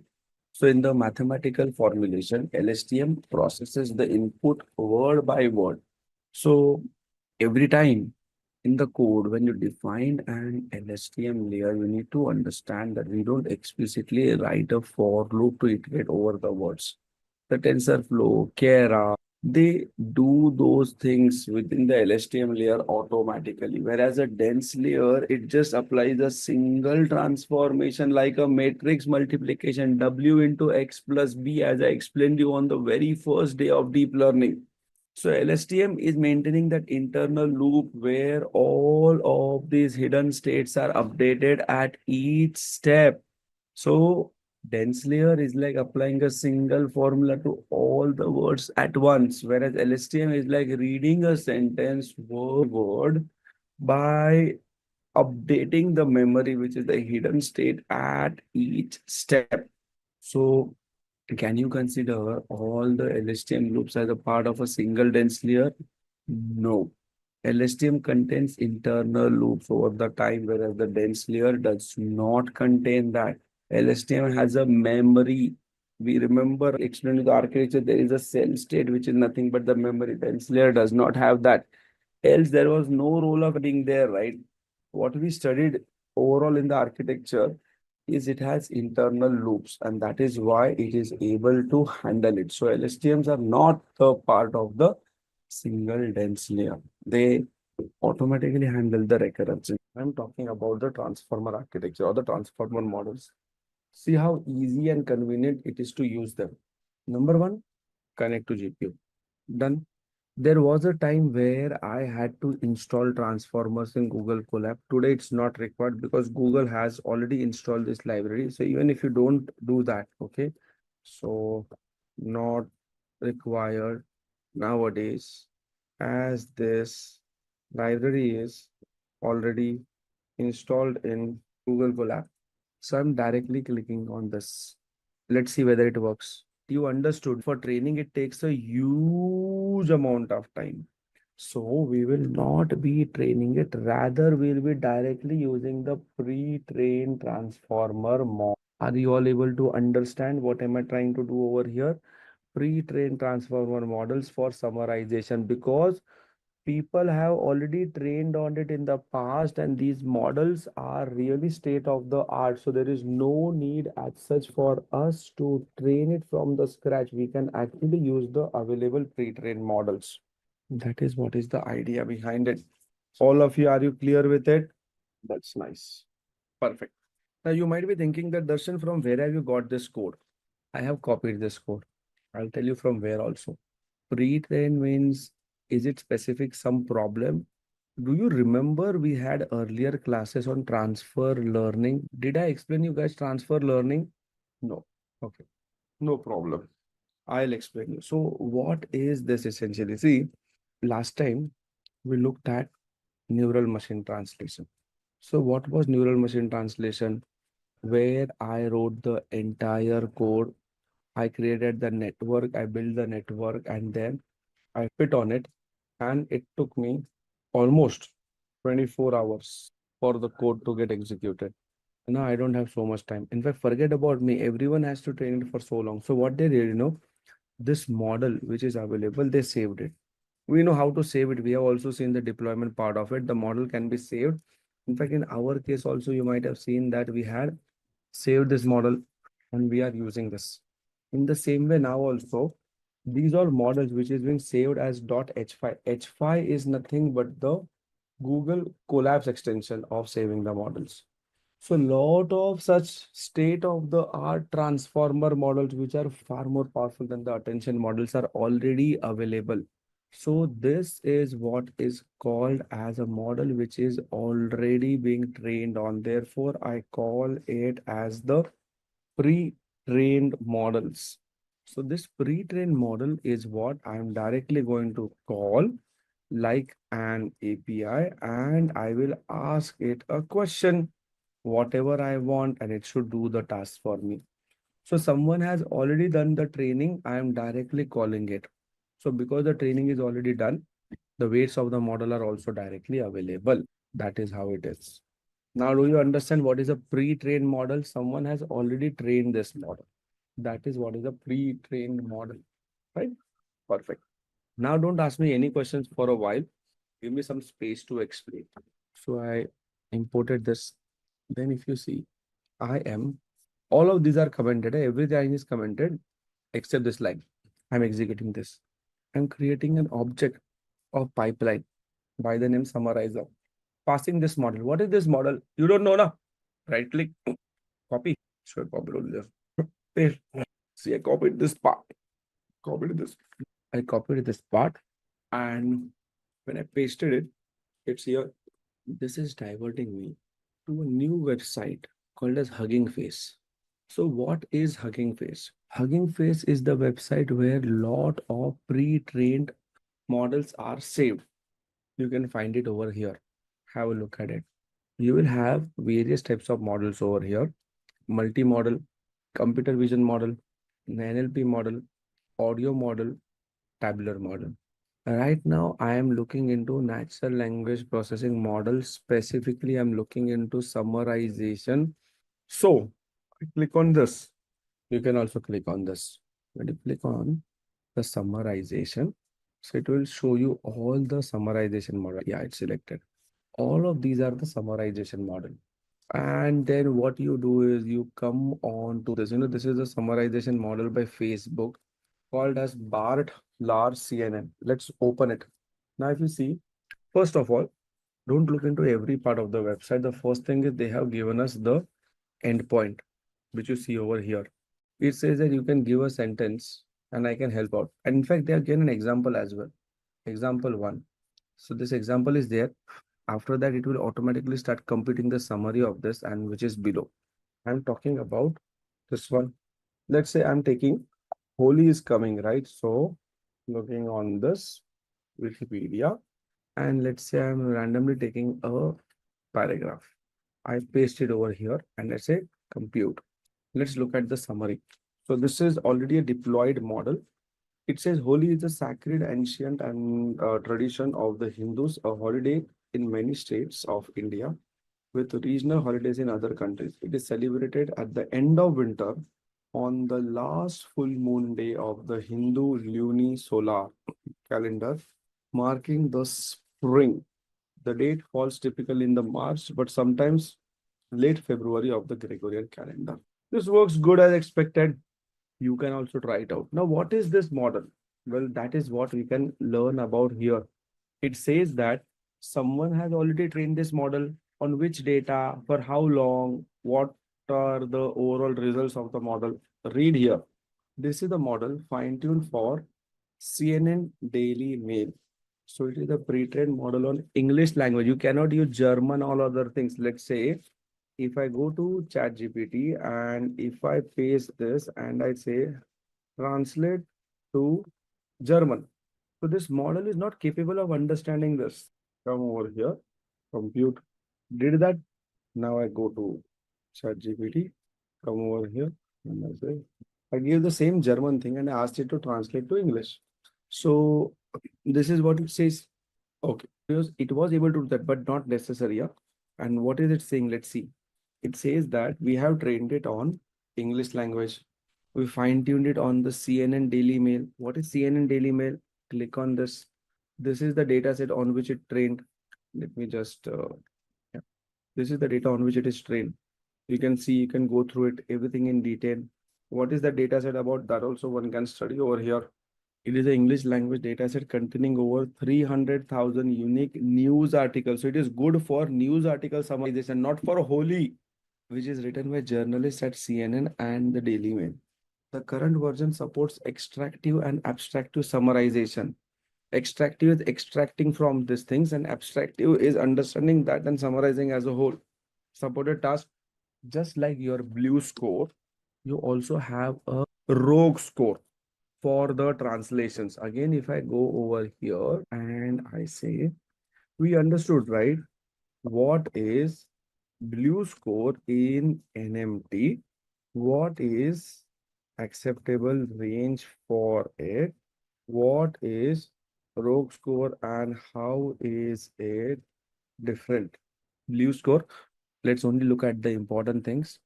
It basically is about the quality of the translations. Acceptable range, C, 0 to 1. 0 to 10, poor translation. We got this. I got this, right? 0.1718. So it was something understandable, but many errors. 30 to 50 is good with many errors. 50 to 70 is high quality. 70 plus is nearly perfect. Okay. What is ROC score? It stands for Recall Oriented Understudy for Gisting Evaluation. It is again a set of metrics to evaluate text summarization and machine generated text, focusing on recall. So, unlike Blue, which emphasizes precision, that is how much machine translation resembles the reference, Rogue emphasizes on how much of the reference of the translations appear in the machine generated output. Distinguish. Blue is precision oriented, how much of the machine output is correct. Rogue is how much reference is captured because we have to summarize it.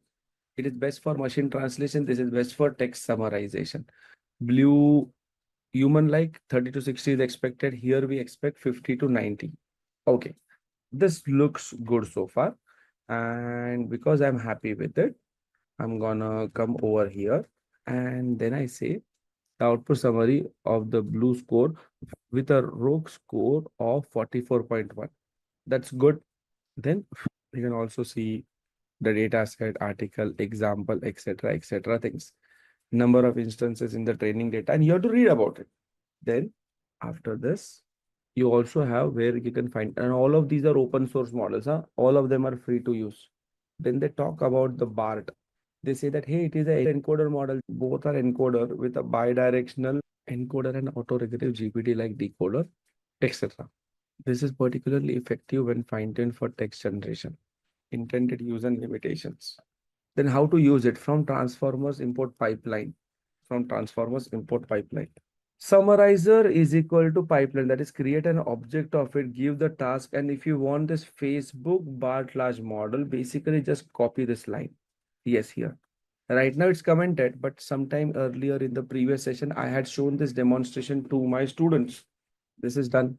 So I have this model in place, but right now I'm using the Schiffler BART model. Then you give an article, so easy, whatever article you want, you give it.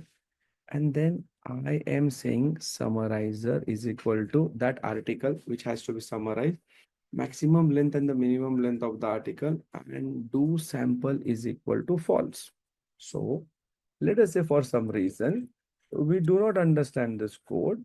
I can, though it's quite obvious, but let's say coming over here, and I say explain each line of code, because that is itself the we are loading the pre-trained model. So first importing then I'm loading the model, then I'm creating an article, and I'm asking it to summarize the article into minimum length 30, and do sample is equal to false.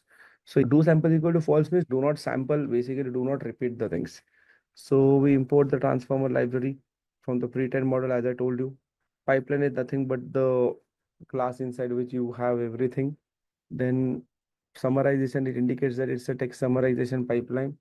Then this is the name of the model. And what is this model? It tells us. Then after that, whatever you want to do, limits the article to maximum of this, minimum of this. And do sample is disable sampling and forces greedy. That is, choose the most likely word at each step instead of generating random variations. As you can see, it has given an article, which we just gave is vibrant and such a long article. I say summarize it in 50 characters maximum, minimum 20. Do sample equal, and that is what the output that you see over here. So if you now look into the code, I imported transformers pipeline. Yes. From where will I get this name? That's very simple, right? So from where will you get this name is I just Googled for it. It landed me over here. You know, this copy button is the one that will give you the name, this copy button. So I come over here and I paste it. Model is equal to, I'll just delete this and control V. Same thing comes. Load that. Model is loaded. It is over here. You can see the line. So this is the transformer model which is getting loaded and it's freely available. It is establishing connection via Hugging Face. First and foremost, you will have to, meanwhile, you'll have to go and create your profile over here.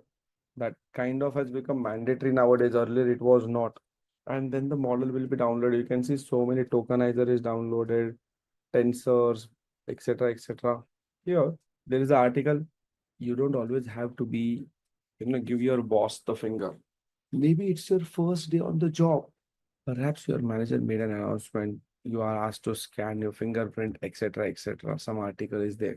I say summarizer, take this article, minimum, maximum is this much length, and do sample is equal to false. And that's the output.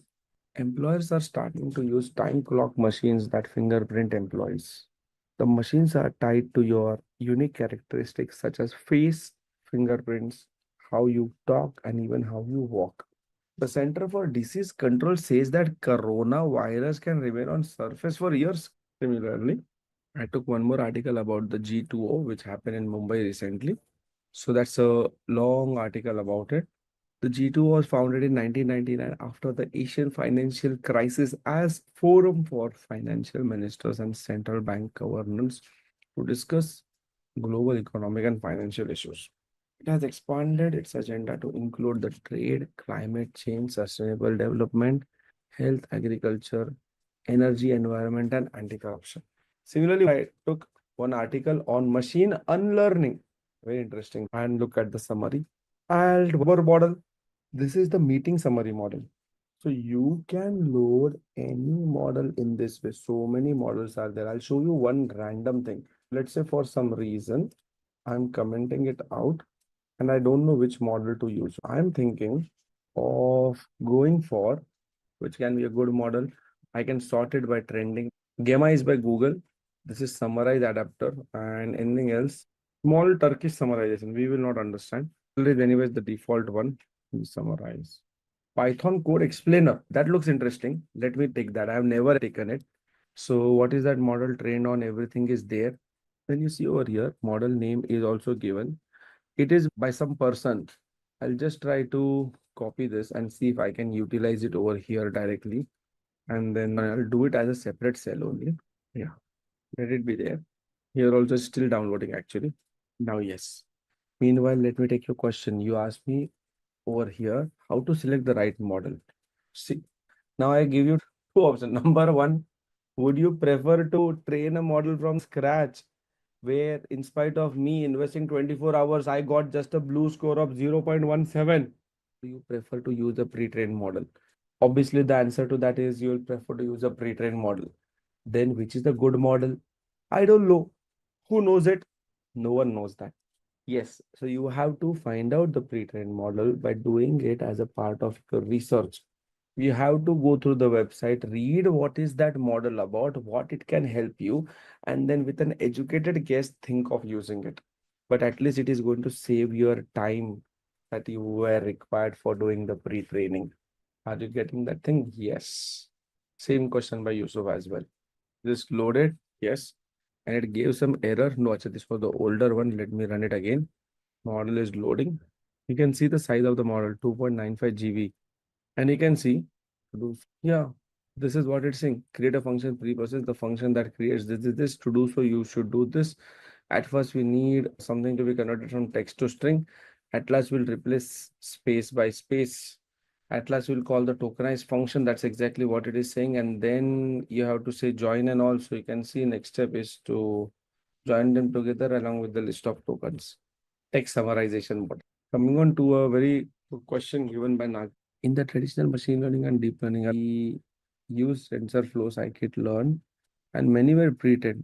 None of them were pre-trained. That's completely wrong. We had trained it right from the scratch, but often we had to retrain them with one custom. They are not the pre-trained models. Just like here, the library is transformer. I'm trying to understand why MLDL require retraining with custom data and TensorFlow models. No, absolutely wrong question, Nagdeep. We were training during our machine learning and deep learning from the scratch. Now also this training has happened.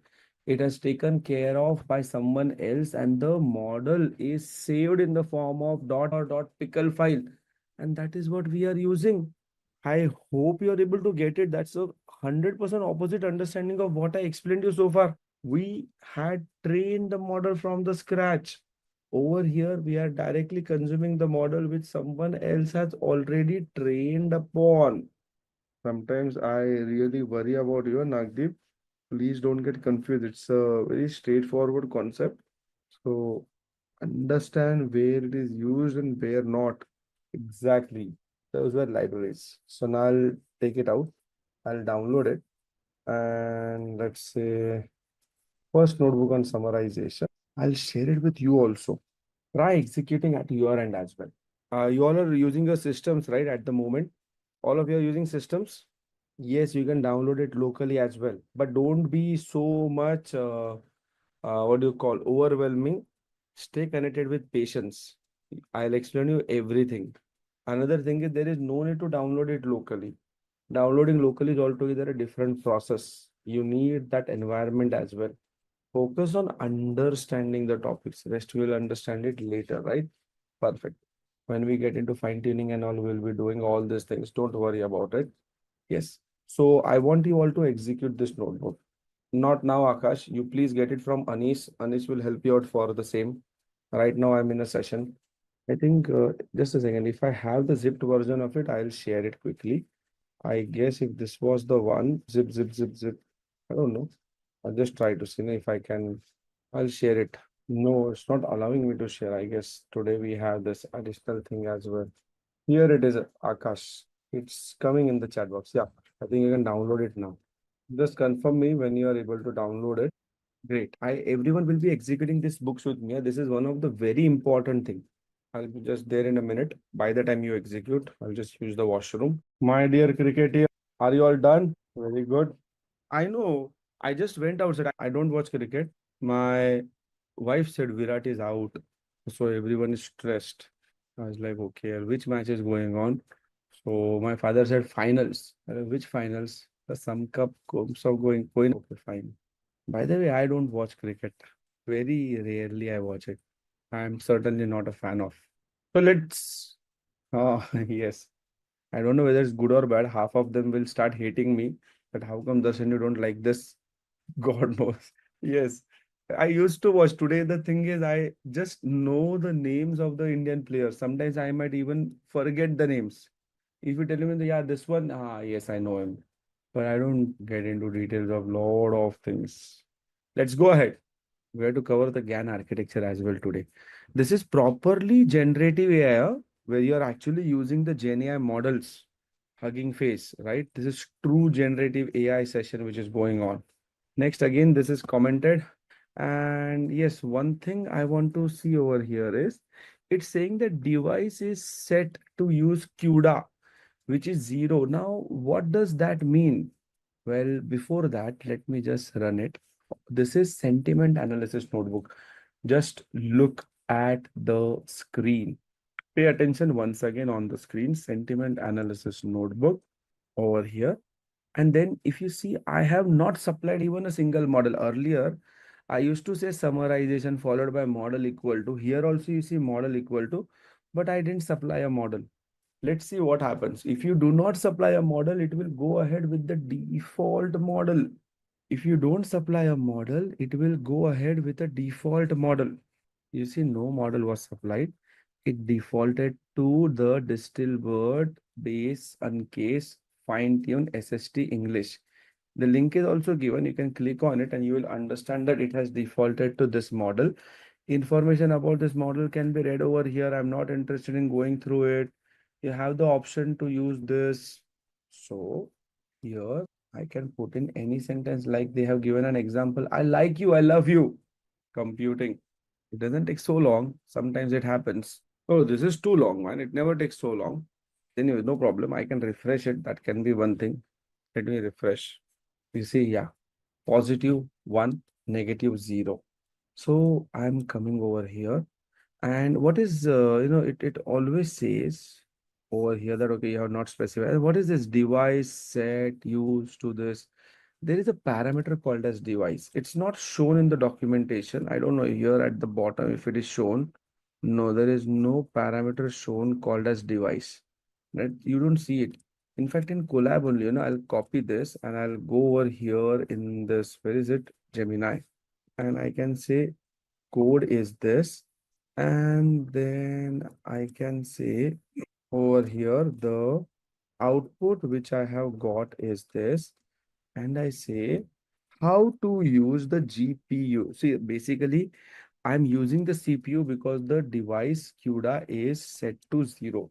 There is a parameter called as device which takes two values. Have a look at it, right? There is a parameter called as device to use the values. I don't know if it suggests yes, device equal to 0. So if you have multiple GPUs, you can change the device to 1 or 2 to select the desired ones. This is what it says. So here, to use the GPU, you should say device equal to 0. I never used it, but you should use that. So I say over here, device equal to 0. Now when I run it, device set to use CUDA, I'm still getting the same thing. If I say device equal to 1, it will say that, hey, the GPU is not available. So better you set it to 0 only. Okay. Now I say I'm giving it a sentence. The model is the default one. It's a general purpose model. So I'm giving it a general purpose sentence. So I'm calling the Senti pipeline. I'm extremely happy to share my knowledge with you all. It says positive and the score is on a range of 0 to 1. It is 0.99% sure that it's a positive one. In the same way, we have this text classification model, which is specifically fine-tuned for financial news sentiment analysis. So over here, I am giving it a sentence like Reliance Industry shares continues to be on the Jefferies buy list with a price target of 2990 and upcoming renewable ventures key positive. It says it's a positive sentence with this. I give it a sentence, senti pipeline. I'm sad that this year has come to an end. It's a negative sentiment, and we get this. Let me ask it a little odd sentence, right? I say that the stock prices of Walmart are not performing good. So I'm giving it indirectly. Good is also there, not is also there. Our NLP model was struggling to handle this. But here, see, it is 99% sure that it's a negative sentiment. Or me saying that Walmart stock is not good to invest today. So I'm not saying it's bad, I'm saying it's not good. You see, our text classification model, if you remember, sentiment review analysis on the restaurant reviews data set, it was badly suffering in such cases. Here, this is way more better. Do you understand the power of the transformer model over here again? Yes. In spite of getting 72% accuracy, but it was not performing well. So this is the next notebook for sentiment analysis, which I want you to execute. One thing, every time your notebook is over, it's important that you go to runtime and disconnect and delete runtime because you are using the free version. If you are using a free version, it cannot execute more than one notebook with the GPU connected. So disconnect and delete runtime. Can it handle sarcasm? Chandra, try asking it and do let me know. My answer to your question is yes. I want you to try out that and let me know here only in the example. Tell me what example you tried and also paste in. Basically, Chandra, you paste these two things. I want you to paste these two things. The first thing is tell me what you gave, and the second is what you got. Okay?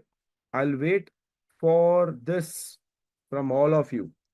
Cool. We sent a screenshot. That's awesome. Let me see. Vacuum cleaner? Chandra? Vacuum cleaner?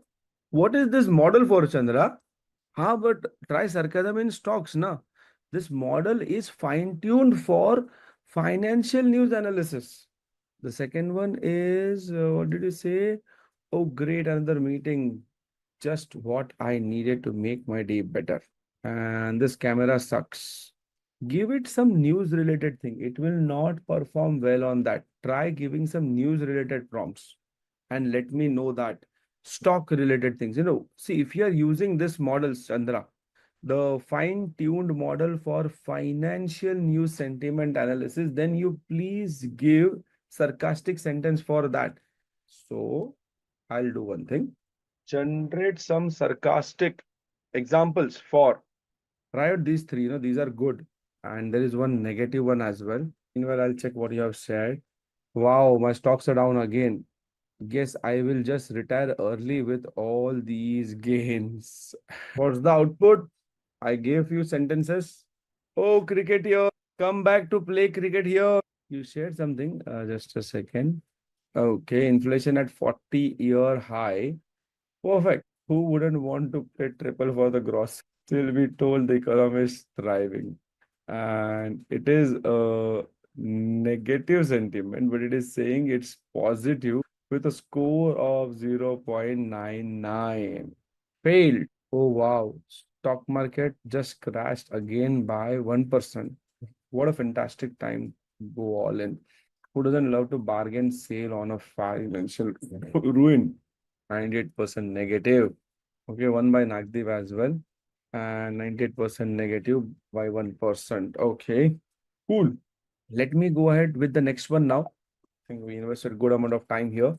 The next one is, again, this is not required. So I am this time using a vision transformer or model which has eyes. So as you can see, vision transform for feature extraction. What will it do? Given an image, it will extract features from that. You remember, na, convolutional neural network where the features were extracted. Yes, the same thing. And then we have the vision transformer for image classification, whose job would be to take the features and perform the classification. Then I'm also loading IMG from image for some reason and give it 10 seconds. Sorry. So I was saying, what is this image library used for? We'll see it later. Oh, here only we see it, right? So for displaying this, we have it, right? And ipython.display image. So I do that. Then I have to upload an image. So this is the Egyptian cat photo. I'm uploading Simplilearn D9, this ball photo and this cat, right? So let's say this time I'm going ahead with the ball. Uploaded. I will share with you also those two photos so that whenever you try it, You have it. I'm copying the path of this, copy path and closing it. So I don't want to go ahead with the cat. I want to go ahead with the ball. So this ball thing, I'm going to delete it and I say control V. File name loaded. So that is loaded into file name variable. That is what I'm plotting over here just to see what is there. I have already seen that, but I just used it. Okay, this is the image of what? What is this image of? Don't say it's a ball. Tell me something better about the ball. Cricket ball, right? Basketball. Yes. And the earlier image was of a Egyptian cat, by the way. That also you can try it out. So first and foremost, I am opening the image. Now you know that image has to be open and the type of the image is what I'm checking. It is a JPEG. Oh, sorry, ball image. Now, what are we calling it as? It's ball.jpg. So I will have to use this. Now, I am calling the vision transformer feature extractor from pre-train. So this is the Google's model. This one, Control C and opening in a new tab. What is this model trained on? You can see ImageNet dataset. It is trained on ImageNet dataset, which consists of total 21,000 classes of image. And there are 14 million images inside this. All of these images were given to the model, and before giving that, they were converted to the shape 224 cross 224. And then it is fine-tuned on the image data set, and it can now predict on 1,000 different classes. And that paper can be seen over here. This is the research paper where it says image is worth 16 cross 16 words, 2020, right? October 2020. They have also given an inference endpoint over here. I'll just try to upload it. I'll take the image of Egyptian cat and let's see what it predicts. The coding has become so simple now. It should tell me that it's an Egyptian cat, right? I'm just trying to see if it does tell me or not. Taking a lot of time for the first time. It never takes. See, Egyptian cat. Okay, I see that it can detect so many classes. Training data, ImageNet dataset. I can click on that. Let's see what it says.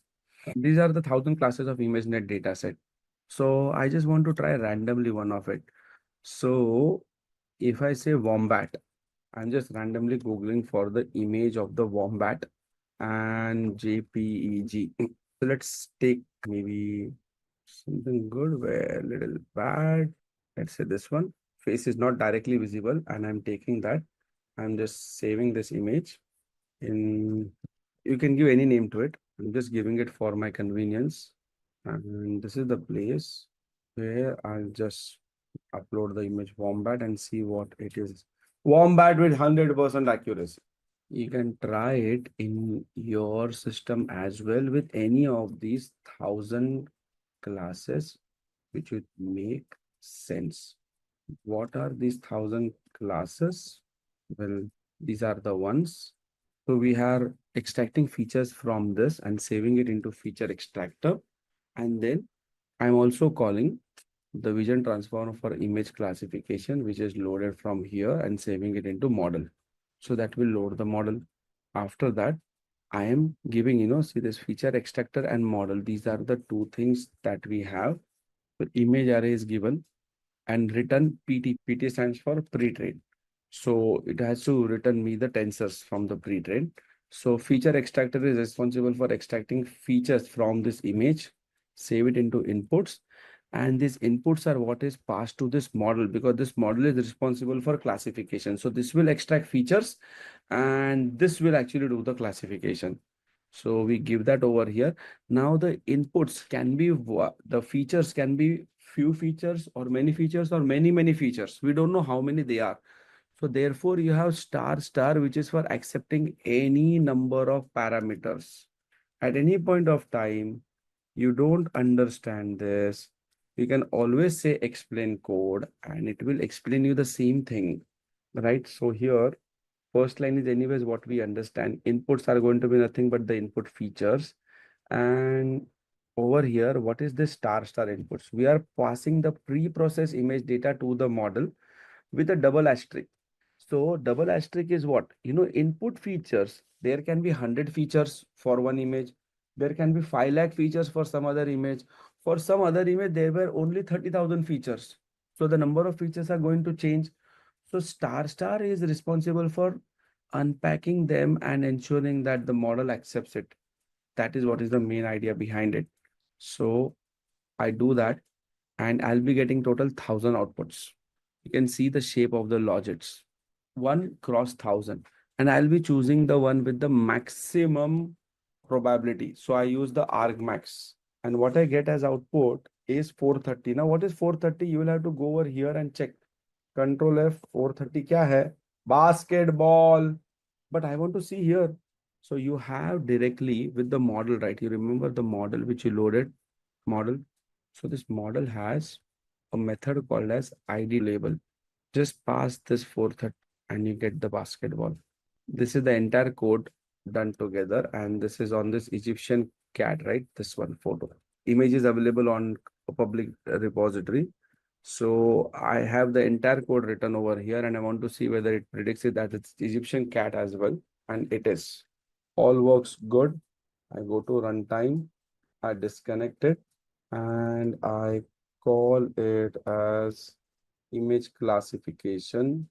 Question by Chandra, can we give any picture and it can predict, or should it be only from the training dataset which will give good accuracy?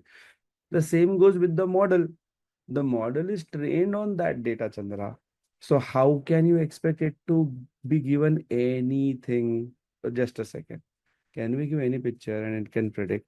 Or should it be only from the training data? Chandra, again, you already know the answer to this question. This question goes to the audience. Chandra has asked a question. This question goes to the audience to answer.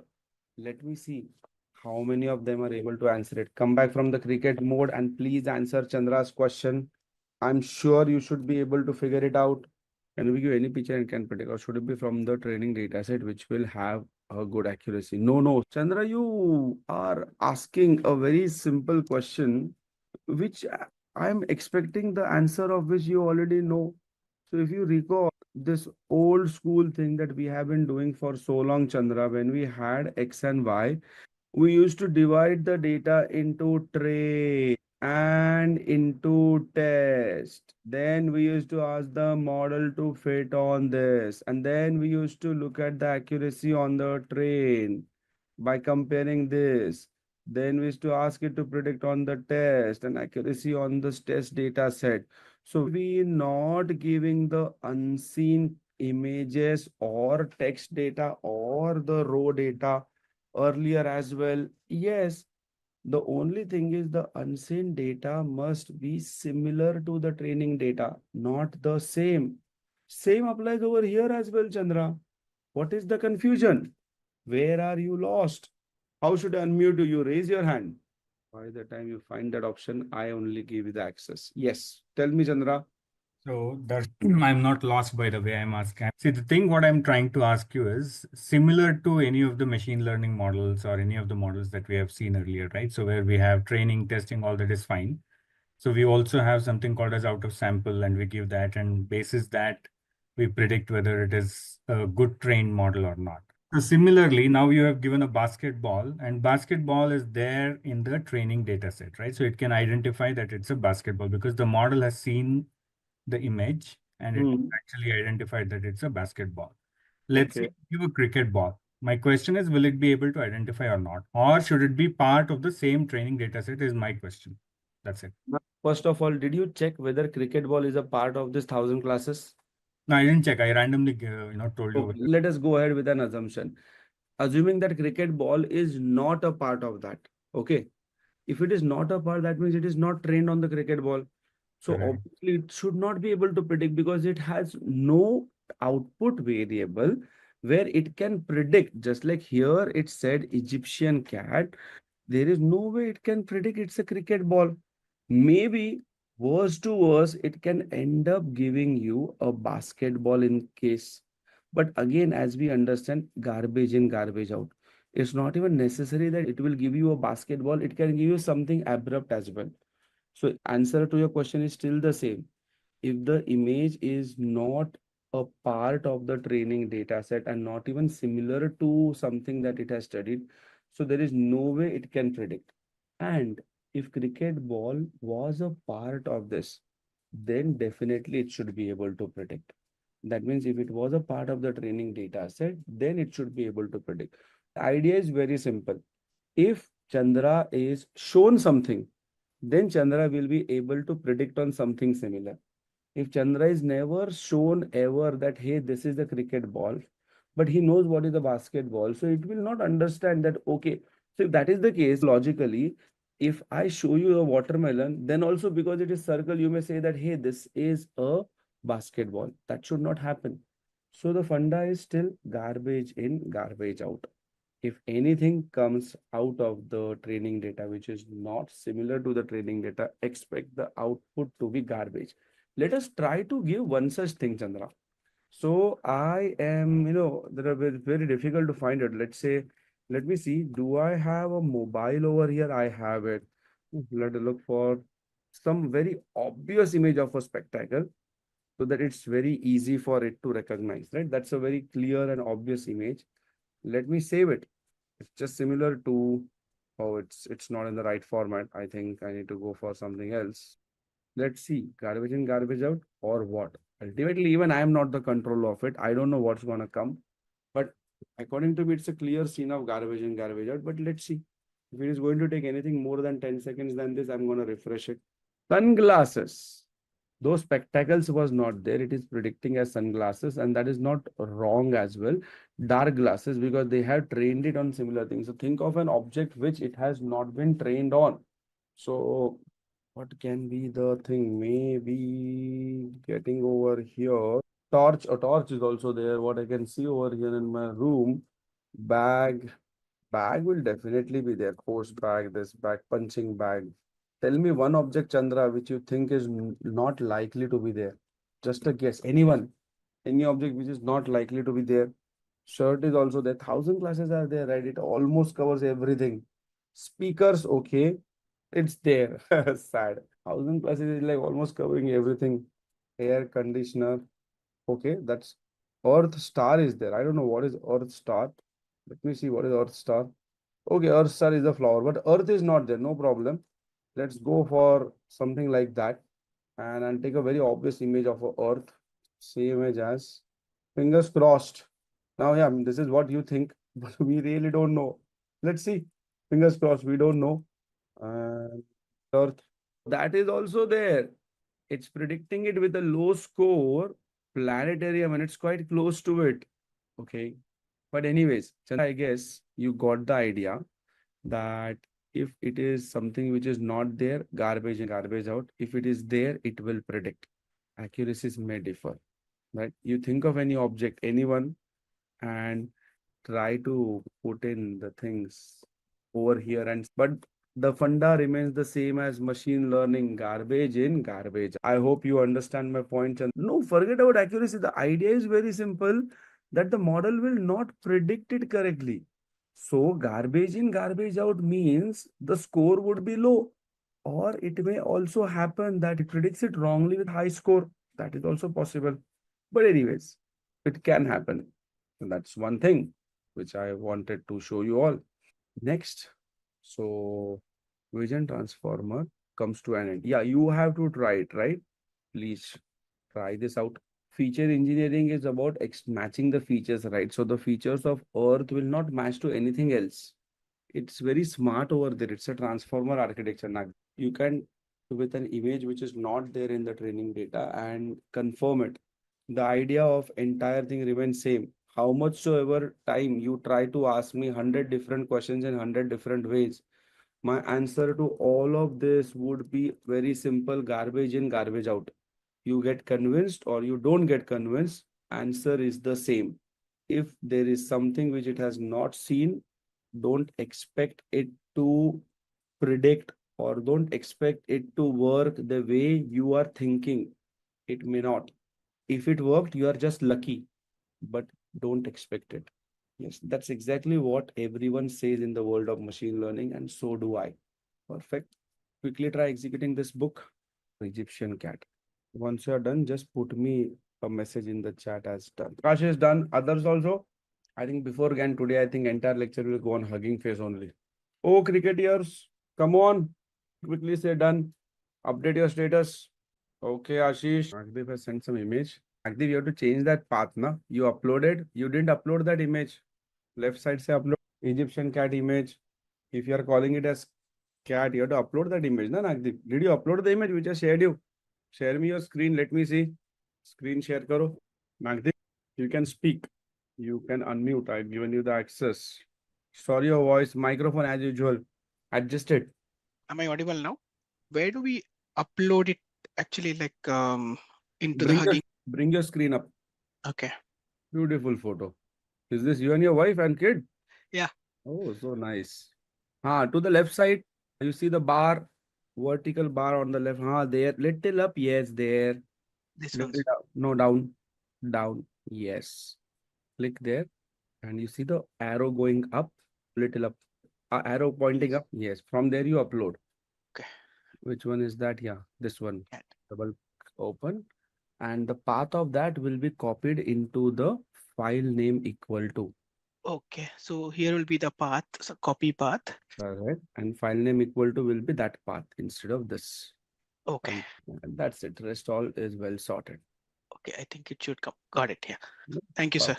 Welcome. Thank you. Should I stop your share? Yeah. I'm trying to remove the share. I did it. I Okay. did. No problem. Sutano, you're also busy in watching the match today. Okay, Harikant is done. Yusuf is done. What is the status? Are we winning or losing? Nagdeep, just update me once you are done. Then we can go ahead. Means we'll go on a break. I think that would be better. We are winning. Okay, we are winning. Great. Done. Perfect. So I think it's all understood to everyone. The next one that we have to look into is exactly what I planned for today, which was the generative adversarial networks, but it's a different architecture called as the stable diffusion. We'll be having a separate session on stable diffusion. We'll discuss all these things once we come back from the break. So as you can see, it's 8. So we'll be coming back at 9:16, 20 minutes from now. I'll see you then. So follow the time at the top right, 9:16. We are back. Thank you. Enjoy your break. See you then. Welcome back, everyone. One wicket down. People are stressed. Okay, going ahead. Assuming you all are back, right? Now, the next one is stable diffusion. I was telling you all that stable diffusion, we will have one specific session on stable diffusion, its architecture. And what is this stable diffusion model? Well, it is a open source model. Just like Hugging Face is an open source model, stable diffusion is also open source model, mainly for image generation. Image generation. So it will generate images. The first thing, connecting. Diffusers needs to be installed for this. So that is what I'm installing. Pip install accelerate. In this, you have lot of places where you have to do this. So you can just take down the small explanation for this.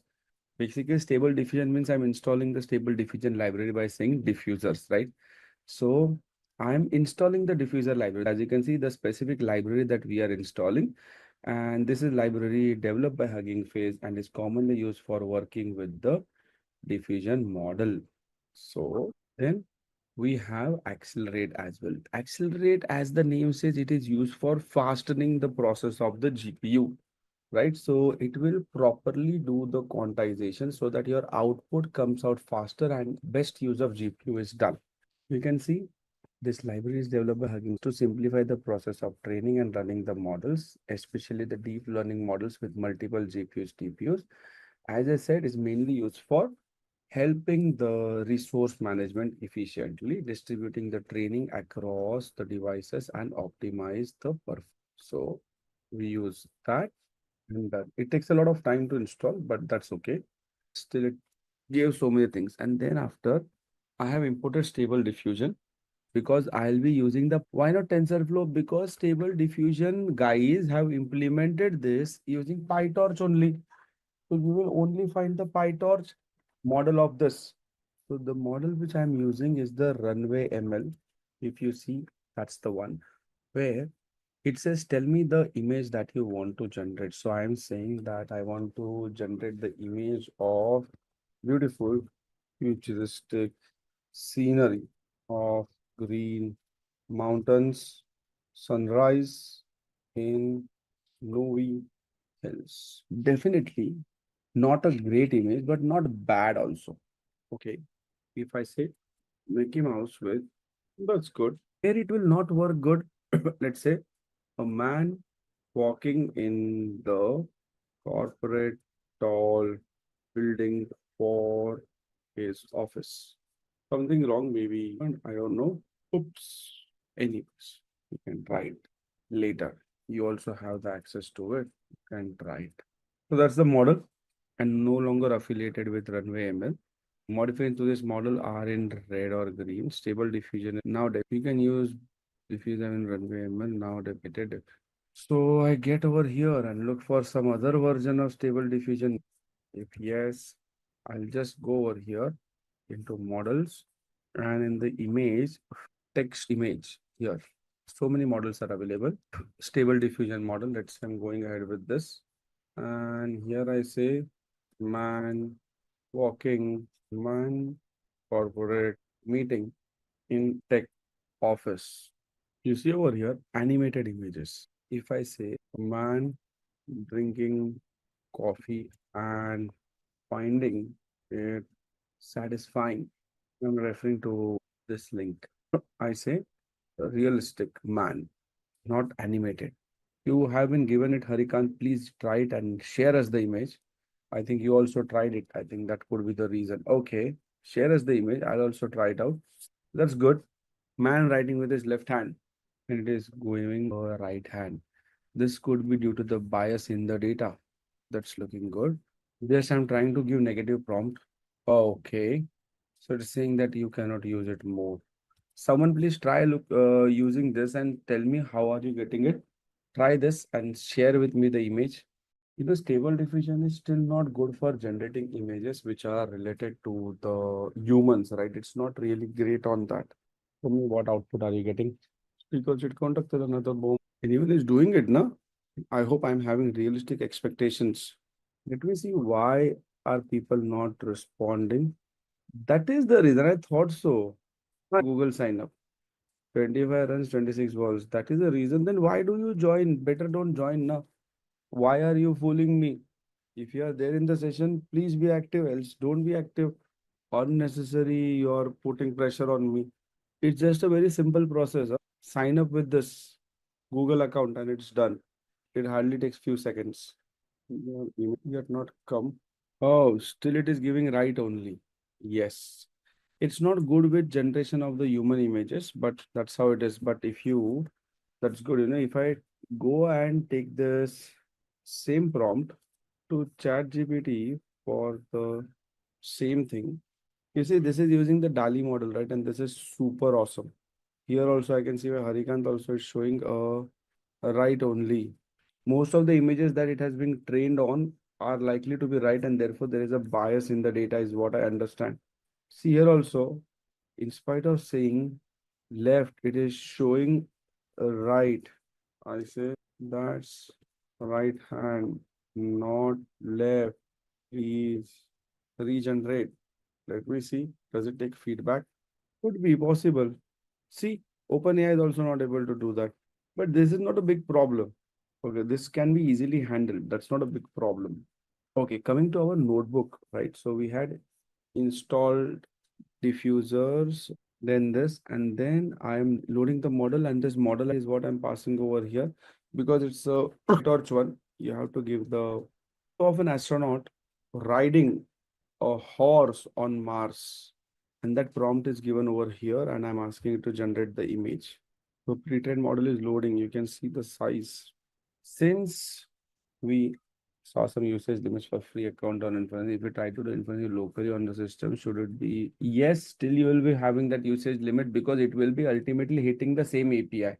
So if you're doing it locally, yes, there will be, basically these models are very costly and they are paid as well. So now this image is generated and you can see this is the one. I just loaded it and this is the image of the astronaut riding on a horse on Mars. That's what we see. I will go to runtime, but yes, what you are saying is correct. It needs a paid account But the open source one, if you're downloading it, it will consume a lot of resources. You just can't even think of executing this on your local system, or else there are some UIs available like Comfy UI, which can help you to achieve this. If you want, you can research about it. In fact, it is also written on their webpage somewhere. I don't see it here, but it's there. If you just go on to, this is used for doing the things locally. It's open source node based that allows users to generate image and text of images via the prompts, and this can be done locally. Control A, Control C. You can do it using UI as well. Then you can research about it. Comfy UI, it's good. You can do that locally as well. So yes, I mean, this is one thing. The next is sentence similarity, which I want to show you.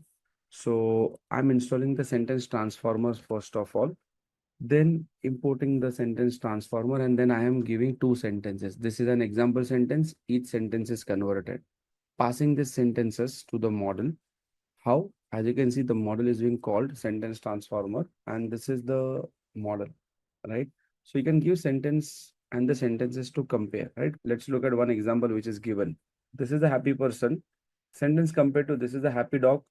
That is a very happy person. Today is a sunny day. This is something which they have newly called. So basically, this is the restriction from the Hugging Face to make money. Earlier, it was completely free. The recent one. Anyways, we can do it via the API call. So after having this installed, I'm going to pass it to the model embeddings, and you can see these are the embeddings for the sentences which are generated. And after the embeddings are generated, sentence one, sentence two, and encode the sentence to obtain the embeddings. But there is a similarity check. I think God knows. Similarly, this is token classification. You know what it does? You have a sentence. Neither had given Syria the lead with the well-struck header in the 7th minute. This example is given for parts of speech recognition. You can see it is saying that, hey, neither is a person, and it's saying that with 99% probability for the index one, which is this. Then the next one, right? The next word, it is saying nad, starting from 0 to 3. That's a word. Then after that, entity, it's a person with score as this index location 2. And then it's starting from 3 to 5.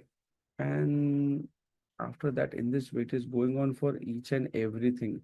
So here this khadi, right? So this kha going from 8 to 11, it is recognizing this as a person, and so on and so forth. The dar, hash dar, that is something before that. Then after that, Syria, right? So it is considered as the beginning of the location. The word is Syria. So it was able to identify the parts of speech over here. The last one is text to image. Look at this beautiful image. So what are we doing? First of all, I'm installing the necessary libraries. Then I'm loading these two models, which are responsible for text to image generation. This is again stable diffusion 1.0 only. Loading the model, you can see the model ID is given to from tree train.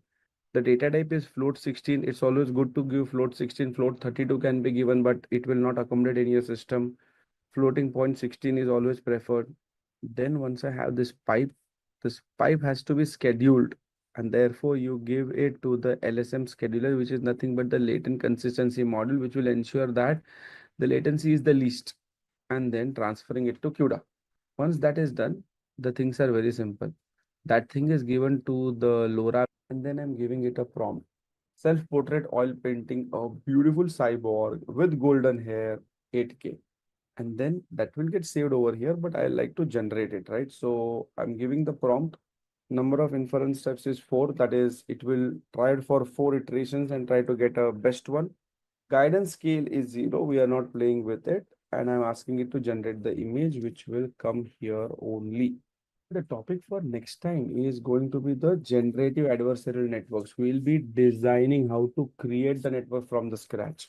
You see the model is getting downloaded. It takes a lot of time. I mean, it's not 89 MB, 67 MB. So it takes time. You need a good internet to 44 MB and so on. Here it will come now. And you can see what was the prompt. Self-portrait oil painting, a beautiful cyborg with golden hair, 8K. Beautiful image. Say black hair. Oh, that's interesting. Cyber dog with yellow headphones. Oh, it doesn't look like a cyber dog for sure. But yeah. I can definitely. There are many other things also which are planned, but as and when we go ahead, we'll be looking into that notebooks as well. Now, for this notebook to run, you will have to configure the Hugging Face, but that I will, for time being, leave it to you. Yes, we get started with the generative adversarial networks today. If you have ever heard about generative adversarial networks, that's awesome. If not, I would like to tell you that it's going to be really an awesome learning experience because generative adversarial network is a very cool network. As I told you, this will help you generate new images. So let's discuss about it. Okay. Now, this is one of the great advancement in machine learning for all of us, and therefore this is going to be one of the very interesting thing that we are going to study here, which is the generative adversarial networks. So they have a numerous applications, and one of the fanciest application of the GANs, we call it as generative adversarial network, GANs, is the face recognition. So if you go to this page, which is called as this person does not exist.com, you will see in action that these images which you see here are of the people who do not exist. They have been fully generated by using a network. And this is fascinating considering how detailed our expressions are in this image and how to generate faces with this. This is going to be one of the craziest applications. So we are going to understand this mathematics right from the scratch over here. But before that, let's try going to the website. This person does not exist.com. And you can see over here. So you see this, the background, or I guess this is the ear of the next person problem. One more, you see how real it is. Look at this. I mean, so nice and real. All perfect. So this network has been trained on millions of images and it has captured the faces. And this is very much similar to the convolutional neural network. So it has captured the faces and on the features captured on the faces, it is now using those features to generate a new image, as you see over here. See, whenever you try using this to generate more than one face, this is where it doesn't work as well as expected. Right. So yep, it's just a proof that yes, it's a generated image. Right. So we are going to understand this mathematics with just a single pair or a single layer neural network to understand this detailed mathematics. So that's going to be something which is interesting for all of us. Okay. So let's get started with this. I'm going to keep it very understandable. Let us try to develop a general idea or a general intuition. So that will give you a good overall understanding of how the flow is expected to be whenever you talk about the generative adversarial network. So over here, whenever you talk of, they consist of pair of neural networks that are going to fight with each other. One is called as generator and the other is called as the discriminator. And they behave like a counterfeiter and a cop. This is like the counterfeiter police, and this is like the counterfeiter, which is nothing but thief, and the cop, which is the counterfeiter over here, which is the thief or the chore, is constantly trying to make fake paintings. And the cop is constantly trying to catch the counterfeiter, right? So you have this chore and police, as you can see, left hand side, which is the counterfeiter, and the right hand side, which is the discriminator, or which is also called as this. So this guy is going to create a image, and obviously his role is to catch what is a real image and what is not. So he creates an image, this counterfeiter, and the discriminator catches it. No, this is not an original image. So what happens over the time is, based on the feedback from this guy, he understands what is good and what is bad. So this time this cop says no. So counterfeiter understands that, okay, let me make something better. Then he further prepares one more image like this. He again says no, but when he prepares an image like this, he says yes. So basically, you can consider like, there is a examination going on in the classroom. So a student is caught copying.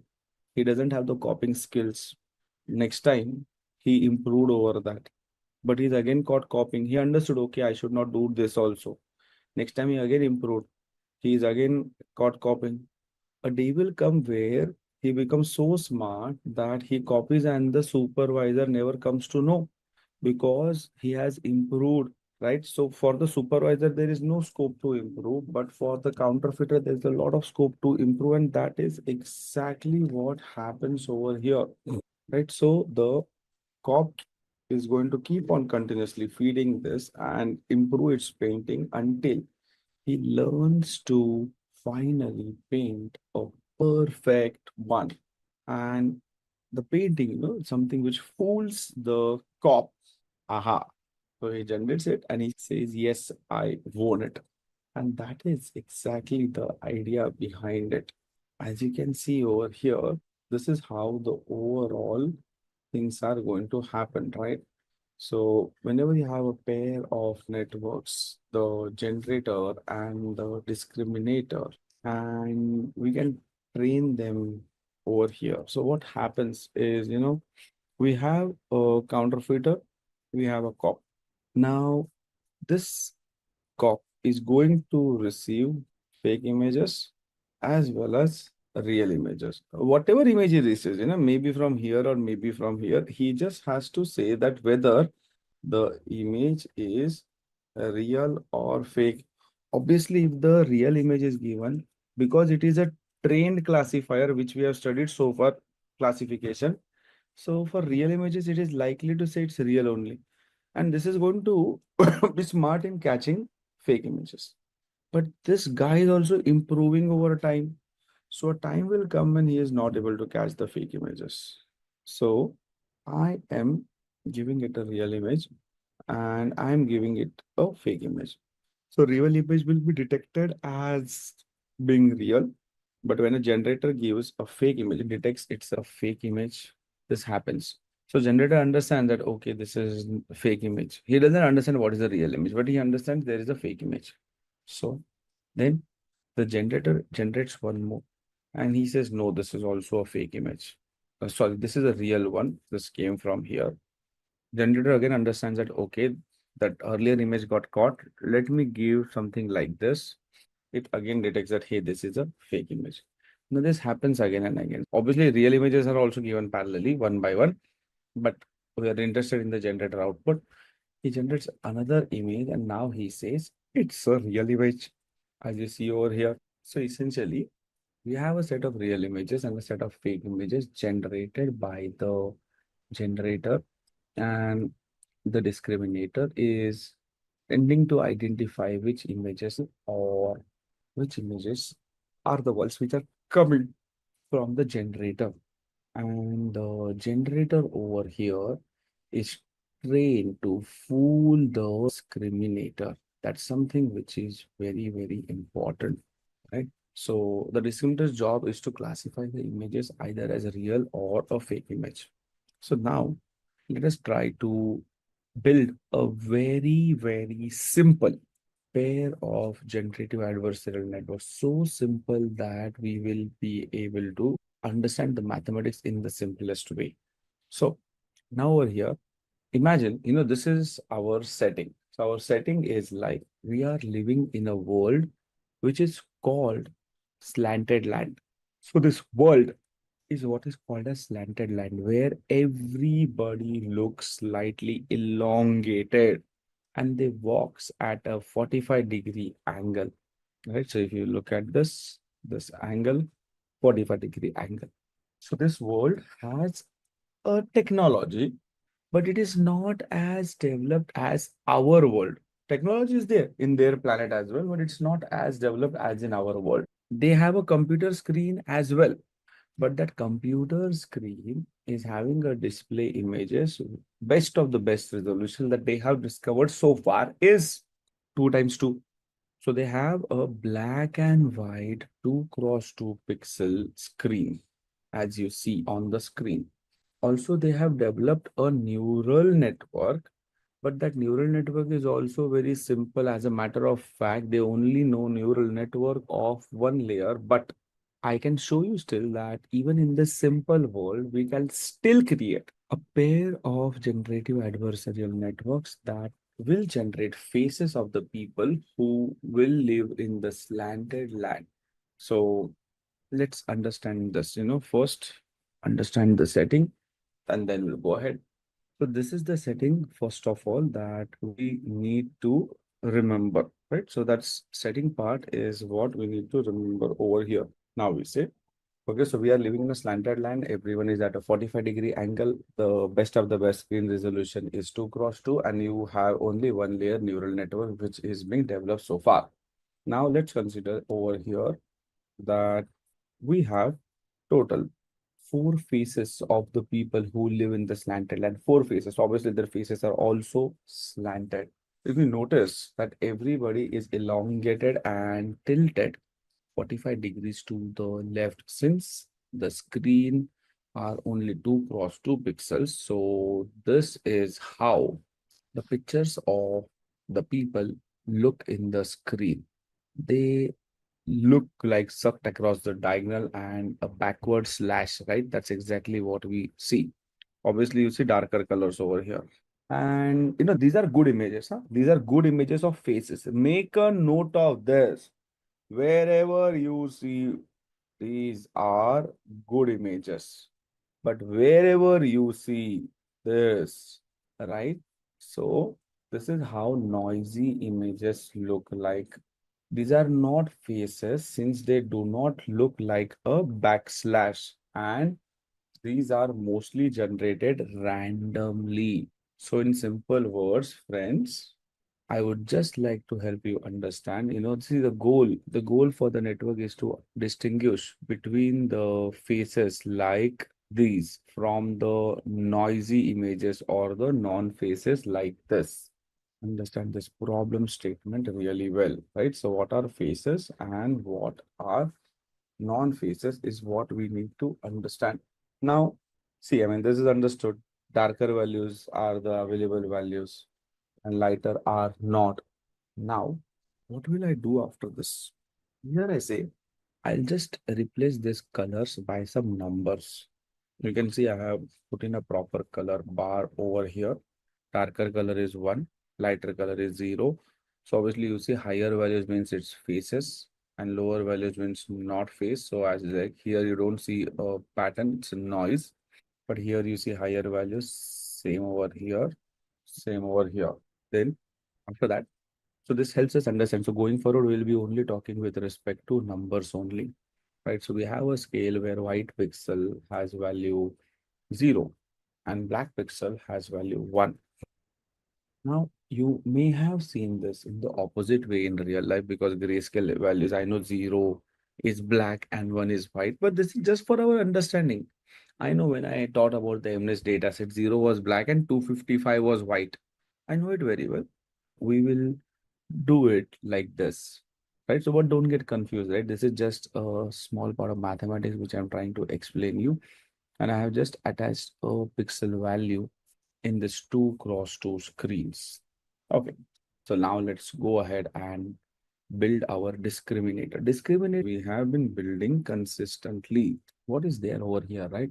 So the first thing is, how do computers train them and start by building the discriminator? For that, we need to have our first question, which is, how are we going to tell the faces apart from the non-faces? It's very easy, right? Notice in the faces, if you see in the top left and the bottom right corners, there are large values, and that is because the pixels are darker, whereas the other two corners have smaller because their pixels are light. And how do you tell, whether these are faces?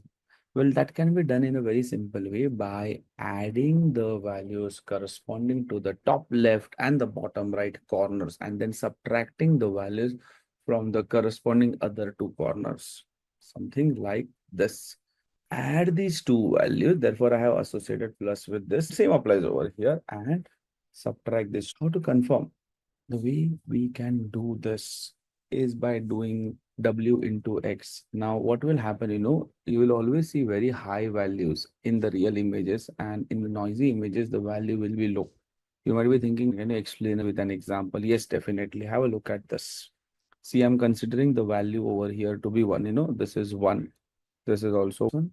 That's minus 1. 1 into 1 plus 0 into minus 1 plus 0 into minus 1 plus 1 into 1 equals 2. Same thing over here, 1, 1, minus 1. 1 into 0.25 plus 1 into 0.75 plus minus 1 into plus minus 1 into 0.5, which gives us this. This is what we understand. Now, how do you interpret this over here? After you get all these things, the way we can do that is we can add a cutoff threshold. Let's say I'm considering the threshold to be 1. So say that any image that crosses 1 or higher is a face, and any image which is less than 1 is not a face, or it is a noisy image. So is 2 greater than 1? Yes, so it's a face.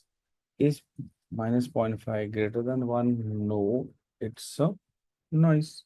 This is what is the mathematical part that we have got. Now, after this, we can say that, see, in neural network lingo, if I have to demonstrate this to you, I need to have a neural network, which means there will be a neural network with 4 input pixels, which look something like this, where the values of our 4 pixels get multiplied by +1 or -1, purely depending on what diagonal they are on. And then we subtract a total value of 1 or the bias which we add these 4 new numbers. And then we look at the score, right? Whether the score is greater than 1, or based on that, we classify the image. Like, these values have to be multiplied with positive ones, right? And these are with the negative ones. So that's what I'm saying, these are my inputs x1, x2, x3, x4.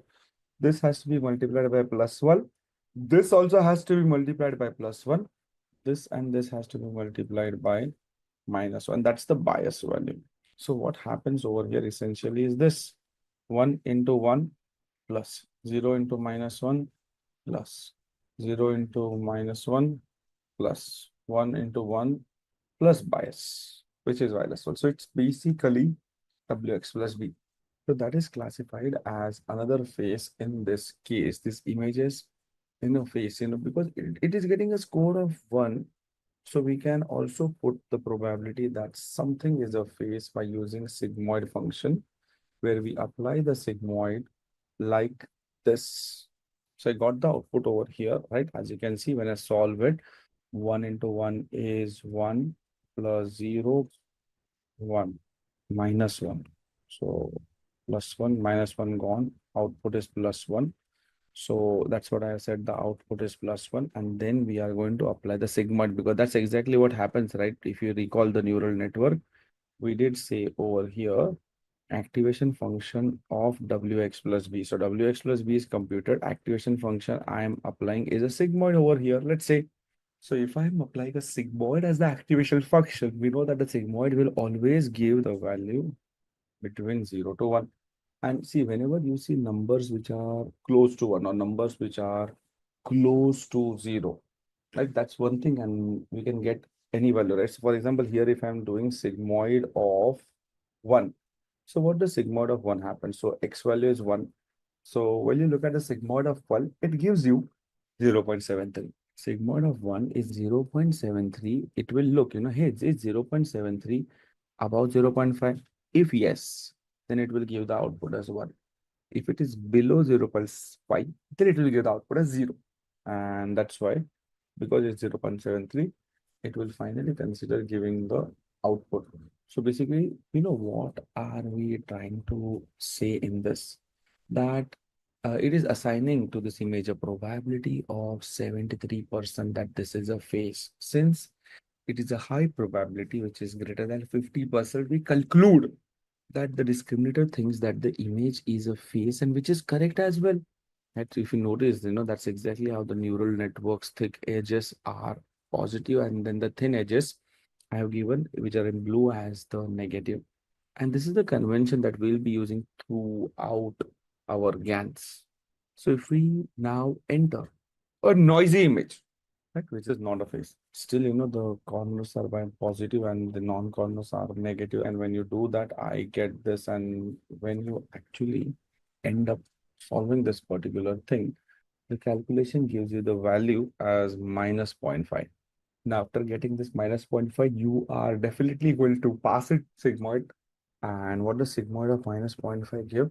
Well, when you apply the sigmoid is going to give you 0.37, and because 0.37 is below 0.5, so this is where the value is less than 50%. So we conclude that the discriminator thinks that this image is not a, or the discriminator is correct again, right? Okay. Now let's get into the generator. But before that, I would like to come to you all and ask you, what is the status so far? Great. Very good. So I can assume everyone has understood the things. That's nice. Then perfect. Thank you very much for calling it good, great, nice explanation, understood, and all those things. Now let's get into the thief. Discriminator is exactly what we have studied so far. WX plus B, which we have studied in our first lecture of deep learning for the MSc. We also studied it during our CNN for classification. So discriminator is the same, but now what comes new is how are the images created, and that is going to be a new learning. And before that, I want you to just excuse me for 10-15 seconds. I actually need a coffee. I don't know why, but feeling a little sleepy. Just give me 10-15 seconds. I'll be there. Maybe because it's a theory class and I'm only speaking, I don't know. Or maybe you guys are less interactive. All of a sudden, I started feeling a little sleepy. So let me come back to normal. I'll just get a coffee, 10-15 seconds. I don't have to make it. I'll just have to tell it someone in my family. So I'll be there in 15 seconds. This is the variational autoencoder, no, generative adversarial network. This is a notebook which is given by Simplilearn on generative adversarial network. I thought it ran, but this actually went into an infinite loop and kernel crash. I don't know why. It's training. No worries. So this is responsible for generating new images, and you'll be seeing the output something like this. Bad, very bad. Anyways, we'll talk about it later.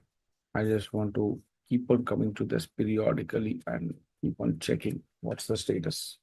So now we are getting into building the let's go and build a generator, and this is going to be nothing but a neural network that will output faces to build a generator that will take into account that along faces, the two corners which are having the high values and the other two corners which are having the low values. Whereas in the noisy images, you will see that anything can happen, right?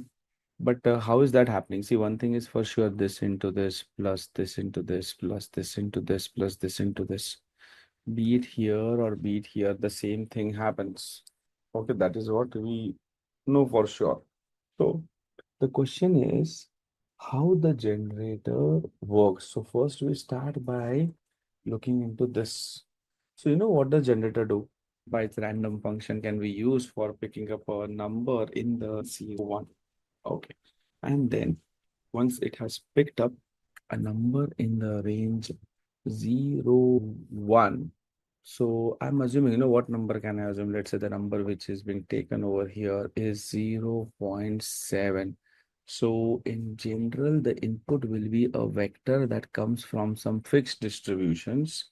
So now let's build a neural network that we really want. What we really want is to have some large values and some small ones, something like this. Right, that's exactly we said, right? This corner elongated 45-degree to have higher values, and this one should have lower values.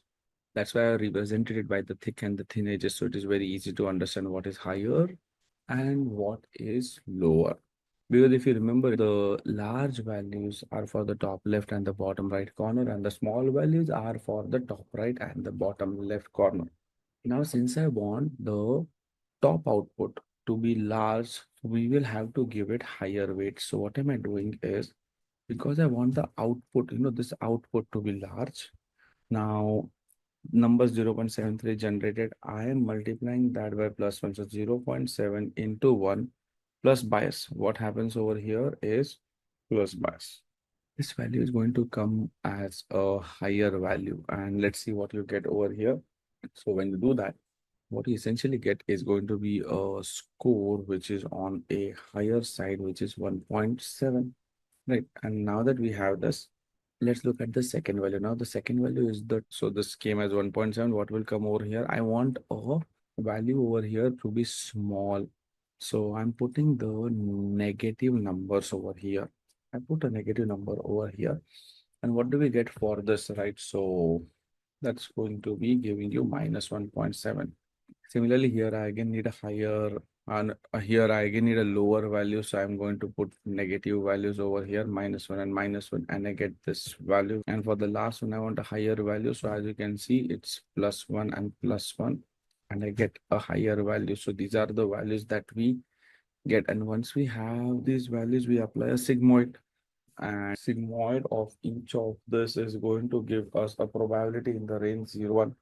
So what you get is 0.85, 0.15, 0.15, 0.85 over here. And that is exactly what we wanted. If you notice in our image, this actually looks like a diagonal, which is how we defined our faces, right? So we build this neural network by generating large values over here and the smaller values over here.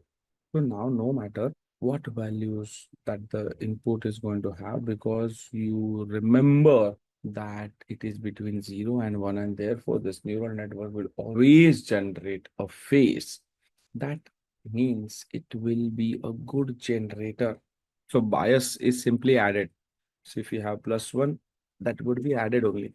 So here also, as you can see, here I consider the bias to be 1. So for every neuron, you have a different bias, no? So that is why it is, for every neuron, I'm having a different bias. So for this neuron and this neuron, I'm considering a higher bias +1, and these two, I'm considering lower bias. Don't get confused with the concept of neural network, Shailesh. Is that making sense to you? That's nice.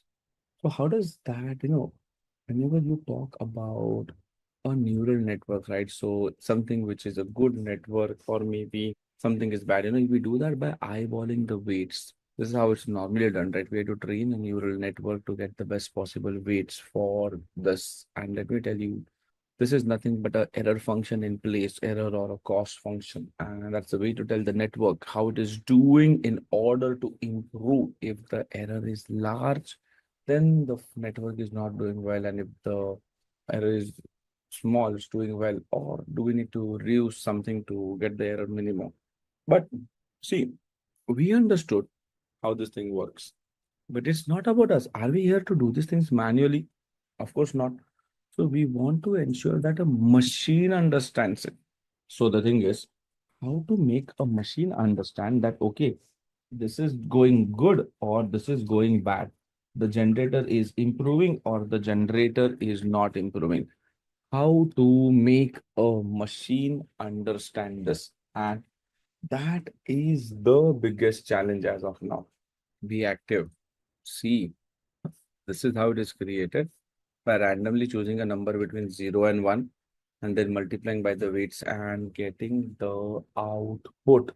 Go through this, you will get an idea. Yes, just go through it once. Okay, now that we have an idea about this, we will take it ahead. How to ensure that a machine understands this, and that is where I would like to propose a function, and this is how machine understands it. This is not for you or me. It is for a machine. Machine says I can make this thing possible by using a log loss function. This is a tricky part. You may ask me the same thing again and again. So I'm just warning you to be more active, right? Because now that storytelling is not going to continue, we are going to look into many new and more meaningful things. So everyone make a note of this. See, I am running it. How much time has over? Around 19 minutes? 19 minutes. It looks like it has been stuck up anyways. This is epoch number 5, which is going on. This is the loss of discriminant. There's a reason I came over here. There is a loss of discriminant and there is a loss of the generator across every epoch. That is exactly what we are studying here, the loss. So now I want to say that the natural logarithm, that is the logarithm to the base e to the y, it appears that among a lot of error functions, this one is something which works good for generative adversarial networks. So let's say first that we have a label of 1 and the model predicted 0.1. Understand this, a label is the actual and the predicted over here turns out to be 0.1. Now, this is a bad prediction because we are expecting 1, the actual should be 1, and it predicted 0, which is in a range of 0 to 1. This is very, very bad. So, we should produce, in this case, the error to be very large because, boss, you had to predict this, but you predicted this. So, the error is expected to be very large because 0.1 is quite far from what is expected in the actual, which is 1. On the other hand, if the label is 1, right, so that's the actual and that's the predicted. If that's the scenario, and it is expected to be 1 and the model predicted as 0.9, that's a good scenario. That's a good prediction because the prediction is very close to the label. And so this time the error should be small. So actual, predicted. So actual and predicted, way different, large error. Actual, predicted, very close, small error. So how then can we find a formula for this error? If you notice that the negative natural logarithm of 0.1 is what? This is 0.1, which is the prediction. I'm using the log loss function. So I'm saying, what is minus ln of this? It's 2.3. What's so great over here? 2.3 is a large value, right? And if I say minus ln of 0.9, because the difference is huge, minus ln of that value gives a small value, and minus ln of that value gives the large values, right? So error is large and error is small. That is how the error is computed by the machine.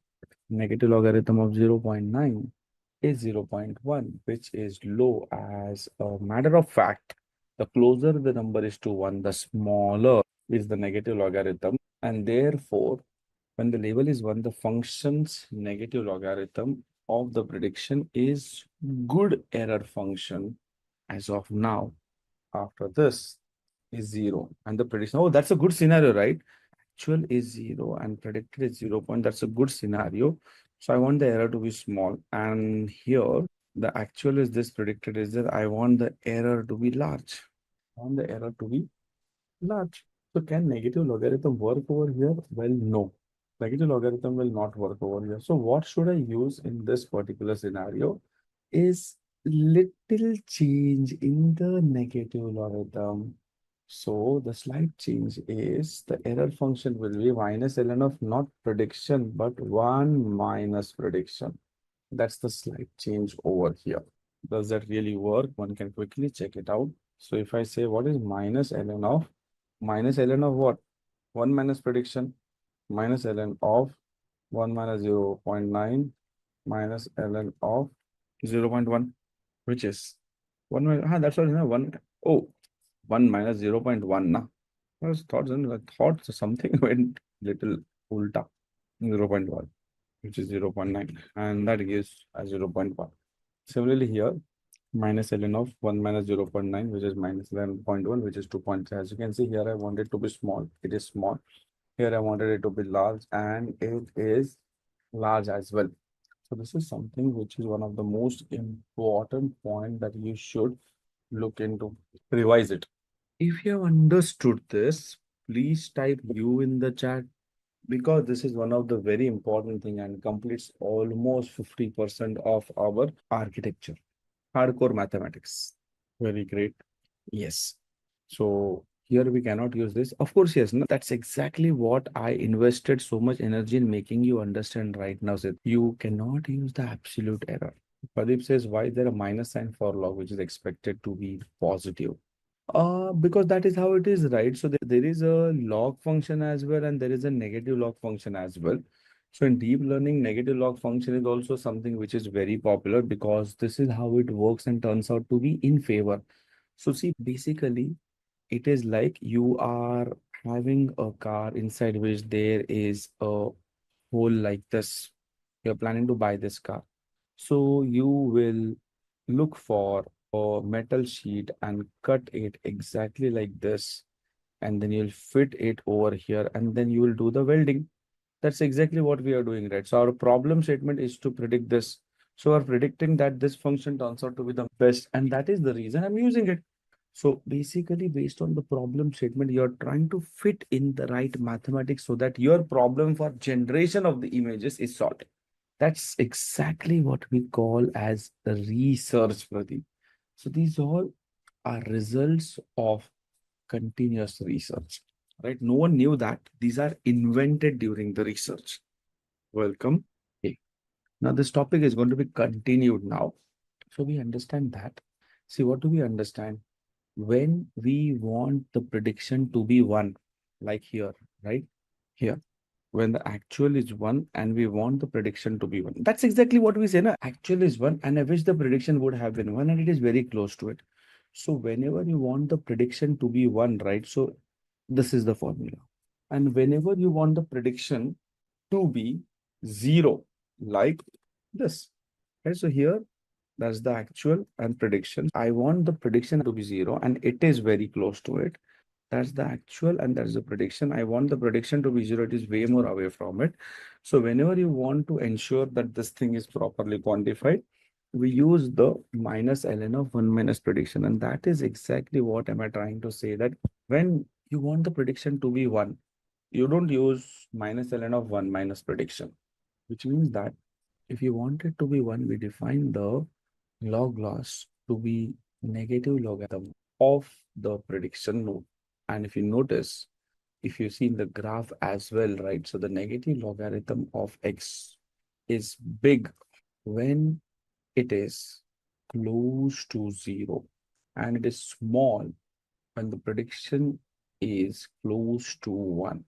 And then when the label is 0, which means that I want the prediction to be close to 0. And then we use an error function, which is the negative logarithm of 1 minus that, which looks like this. All right. So this is exactly how we see that, whenever the prediction is closer to 0, there is low error, and when the prediction is close to 1, there is a high error. These two are the error functions that we are going to use for training the generator and the discriminator based on if we want the prediction to be 0 or we want the prediction to be 1. Then, so now that we have our functions, we can get to the meat of the training process, which is nothing but the back propagation. So I'll explain it very briefly, the way we train our networks, and that is by first take data point and performing what you call a forward propagation, right? So you start from here next, and then you get the output over here, right? So you do the forward propagation, and after performing the forward propagation, what you get ultimately is the error prediction, and from that you calculate the error, which is based on the log loss that we previously defined, and then we proceed to take the derivatives to go in the backward direction and update all the weights. Now, all of this is done using the chain rule, which will tell us how much to update each particular weight in order to decrease the error the best way. And that is exactly what is done using the process which we call as a gradient descent. So, long story short, what you do essentially whenever you talk of gradient descent is you plot the arrows back to calculate the gradient, which is nothing but the slope, which is the direction of the greatest growth, and then take tiny steps in the direction of the negatives. Have a look at this figure, right? So calculate the slope move, and this is how the training happens till the network becomes expert, right? So that is exactly what is called as gradient descent. But ultimately, what happens over here is just the weight updations. That's it. What happens over here is nothing but the weight updations. This is what we have understood so far. Now I am talking about training the generator and the discriminator. So we are ready to do that. But what we have to do over here is to put the right error function at the right place. So it's going to generate any value in the range 0 to 1, and discriminator is going to take that and identify whether it's a real or a fake one, whether it's a real face or non-face. So what am I going to do is, see our parent neural network, if you notice the weights are yet not defined. So we start by defining the random numbers. So I pick up any value in the range 0 to 1, and then after we have selected any values in the range 0 to 1, then we are going to give that as an input to the generator. So what we do is a forward propagation. So the generator is responsible for obtaining some image. It's a face image which I wanted to generate, but it is fake. So it may not generate face. No problem. Now it generated something. It's a random one, right? So I don't think it looks like a face. It looks like a noise. What do you think? It's looking like a face or it's looking like a noise based on the output of the generator? N for noise, F for face. Noise, right? Yes, even I think so. Randomly generated one image, and that turned out to be a useless image. That's exactly what we see over here. Okay. So this is what we get. And then after that, once it had generated this, we know, right? So all WX plus sigmoid has given us this value. What will happen to the discriminator? Discriminator is going to take up this image and it is going to classify whether it's a real or fake image. And how is that going to happen?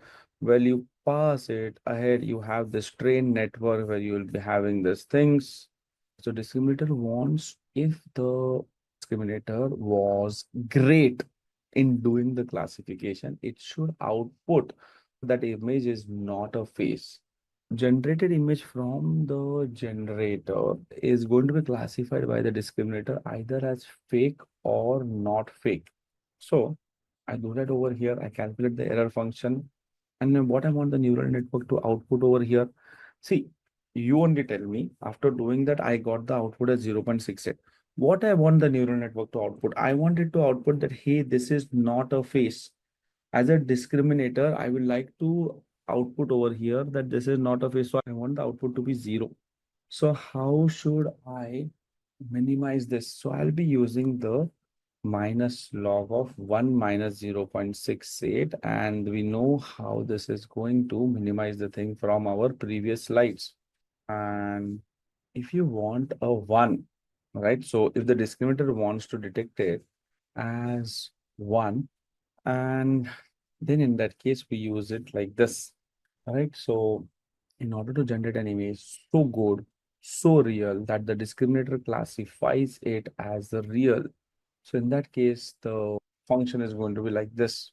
So the generator wants the whole neural network, the connection of the 2 to output to 1.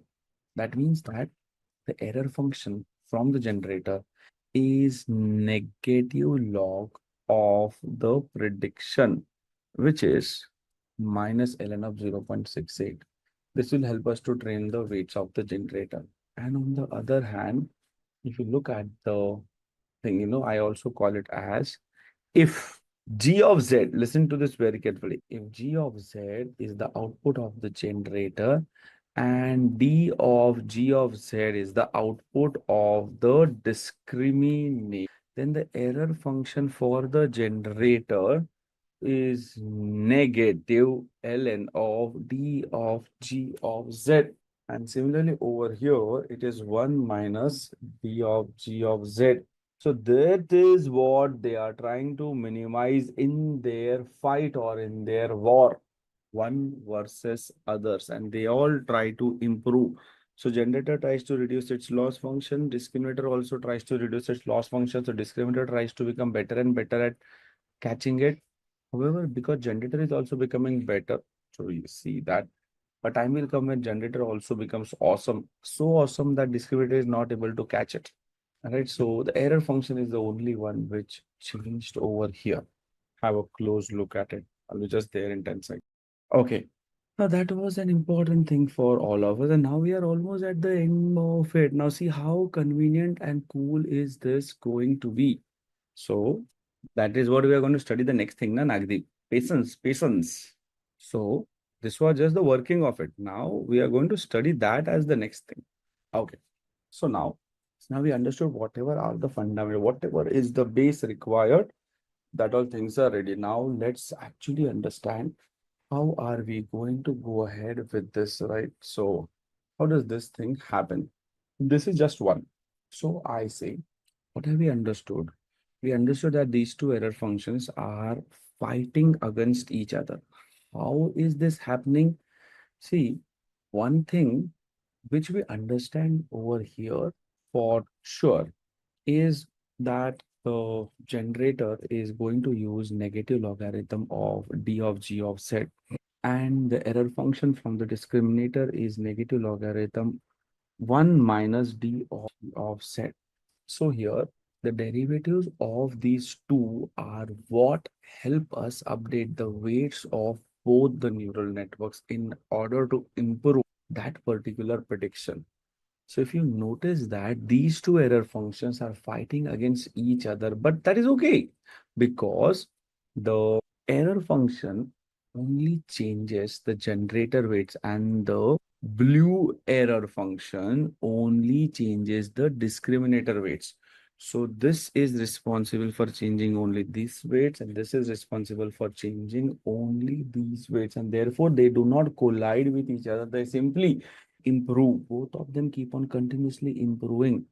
One is to produce the counterfeited images, and other is to catch the counterfeited images. So when you repeat this thing many times, where there will be continuous forward backward propagation, and you keep on repeating this many times, then what we do over here is we pick up a random value. Now, this is where we are talking about the crux now. And my laptop got hungry, just plugged in the power. Yes.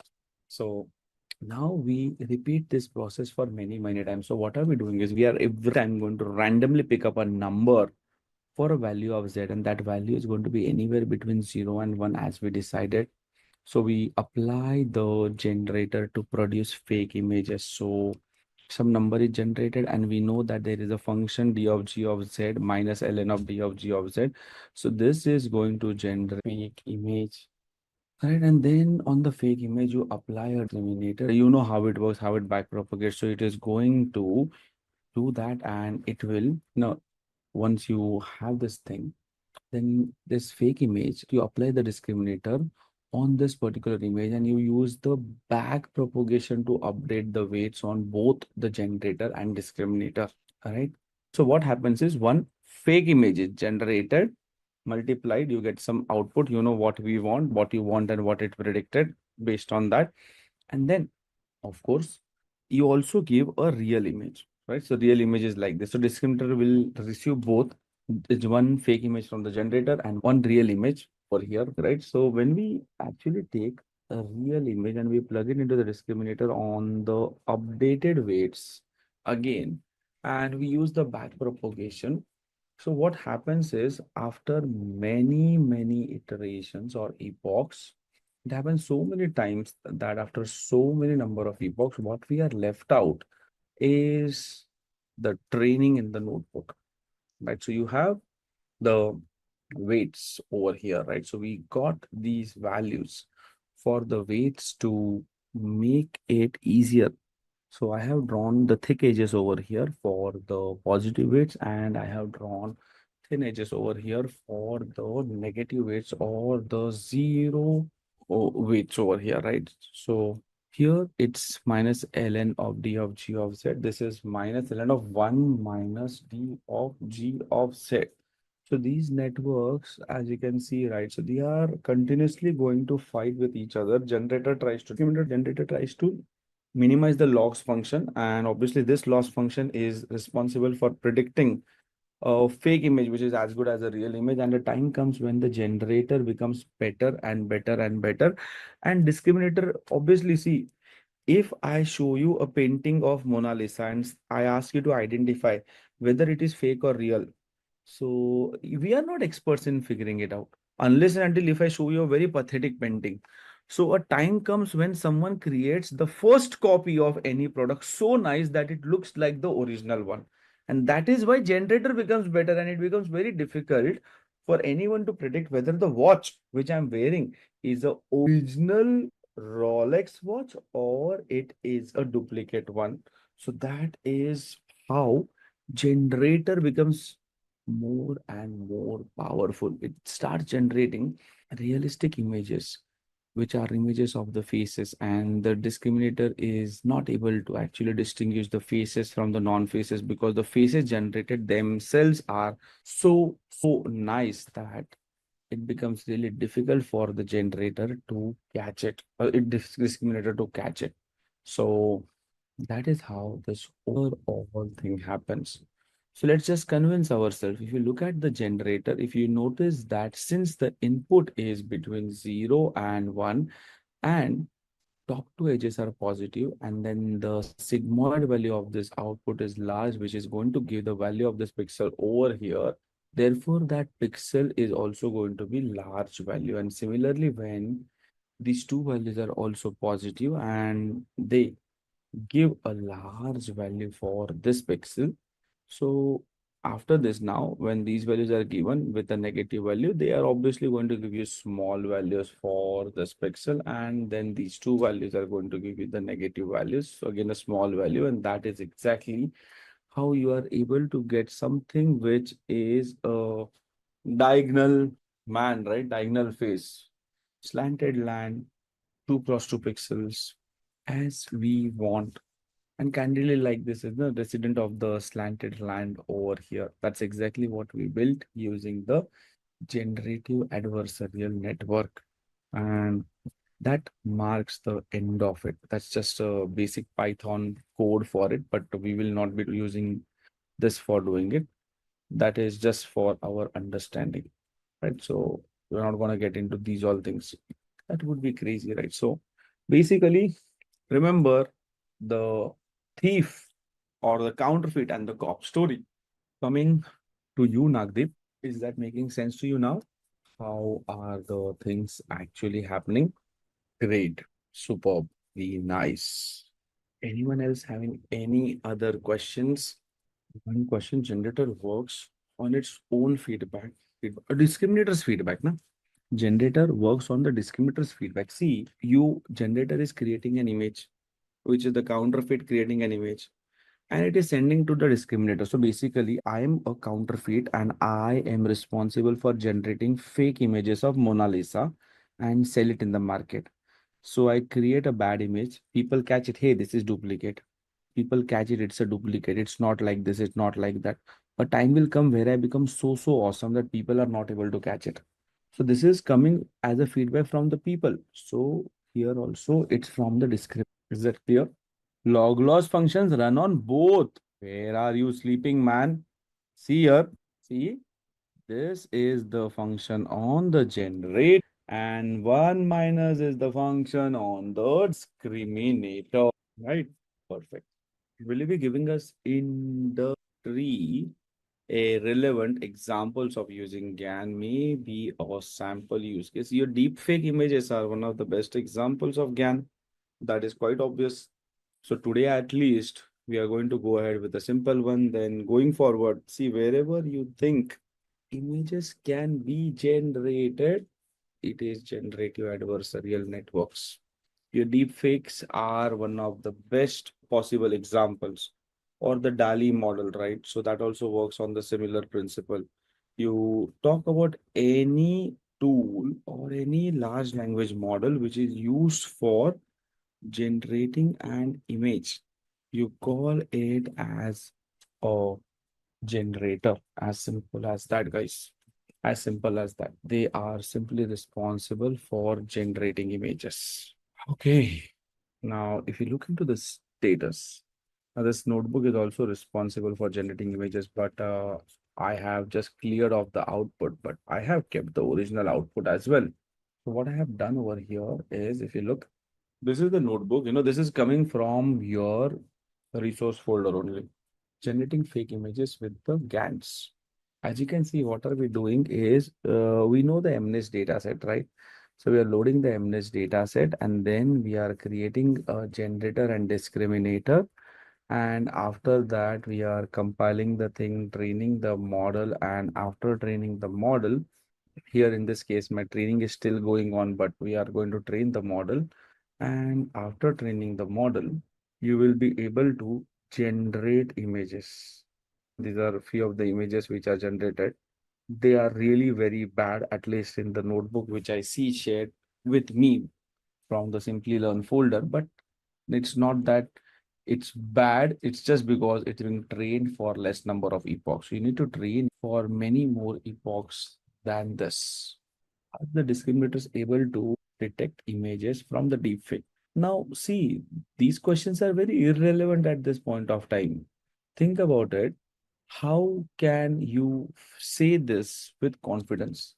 Are they able to detect it from the deepfake? Maybe they are not as well. It purely depends on use case to use case. You really cannot say that they will be able to detect or they will not. Usually, some cases they succeed, some cases they do not, because the images generated are so real that it is difficult to get caught, right? Unless and until you see that typical style in the image. So unless and until that thing is there, it is not easy to catch the image between a deep fake and a real one.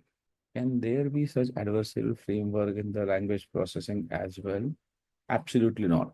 See, here we are having it. In the text processing, you don't need such a framework. Here you are purely working with the pixels, right? So for generating images, it makes sense. But for generating text, we have our transformer architecture, which we studied, which is far more better than this.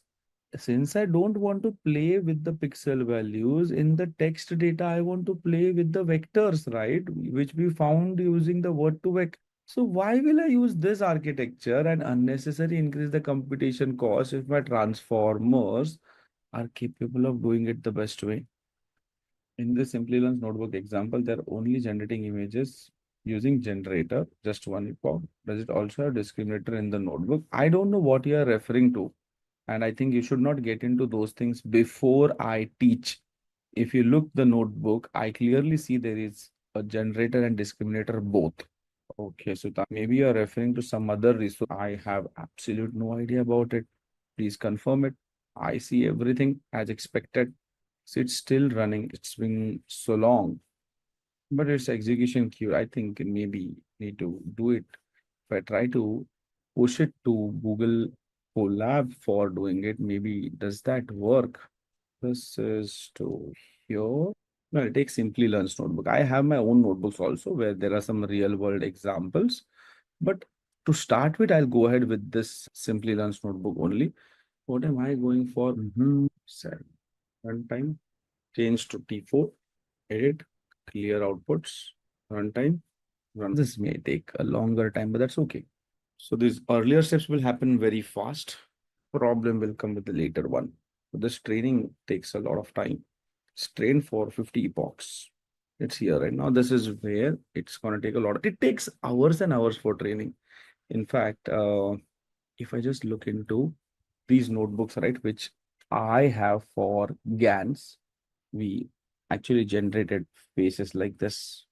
We have a discriminator as well, generator as well. And I trained on it. See, these are the results at epoch 0. We will go through this notebook later on, but I'm just trying to show you. At epoch 5th, this is at 10th epoch. See, every time it is becoming better and better. 15th epoch, 20th epoch, 25th. Oh, wow, 30. And I actually got this. So you really need to train it longer. These are just few of the results for the phase generations. How many epochs did we train it for? They have written over here, I forgot. Epoch means better resolution? No, not at all. Epoch means training, right? Epoch means iteration, forward propagation and backward propagation once done is considered as one epoch. You have forgotten deep learning or what? You are stressing me out today, Shailesh. Have you been attending the earlier classes? You have forgotten. And that is really stressing me out. Guys, let me confirm from all of you. What is an epoch? May I hear it? I mean, so much of efforts we have put in. Let me ask everyone, what is epoch? And also one more question, which Shailesh asked. More epoch means more better results? Yes or no? Or you have anything else to say?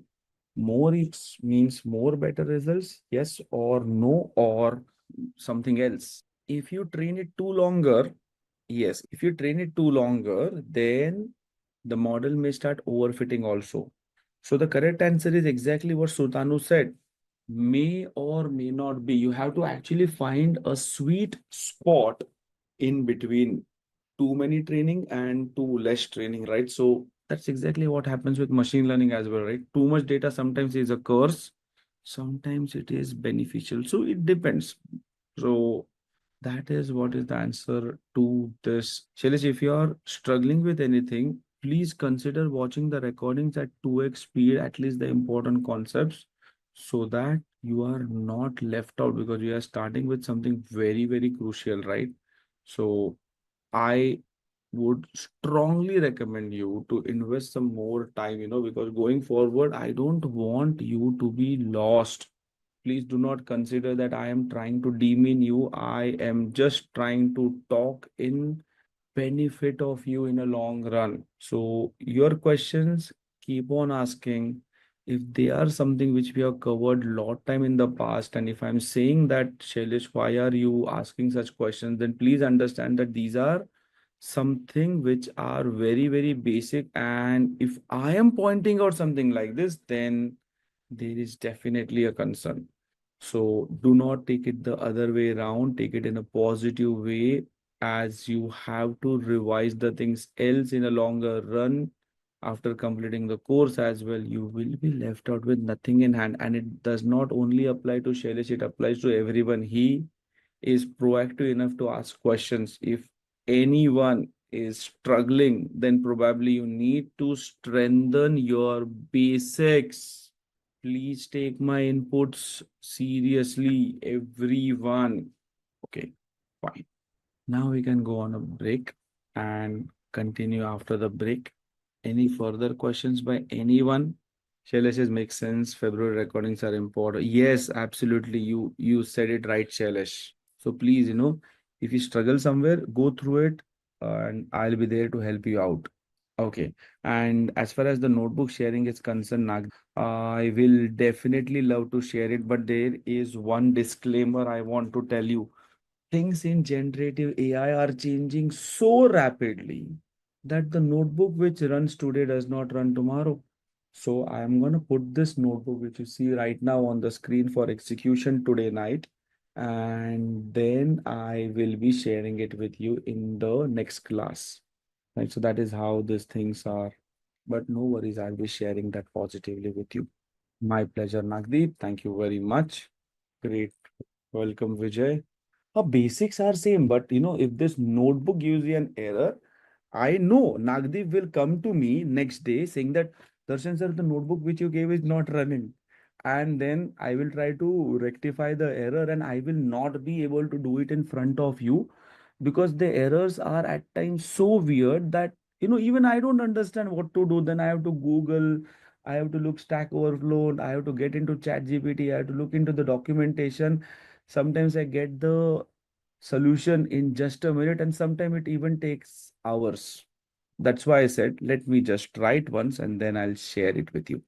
At least the one which I share with you today it should be working. Tomorrow If not, then that can happen with anything. If you can suggest some hackathon for implementation, which would be helpful for hands-on practice. See, you know what? Image generation is good, no doubt about it. But I would recommend you all not to get into too much of image generation. See, today industries are looking for text generation. They're not looking for image generation. No one is looking for image generation in the industry. Text is the king. So if you really want to excel somewhere, please focus on text data, not on image. Just because this is there in the syllabus, I'm teaching it. I have been delivering for so many corporates, but GANs is something which they are not interested in learning. See, logically, you tell me, are there good algorithms for generating Hindi language, or are there good algorithms for generating the text in Gujarati language, Marwadi language, Marathi language? No. But are there good algorithms for generating nice images, or are there good cameras available for capturing the best of the best photos? Yes. Essentially, what I want to say is the research has gone to the finest level with respect to images, and there is not much scope left out for generating something better than that. But on text data, there is a lot of scope, and hence industries are focusing on that. So I would recommend you as well to focus more on the text part, how to gain knowledge on generative AI. What are we doing right now in our course is hands-on only. So I think I should be in a good position to give you a complete idea about it. You don't worry about it. The topics which I cover, you will be getting a complete idea about it. What you will not be getting an idea, which is trending today, is agentic AI. Else, as far as generative AI is concerned, Srikant, we are going to learn everything, right up to fine tuning. So that's not at all going to be a problem, right? So that for that, you can completely rely on me. Welcome, Akash. I may not be able to help you on any kind of project. I can help you only during the live session for the delivery, right? So for project related help, honestly speaking, that doesn't come under my roles and responsibilities, right? Whatever projects Simplilearn has asked, and whatever I think they are important, I will take it for you. But anything additional, you will have to find it out by yourself. Then for text data, and okay, and I work for. Oh, you're working for service now. So nice. You can vouch for Darshan sir said agentic AI is the future. Yes. Okay, there has been a training on service now, but I don't know that service now. So great. Vernacular is still challenging for the LLM models. That's correct, Shailesh. And some resources link which we can work. Kaggle is the best as of today, right, Nagdev? If you go to Kaggle, you'll find a lot of resources. In fact, even I also rigorously look for some good resources on Kaggle at times. Documentations are also having good resources. I'll share a few with you. Cool. Fine. So we are left out with our implementation, and we will cover it once we are back. I'll see you then. It's 9:08, so 9:29, 29 minutes from now. I'll see you then. Bye. Going on mute. Thank you. Okay, everyone. We're just starting in half a minute. Let's get into the explanation of this. Here we are. Now, we are getting into the demo for the generative adversarial network. Let us get started with the very first thing over here. So what is our problem statement? The problem statement is generating images. So we are going to generate fake images with the generative adversarial networks. The steps that we are going to perform is going to be importing of the necessary libraries, loading and pre-processing the data, building a discriminator generator both, then compiling the model, training the model, which is coming from the deep learning only, and then generate new images. So first and foremost thing, as you can see, I have imported in over here TensorFlow, right? So we all know TensorFlow is a main deep learning framework for building and training the GANs. And it is a high level API like Keras, which is simply used to build neural network implementations. Then I'm loading MNIST dataset and its layers. So MNIST dataset, all of us knows it is a dataset of 60,000 training images, all grayscale. and 10,000 test images. All of these are of the handwritten digits 0 to 9, and it is one of the commonly used one for benchmarking the image generation tasks. Then I'm importing the input layer for defining the input shape for the model. Dense is nothing but a fully connected layer that is used for both generator and discriminator. Reshape is for reshaping a tensor from flattened vector to a 28 cross 28 image. Flatten is for converting a multi-dimensional tensor into 1D tensor used in the discriminator for processing image. I'm importing after that the sequential layer and importing as well. That's the very first thing that we do in over here. So next thing, if you see, we are loading the MNIST data, and then the interesting thing is after loading, we are also normalizing the data. So while loading, you can see I have said extrain underscore in this notebook. It is given by MNIST, not MNIST Simplilearn. Extrain, ytrain, xtest, ytest, because we don't want to use them. Underscore is just to ignore the label since GANs do not use the class label. So it's basically extrain, ytrain, xtest, ytest because it's not needed. We didn't use it. Now, while normalizing it, we are not dividing by 255 here. So in the Simplilearn's notebook, okay, it's not my notebook. In the Simplilearn's notebook, I'll be giving you one demonstration of my notebook as well. But here in this notebook, we are converting the data first of all into. So first and foremost thing, here we are converting the data from uint format to the float 32 for better precision. And what is that essentially doing, right? So the next thing is we are also shifting and scaling the pixel values from the original range 0 to 255 to this. And how is that happening? That is happening because we are subtracting 127.5 from the center pixels around 0.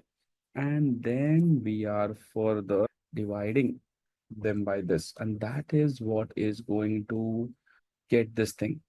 And why are we doing it? Because the generator is going to use the tanh activation function, and tanh is always going to have the output in the range -1 to 1. So why are we doing it? Because of this. And that is the reason this time we are not doing the scaling in the range 0 to 1, but between -1 to 1. Okay, that's one thing.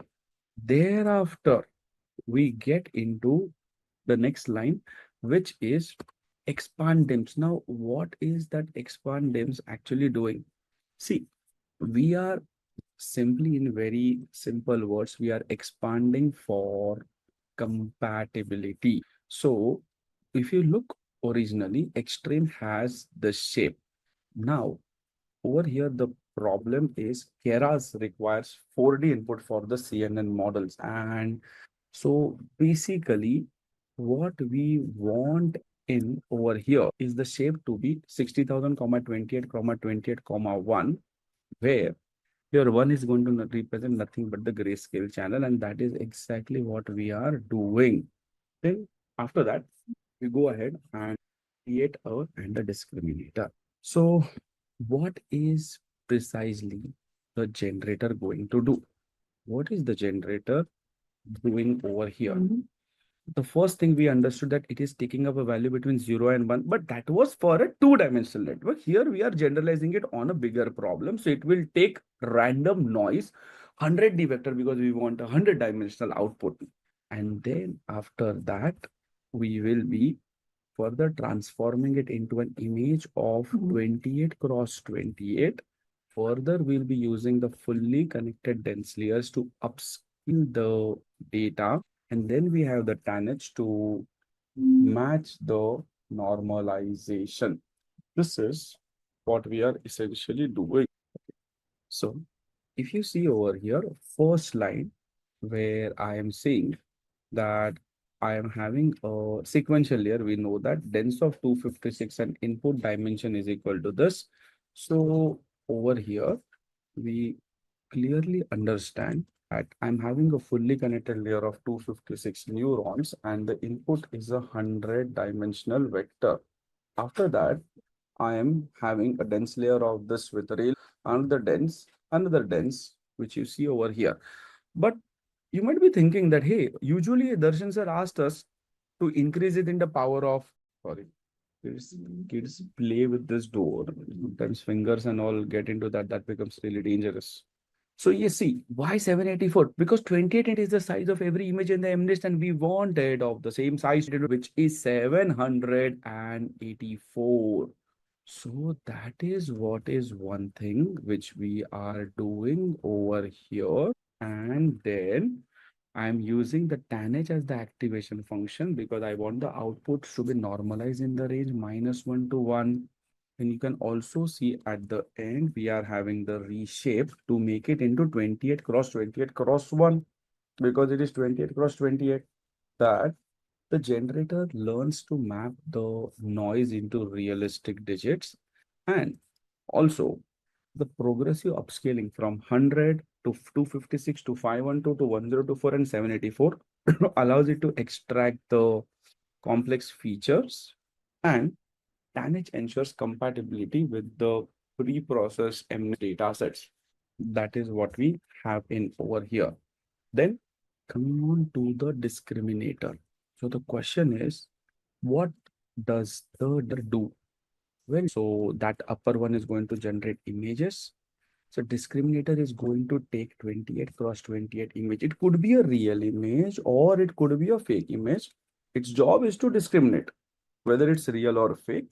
So it will take it and then it will classify it, and it is going to use the fully connected dense layer to extract the meaningful features. And thus, it is going to end with a sigmoid activation function for the binary. So if you see, the first and foremost thing is the input layer where I am converting 28 cross 28 by flattening it into 784 values. Then we have the hidden layer of 1024 to extract the features. Now it is going in descending order. And then we extract the more abstract features in 512 layer. In 256 layer, we are further condensing them.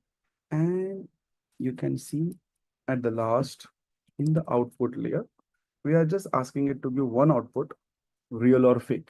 So in simple words, the discriminator acts like a classifier distinguishing real fake images.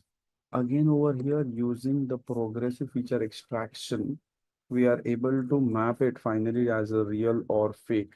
And finally, this competition between the generator and the discriminator improves the overall GAN performance. So generator is converting random noise into realistic images using fully connected layers to upscale the data. It also outputs 28 cross 28 grayscale images with the tanh activation function. And then you have a discriminator which is going to classify it as a real or fake. So this is the main foundation of a neural network. Then after this, it's time to compile the model, which involves defining the loss functions and the optimizer. So loss functions evaluate the model's performance while the optimizer aims to minimize the loss. So first and foremost, what am I doing over here is I'm creating and compiling a discriminator. So create discriminator function is being called, and I am doing this job of initializing the discriminator. So it is going to use the loss function as binary cross entropy. So why binary? Because discriminator is performing a binary classification, real or fake. So binary cross entropy is a natural choice. Optimizer is Adam, which is going to adapt the learning rate. So you need to understand over here that the discriminator is trained separately to classify images as real or fake before being integrated into the full GAN. That is what I'm doing over here. And once that is done, I get into creating and compiling the generator, where I'm calling the generator that will be initializing it. Same loss function, binary cross entropy optimizer. I can play around with it, but I'm using Adam. So again, if you are thinking that why in the generator, are we using the binary cross entropy? Then I want you to think once again. See, the generator's goal is to trick the discriminator into thinking fake images are real. Therefore, I say, even though the generator itself doesn't directly classify the images, it is trained on how the discriminator responds to its outputs. And after that, I'm going to create a combined model. So if you look over here, when I say discriminator is equal to this, what's exactly happening when I say discriminator dot trainable equal to false? So I say the discriminator, now you relax. I'm freezing your weights, so you're not going to update that going forward. And now I'm going to mix you with GAN. Okay. So, the advantage of this is that only the generator weights are updated during the training because discriminator has already learned it. Now the police is ready, police training is done, cop training is done. So cop is highly equipped in catching real and fake. Now it is a time for the counterfeit to become better and better. So I am making it as false. So this is the one here. What's exactly happening over here when I say GAN input is equal to input? So first and foremost thing, I am defining the shape 100-dimensional vector. Then whatever is generated, I'll be passing it through the generator. So it will generate some fake image, could be good, could be bad, I don't know. But initially it's going to be bad. And then that is going to be, so that generator has generated. Then you pass it to the discriminator. So you give it to the cop that, hey, this is what I've generated. I'm sure you will not be able to catch. So the discriminator may or may not catch. We don't know that. So then I am creating a combined model, as you can see. So here the first part is the GAN and the second part is this, right? So you can see over here, the generator is the first part and the discriminator is the second part. And this model is trained using this. So how is this working? Generator is going to create a fake image from the random noise. Discriminator is going to evaluate the fake image and output the probability as real or fake.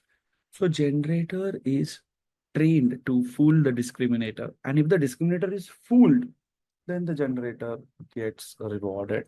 If the discriminator correctly identifies fakes, then it updates its weights, right? So this freezing of the discriminator is very, very important because the discriminator else would quickly overpower the generator.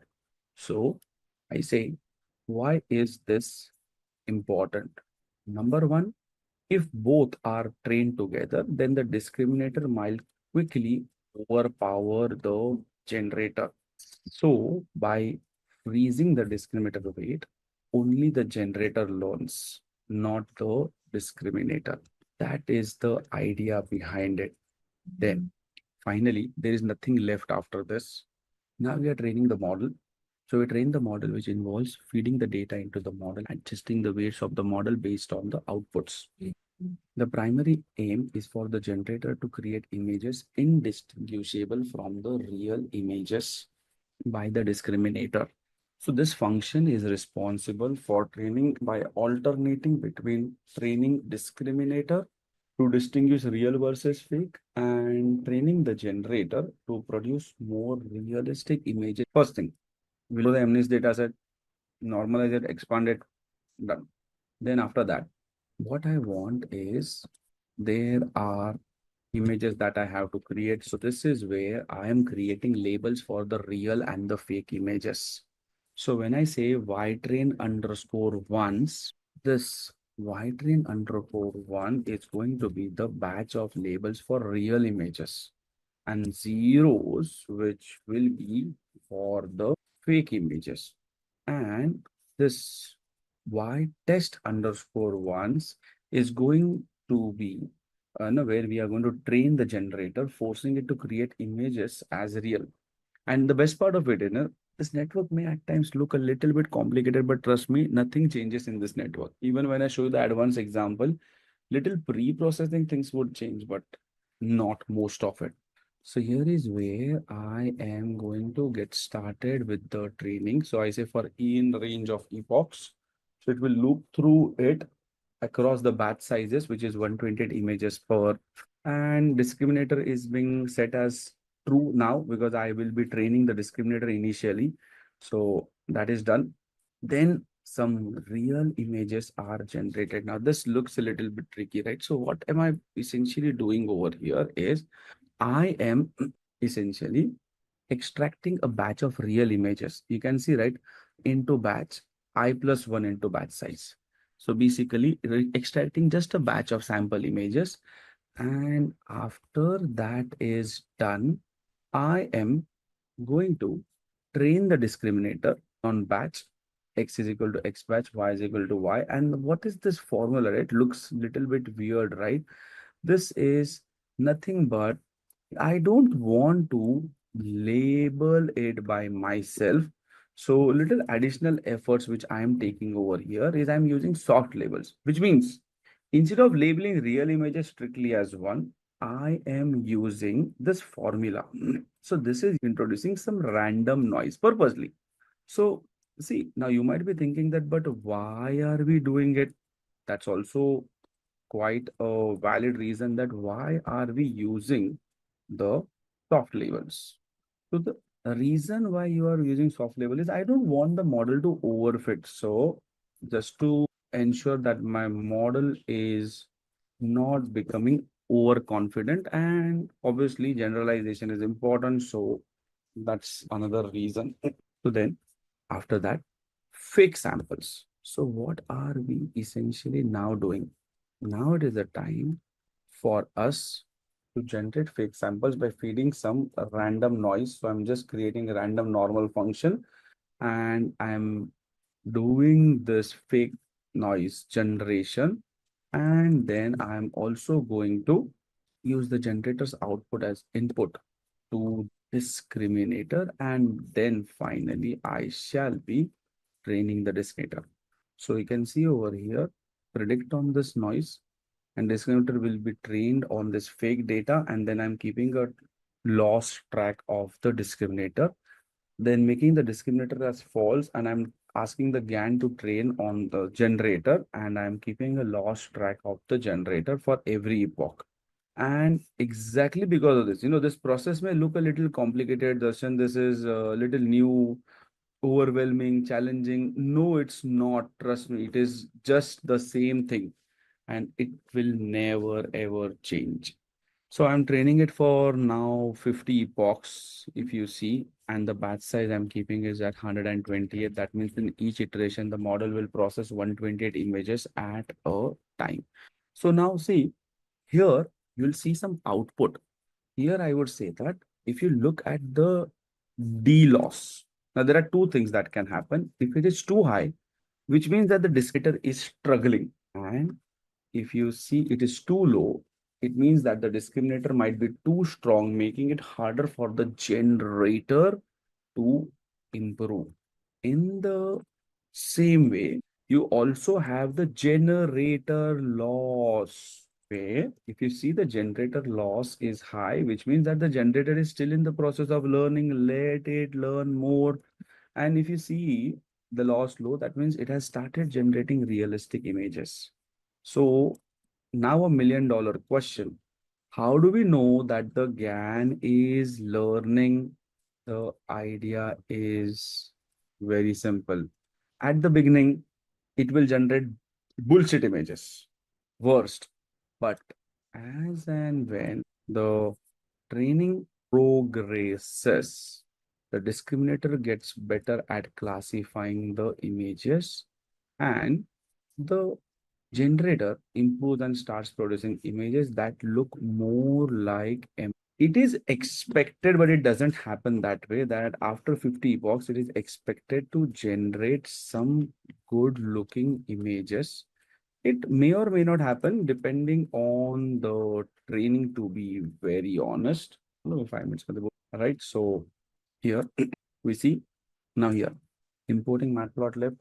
We are generating random noise as we can see. So why are we generating random noise? Basically, if you see, what am I doing right here? I'm asking it to create a 100 across 100 matrix of having any values between the range 0 to 1. And to be very honest, this is the one which is going to serve as an input. So random noise is what is going to be getting transformed into meaningful images. Then that random noise is passed to the generator for predicting, and then generator is generating images with the help of these function, and that is what we are visualizing. So I'm just saying that, hey, I want 10 cross 10 images. So that many images to be printed, and every time I am asking it to show the generated images. So what is this going to do is it is essentially going to extract a single gray scale image. Give me a moment. Okay. And that's it, if it is trained successfully, you should be able to see that. And you see this water quality of images. Not good. In fact, this notebook is giving error. Not error, actually, it's not giving error. The RAM is not sufficient, is what I realized. So, in fact, I'll show you when I do this on Collab also. You see the runtime disconnected. There's something wrong with this notebook due to inactivity or reaching the maximum duration. So, basically, the resources required by this are so large that our resources are getting full. So you cannot run this notebook. It's a perfectly running notebook, but you cannot run this notebook on your Collab. If you want to run it, you will have to compulsorily go for Collab Pro because this T4 is not capable of doing it. So yes, this is what we can say. I will. And with that, we have come to the end of our course. If you have any doubts or questions, ask them in the comment section below. Our team of experts will reply to you as soon as possible. Thank you and keep learning with Simplilearn.